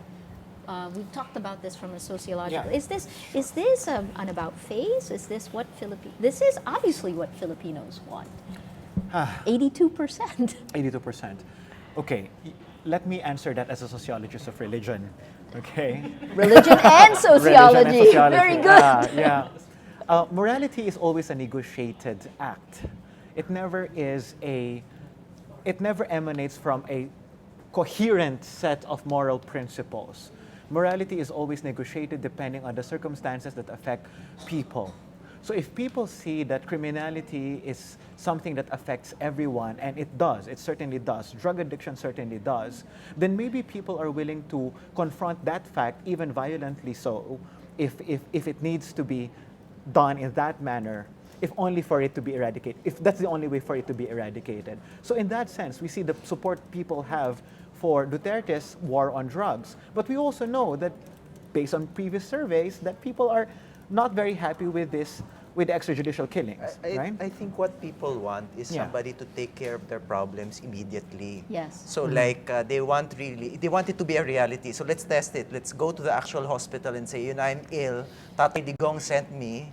He said he would pay for it. Let's see if something happens really, because that's the pudding. That's the proof and the pudding already there. No, they won't kill you just because Tatay Digong sent you, okay? Hindi pa rin libre yung hospital. But it's still that fantasy. Yes. It's still that fantasy, and that's the appeal. Maybe not tomorrow, maybe not next year, maybe in 3 years, but the fantasy will live on. And that I think is the kind of real appeal of Duterte at this point. Appeal at this point in time, but definitely it will be tested, right? Which is why I think so the popularity... So pumunta nga tayong hospital, sabihin natin pinadala tayo ni Tatay Digong. Tested talaga. Maybe that will be tested, but the war on drugs, as it is being tested right now, I mean, people are appreciative of the war on drugs. We cannot deny that. So I think those are two different things. Right? The war on drugs is working very well for people, whether or not we like it, but hospitalization, that's something else. And again, we go back to those approval ratings. It's Approval been, ratings, yes. Thank you, gentlemen, and Marites, and Pia. Gentlemen and ladies, yes, and Stacy. Any last words from social media? So over the past year, as you mentioned, we mention all the time, I think we've created a climate of fear, uncertainty, and doubt on social media, and people have been more vocal in a way that's not really good. It's sometimes disrespectful towards another. Well, this is documented, and Oxford University, the computational propaganda unit, has actually coined it as computational propaganda. We just called it the propaganda machine. And we have a long investigative, data-driven stories on this that we encourage everyone to read, of course. But now I guess we just have to. So I was looking at the comment section. It was all. Still, there was the ad hominem attacks against each other, and but it's actually better than the previous year, the previous SONA. It's more. I think it's more. People have started to speak up. So I guess hopefully the next SONA, people will just try to remember, the civil way of discussion and debate. And yeah, let's keep talking in a civil manner and hopefully, move the Philippines forward one social media post at a time. Yeah. Thank you. Thank you, everybody. President Duterte is still giving his press conference. You can watch his State of the Nation address as well as the analysis of our esteemed panelists, the young future minds, the young and present minds, as well as our older ones here. And we leave you with President Duterte. Piliin mo lang, Bazooka o M16 dyan. Ano pa ba? Yung sa gobyerno. Itong repayment ng kasi mga mahirap lang yan dyan sa ay mga tiluring dyan. Ang lang niya, makachamba sila sa mga teachers, mga estudyante, boy scout, mga fiesta-fiesta, mga pandango, gano'n. Yan lang ang habol nila. Itong mga taga-gobyernong putang inan to, paabutin ang siyam-siyam. Gamitin nila yung pera for the next event. May mabili sila materials na naman para kung gano'n ninyo, pabalik-balikin ninyo, mga letse kayo, tang ina, itong Pilipino, tigas ng ulo. You name the teacher, or you name the what? Sa Malacanang pinatawag ko na, I don't know what I will do with her. Baka kaya mo pangalan, Rodrigo Duterte for abusing, asking me back and forth 5 times with no payment.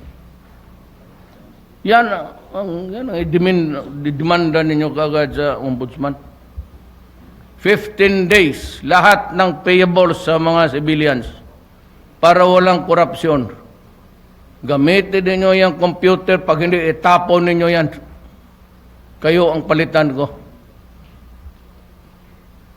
15 days is 15 days. Baski anong bagay, basta collectible sa gobyerno. 15 days. Kayong mga tao, you are not paid within 15 days publicly. Tira mo kagad sa 888. Bureau of Customs, BIR, o whatever, DILG. Pag sa postal, hinian ako ng ganito. Meron mo yan silang, or the person manning who released it. Marami akong investigador. Papuntahan ko lang yan dyan. Puro abuso, puro corruption.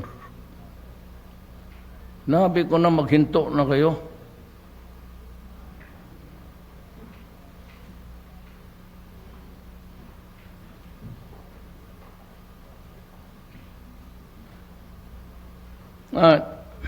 Wala mang dito.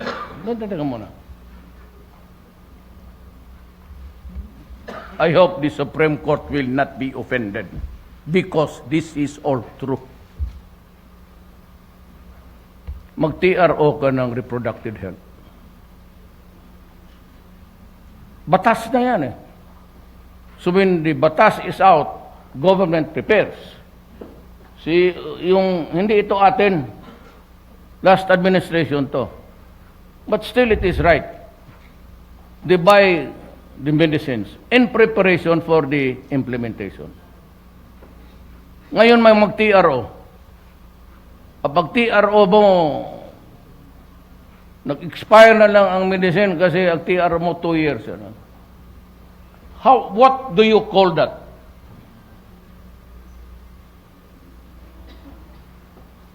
It does fall into the 3019 Republic by your negligence. You cause by your negligence or your delay causes damage to government. Under what law? Graft and Corruption Law. Republic Act 3019. So, sino ngayon ang graft and corruption sa Pilipinas? Tayong lahat. Sino yung maghusga ngayon sa akin na ikaw, Duterte, mag-grab? Bakit ikaw hindi?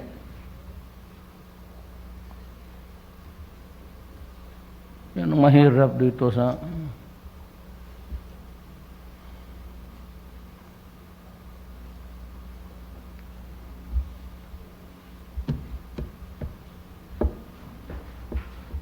Ay, ang left, they do not behave. Kaya pinuntahan ko sila. Sigaw-sigaw kayo. Sige. You shout until the heavens fall apart. Walang pakialam sa inyo. Magkikapag-usap ka, maraming hidihingi, maraming maya-maya, nagtampo. Kung anong pinagbuli daw ako, putang ina mo si Isong ka, bully talaga ako, let's ka. Umuwi ka na, marami ng gasto sa iyo yung Norway. Sige, bayad ng ospital mo, libre ka, you are there at the courtesy. Do not abuse their charity. Wala ka naman pera, tumanda ka sa labas, tapos you're waging a revolution, ang namamatay, yung mga luma dito. Ito yung mga bata dyan na kala naman ito mga sila yung they can change the country by shouting there until kingdom come. Nabi ko na sila, galing na ako dyan. Maniwala kayo, walang mangyari. It ain't that way in this universe, in this world. Pagsayangan lang ninyo yung pagod ninyo dyan. Do it the way it is now because ito ang gusto ng tao.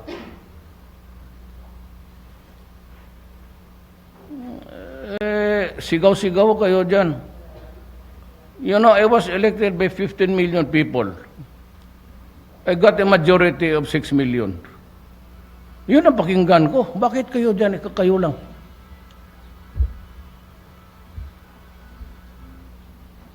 Ayaw ko kasi bastos ako pag yung my mouth and everything. I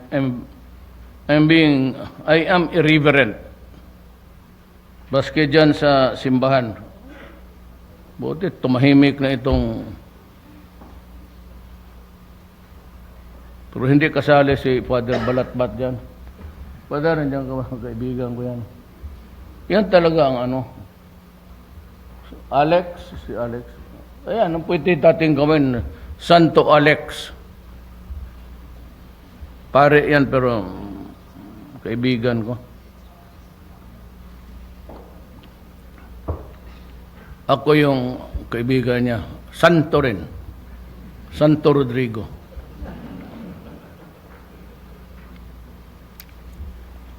Any questions? Mr. President, maayong gabi. Mike Navalio, ABS-CBN News. Just before I go to my question, Mr. President, just a clarification on your statement. Do we take it that you are categorically putting an end to negotiations with the left? Yes, you are right. All right, sir. Sir, I just want to ask about your decision in asking for an extension of martial law for 5 months. But, hindi ako naghingi. Yes, sir. I recommended it to Congress because that is what the military and the police were asking. Mm-hmm. They are the ones who are fighting there. I go the other ones in a while. Once I was able to penetrate Ranao, stay there. The bullets were flying. Hindi naman ako nagpapatapang-tapangan kasi covered kami sa simento sa stage. Pero yung bala doon umaabot doon sa landing ng chopper.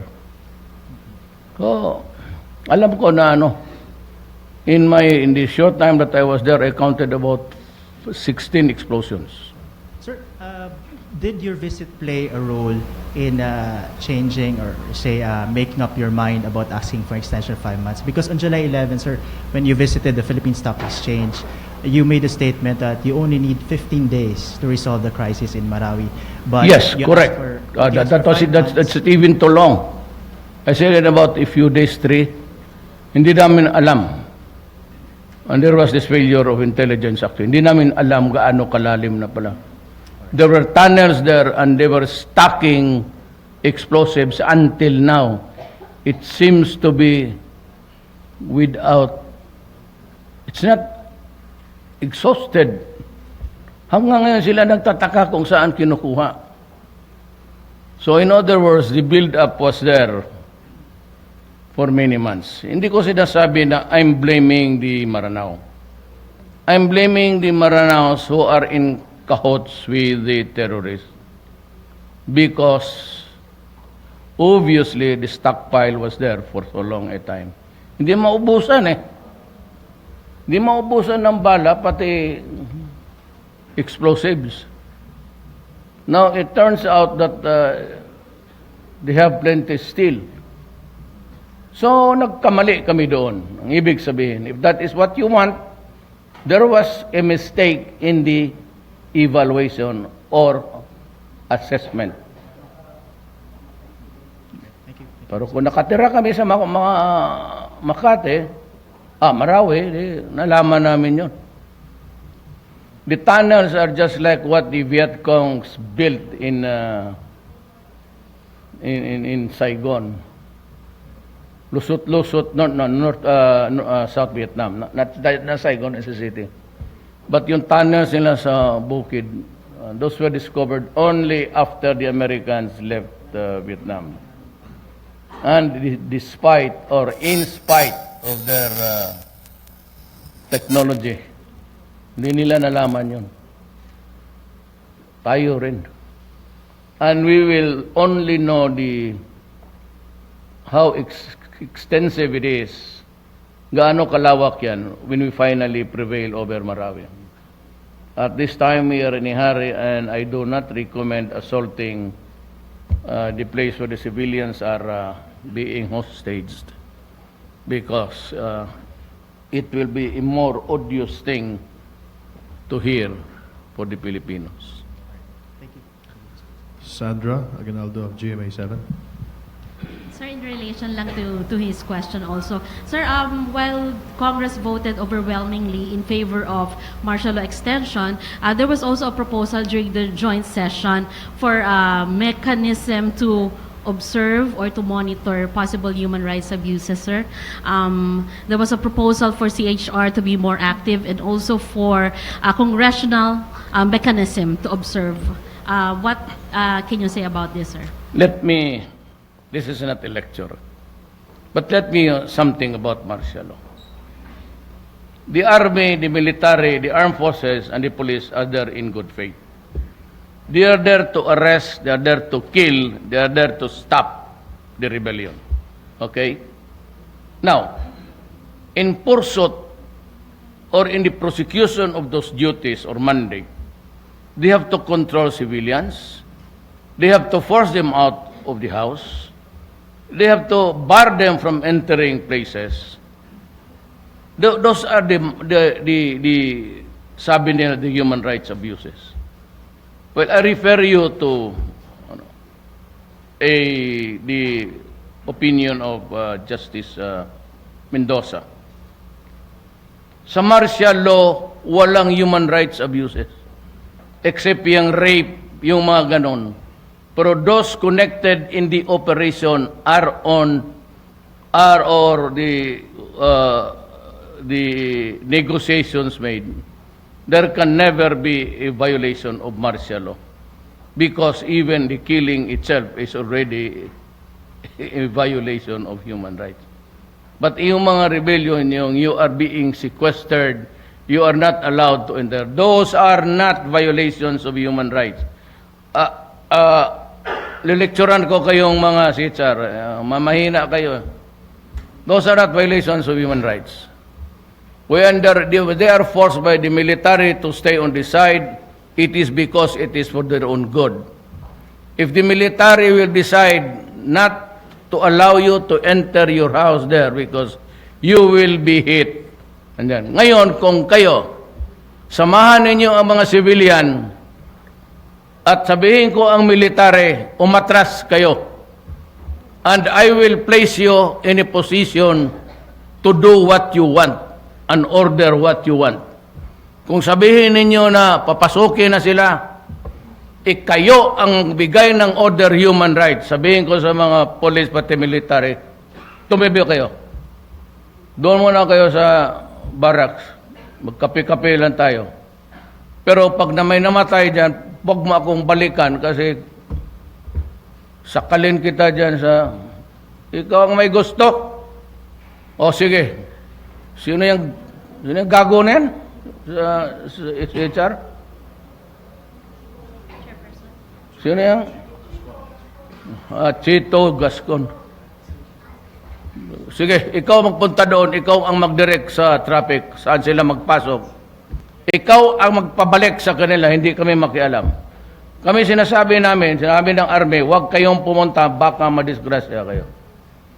Kung maniwala ka doon sa human rights, Gascon, sige, pumunta ka, withdraw yung military. Ikaw ang mag-lead doon pagpasok sa kanila. Pag may namatay dyan, ikaw ang talian ko sa poste doon. Praktisan ka na mga sundalo how to improve their accuracy. Okay. Pilipinas, mas maraming marunong eh. Even if it is not realistic. In a state of martial law, di ka makapunta ng relief because there are no courts open where you can run to and ask for a relief. And that is why the reason sa martial law na walang... Pero yung sabi mang rape, man looting, hindi trabaho ng... Wala akong ganong sundalo. At hindi mo ako mang intrigahan. Pati nga baril na sunog na kinikwenta pa ng mga pobre yan, gaano ka tedious. Yang lahat ng baril na kuha nila, documentation pa. Magnakaw pa kaya? Yung 52 billion, yung kinuha doon, kanino na yung, saan na yun? Sa military, pag nagnakaw ka, you're ostracized.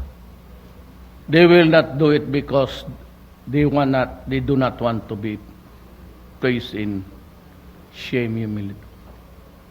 Tsaka, pag training pa nila yan, sinasabi na sa kanila, hindi pwede talaga yung magnakaw-nakaw. Looting, iba siguro, but even the police. Even sa police, ayaw ko magyabang, pero sa police, binubugbog ko talaga sila. Bugbog na todo yan. Basta ganon, bugbog. Kasi humahawak ako ng police, mayor. Hindi ako nagyayabang. Bugbog talaga, sirado yan. Sipa, sampal yung abutin nila sa akin. Pero pag nagkasala sa trabaho, kinakaputihan ko yan. Tama yan. Nung sabi ng human rights na pinuprotektahan ko ni Duterte, correct. Kaya sabi ng NDF, binubuli ko sila. Correct. We are all correct. Pero hindi ako magkaputi ng mag-rape ka, magnakaw ka. Kung sa trabaho, kaputihan kita, correct. There is nothing wrong. Trabaho yan, in the performance of duty. Kung hindi ako marunong mag-protect sa aking mga tao, hindi ako mag-commander-in-chief. Better for me to resign and give it to somebody else. Baka kaya ni Robredo. Tanungin mo raw siya. Mag-usap kami. Kung kaya niya, sige.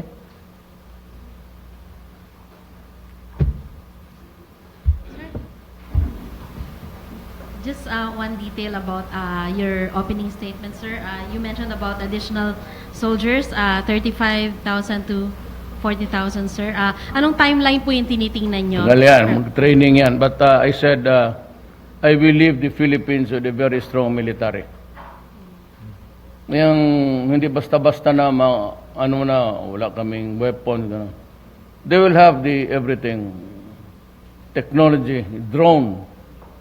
Para may magtawag sa police before they leave, 30 minutes before, patakbuhin na nila yung drone sa ruta.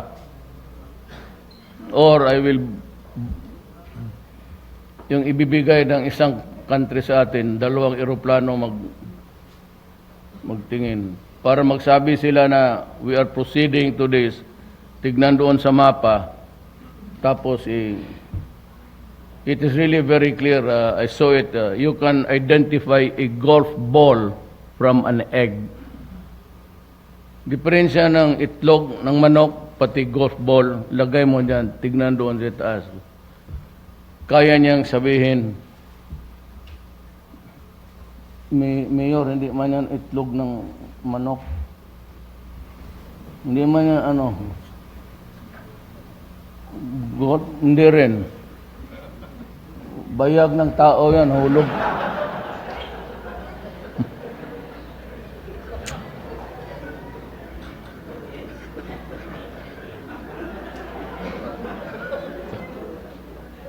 Sabi ko, pagod ako sa trabahong ito, tapos you mess up with me.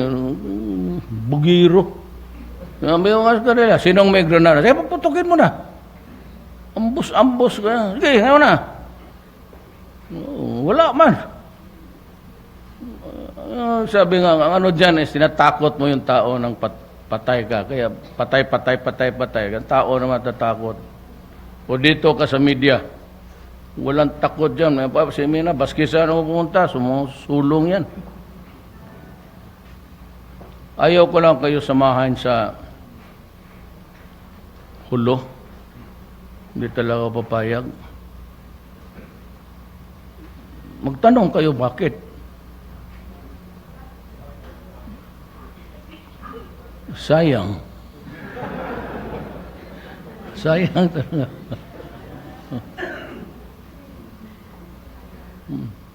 Sayang. Kasi ito, konting ligaw na lang eh. Kasi kilala mo na, araw-araw kasama mo. So pa niyang, konting ligaw na lang na yung ligaw na.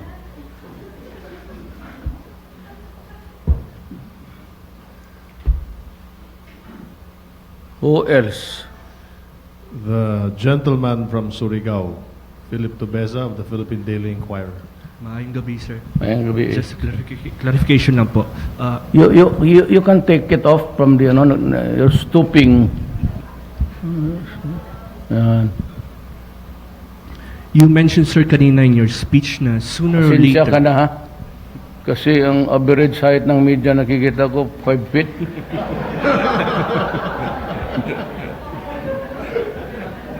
Sir. Thank you po. Pero lang naman yan, maniwala ka pala. You mentioned po in your speech kanina na sooner or later, the country would have to tackle the issue of the West Philippine issue and federalism. Yes. Could you elaborate on that issue, sir, on what you meant? When they start to excavate the gas and oil. I tell you, it's going to be just like a joint venture. Pareho. I'm not prepared to go to war. I have to be frank. The truth is, I will not. It will end up a slaughter to my forces. Kulang tayo. They have the state of the art and everything. And they have the missiles now, nakatutok na sa atin. It will reach Metro Manila in 7 minutes. Now, bakit? Whose fault it is? Tignan mo nga. It was there 3 years ago. Yung overflights ng intelligence from all countries, nagpapublish. Kikita nun. I remember seeing it in Inquirer, Bulletin, dito sa Daily Star. And yet, nothing was done. Because we were not prepared to go to war or trouble or violence, we just secretly communicated through ating arbitration award. Nung ayaw lang marinig, so we started to talk friendly. Hindi man ito magkuha. Ito, I will tell you now. Itong mga ulol ng mga, sabi nga, tita, ito may isang justice na keep on hammering on me. Ranting about my nan, when I saw Xi Jinping, nandyan yan sila in a cabinet, hindi pala, limitado kami nun. When in the last visit, yung sa road belt, wala na kayo nun, may kasama akong mga cabinet members. I think it was General Esperon, si Lorenzana, basta may iba pa, Bong. Nabi ko, diniretso ko. Sila, nandun. Yung, murang, sabi ko na, we are the owners of South China. I will dig my oil there. Whether you want it or not. Wala na yung padaloy-daloy, the award, gano'n. Sabi ko, that's ours. I will build, put a rig there to extract oil. Not in so many words, si Xi Jinping na gano'n. Tapos, in the end, sabi ko, it will be war. The long and short of what he was saying, it was, pinaparlay niya yung mga words. Really ended with saying na, gira ito.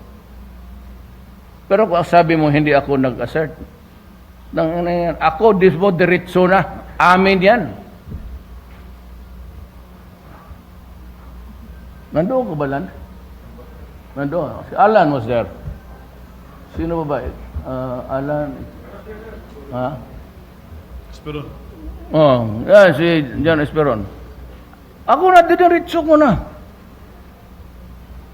Beko, akin yan. That's ours according to my government, and I will dig oil there. Wala nang pasukot-sukot yan, sabi nila, bunta-bunta. Kaya magsalita ito kasi wala sa ito. Si Carpio, pati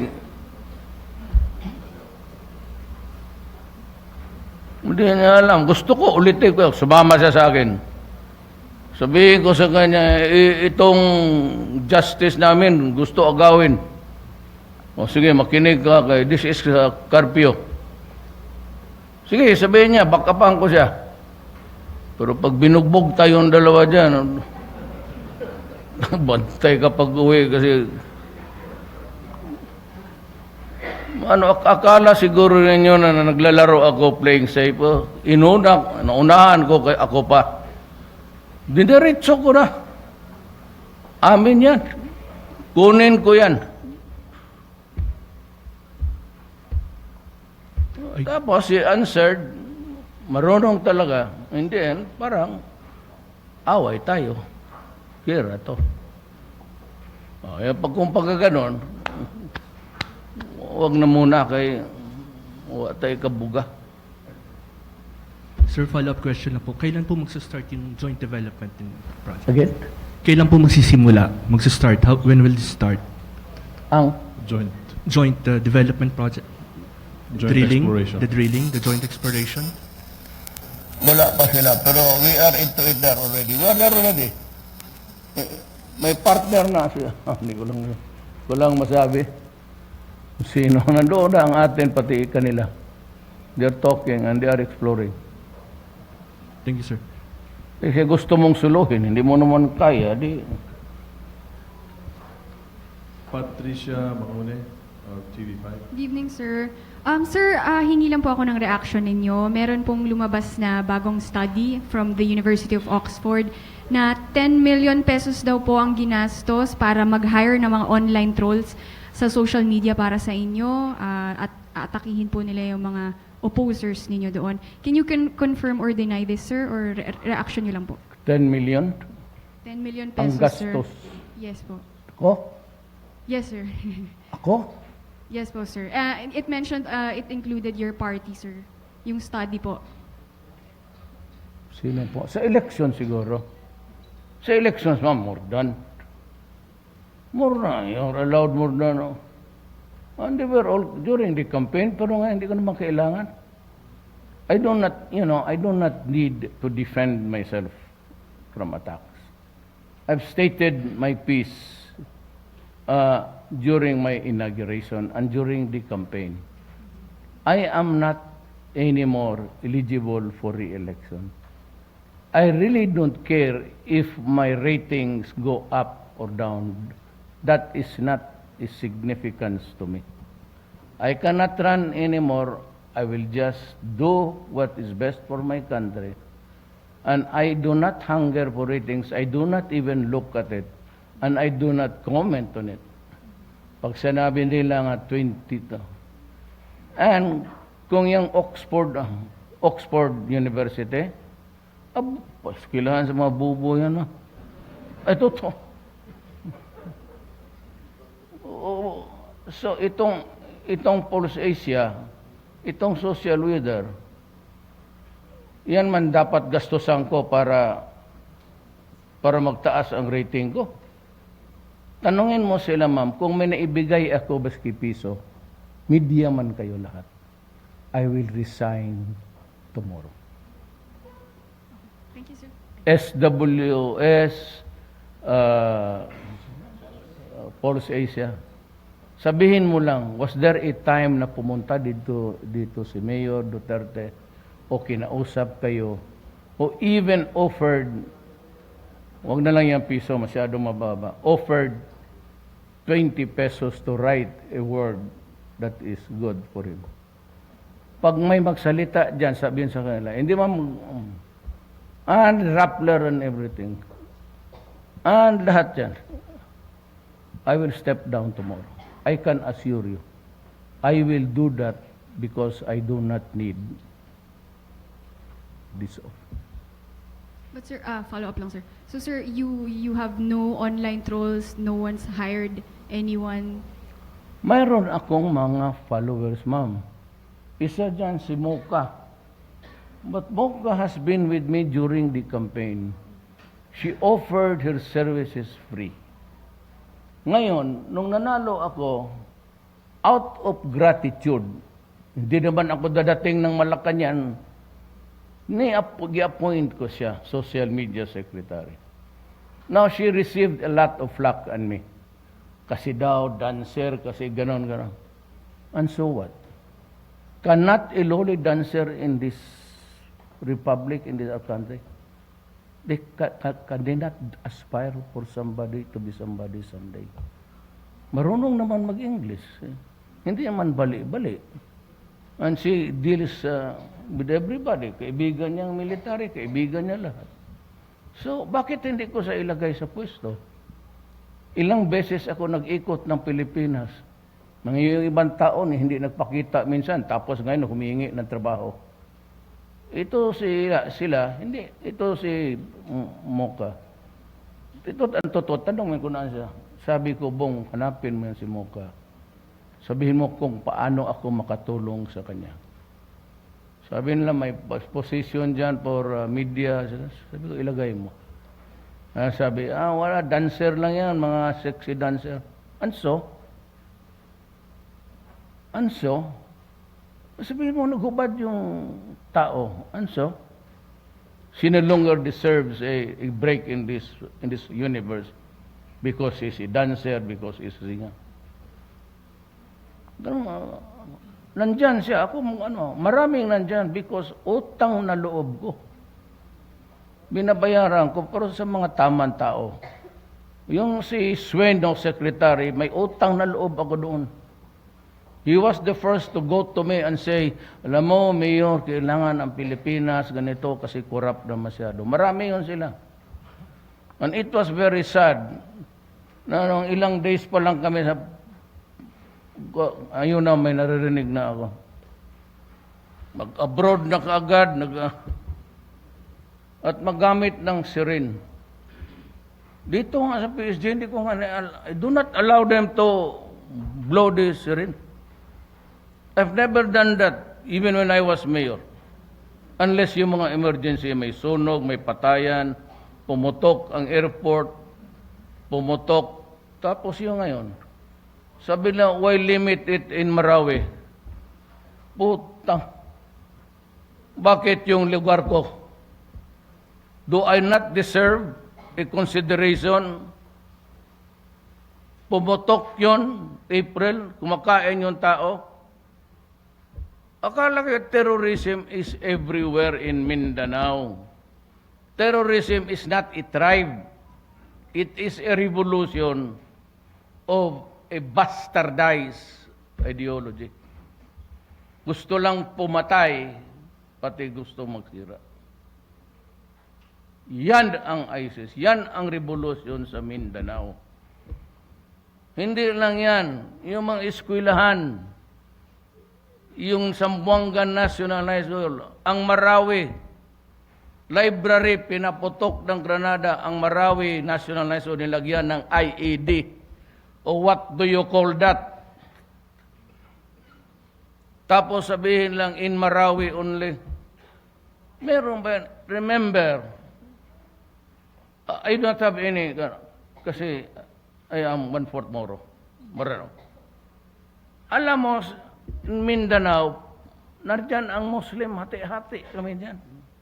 Naturally, ang sentimento ng Moro, mali man siguro, pero nandyan talaga yan sa kanila.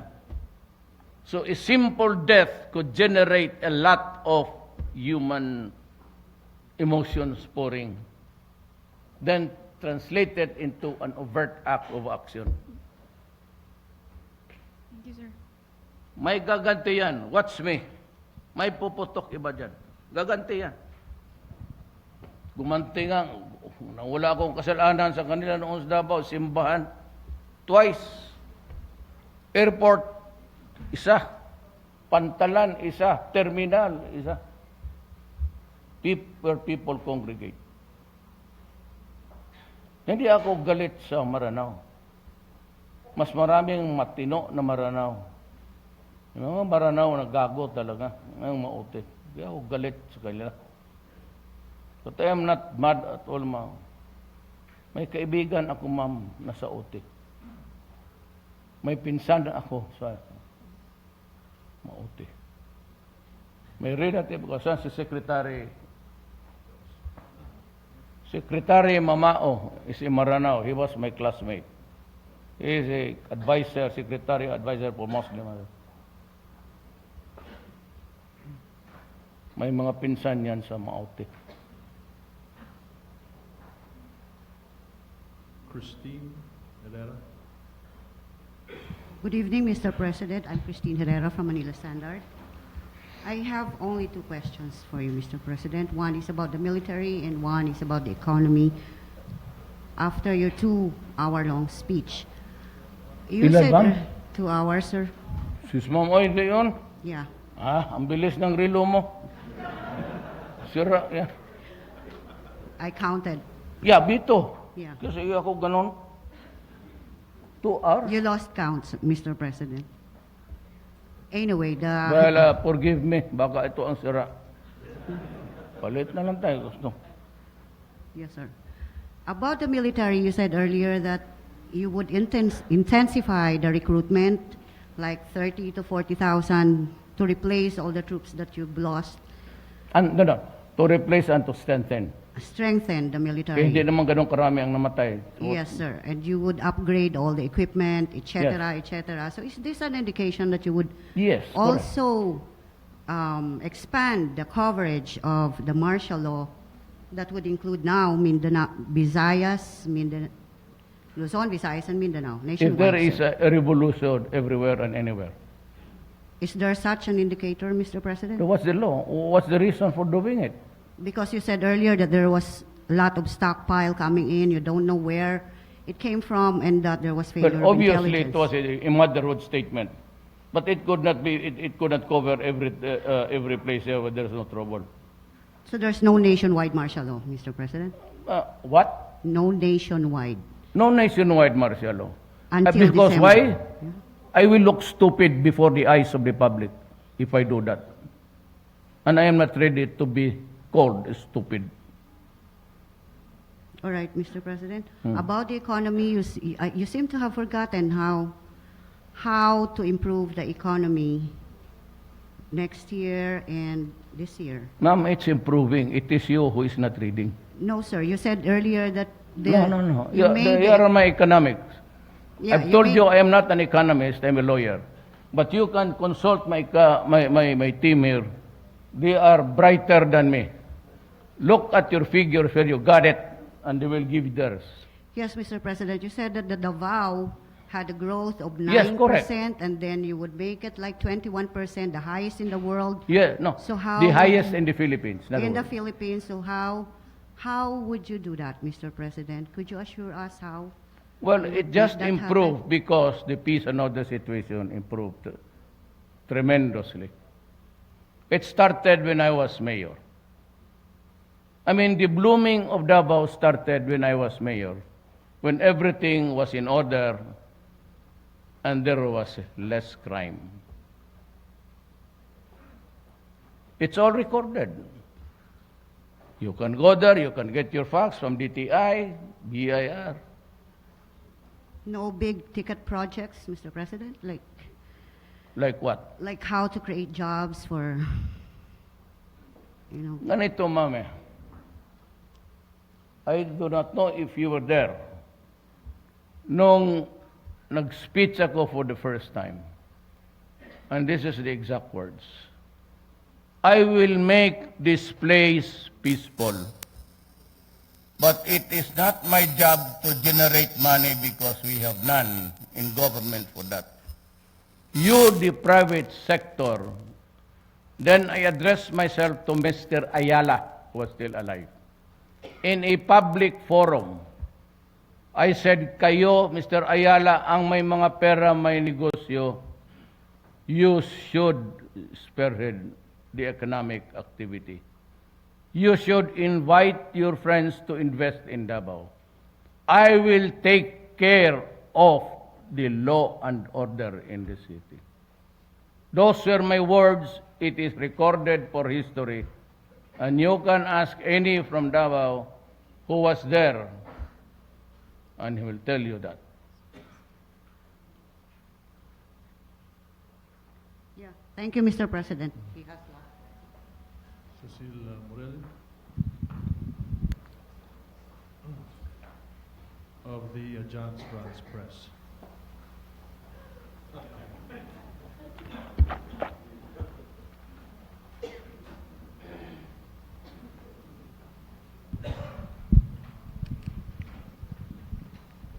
Magandang gabi po, Mr. President. Itong susunod na 5 months po dito sa Mindanao, maliban po sa kampanya na gagawin ng ating mga kasundaluhan sa Marawi, ano po ang maaasahan ng mga ordinaryong civilian sa Mindanao? Will they be asked to sacrifice some of their civil liberties para maipatupad ninyo ng maayos ang martial law? Like curfews perhaps, restrictions on their movements, yung karapatan nilang pumunta sa mga korte to seek relief sa mga alalahanin nila? You can do everything in Davao elsewhere except in the places where there is a curfew. Nobody can force you to do a thing. We are allowed to live there in peace. Nobody has been forced to do anything against his will. The only thing, what would say was an impairment of those civil and political rights is that you have to go home at 12 because at 12, iba ang bakbakan and they might not see you clearly if you are a civilian or an enemy. In other words, It is really for your own good. Wala pong repeat ng 1972 events. You have seen it for 1 month now. May nakita ka bang tangke dito, mga sundalo? Do you see any uniform military outfits roaming the streets there? So why do you have to compare me with Marcos? I am not Marcos. I may not be as brilliant as Marcos, but definitely I am more attuned to my values in life. Ang values ni Marcos is not necessarily mine just because there is martial law. Thank you, sir. Henry Uri of PCRH. Magandang gabi ho, Mr. President. Ang sinasabi hong ugat ng rebelyon ay kahirapan. Gutom, kawalan ng trabaho, kakulangan sa edukasyon. Sa nalalabiho ninyong panunungkulan sa susunod na mga taon, ano ho yung inyong plano para gamutin itong sakit na ito ng ating bayan? At meron ba kayong kahilingan sa 17th Congress para madaliin ang mga legislative measures para po sa pagtupad ng mabilisan sa inyong mga campaign promises para po dito sa mga pangunahing problema ng ating mga kababayan? Look, we will have to proceed from different predicates. Ang pundasyon ng statement mo. Kabuhayan, kahirapan, ganon. Hindi ho yan. Doon sa Marawi, it's driven by extremists, pati the entry of a foreign ideology. Kaya doon, I hope that, I'm sure the military will be willing to show you. Ang nandoon no, yung mga Arabo, maraming puti doon at matatangkad na matay. It's an invasion actually of a revolutionary, I said, which is bankrupt with a purpose. Yung buhay natin dito, the things that we can give to the people will only approximate what is our income. Ang pinapatakbo natin itong sa gobyerno, yung sweldo namin that comes from taxes. The only way for taxes to be collected more than is for business to come in, do business, and pay taxes. But you have to improve the situation so that they will come in. Now, the downside of that is that there's martial law, and people who been expecting to go there for agricultural enterprises have been stymied by the martial law declaration because there is still fighting in Mindanao. We are doing everything we can. That's a day-to-day business. That Marcos, Arroyo, Aquino, pati Estrada, yun ang ginagawa because there is a government, there is a functioning agriculture, dito irrigation. Yeah, irrigation for one thing, they used to pay 5,000. Ngayon, irrigation fee, inalis ko na. O wala na silang 5,000, they can use the water free of charge. We are doing them. I am just 1 year. I'm trying to cope up with what is inadequate and find an adequate supply of money. Ganon yan. Itong kahirapan, it's not, I do not have the silver bullet na bukas wala nang maghirap. Takes time, trabaho. Ngayon nga, papasukin mo muna because China, maraming project. Actually, they're promising to build 2 bridges. That translates into manpower. Pero, yung ganon. We have to perk up the economy. The economy is in the hands of the people. It is not with government. We cannot print money more than our national wealth. So what is the value of your economy? It's not in gold bars anymore. It is the value of your economy. So who determines it? The IMF. Your economy is only good. Yan lang ang mga may trabaho. And these are the only output na kaya nila. Then the valuation of the services. I-add nila yan. That is the value of your economy. And that is the worth of your money. Salamat po. Our last question is from CCTV, Wang Zheng. Oh, yes. Good evening, President. You mentioned a lot of times of China at your SONA speech, especially when you mentioned about our independence foreign policies. So as the Chinese Foreign Minister Wang Yi is coming for a visit to the Philippines, yes, I would like to know what's your comments about the improvement of our two countries' relationship in your first year, and what's your expectation about the cooperation in the future? Thank you. The money is already there. There are a lot of constructions going on that was stopped temporarily, but it was taken by the new money infused by China. China is coming in to build bridges, 2 of them for free. And then in the south, there are a lot of aquatic enterprises there. So it comes and trickles because of the, documentation and everything. But more than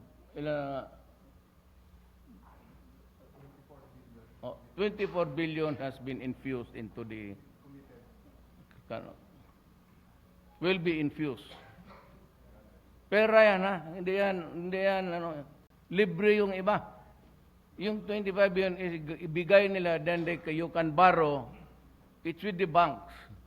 You cannot run a country without a bank. Hindi ba pwede ibigay yan? They cannot go there to the countryside and give it. So it has to be a bank, and we have decided to use land bank as it is really called, land bank, for extension of services, where they go and deliver the money for the cooperatives. But you have to strengthen the cooperative and feed it with money. And it's being done, and it will produce results. Maybe at the year's end, and that's the time when you say, have we done something good, or have we done something bad? Or we are a son of the bitches who are doing nothing. Thank you so much, Mr. President. Thank you so much, members of the press. Thank you for listening, and ang importante lang doon is for the left to realize that they cannot have their cake and eat it too. You cannot ambush me and then ask me to talk to you. Kung patay na ako, sino kausapin mo?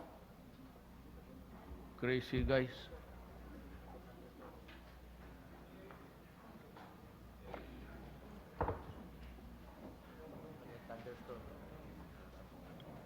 Karon? Ngayon na? O maya ba?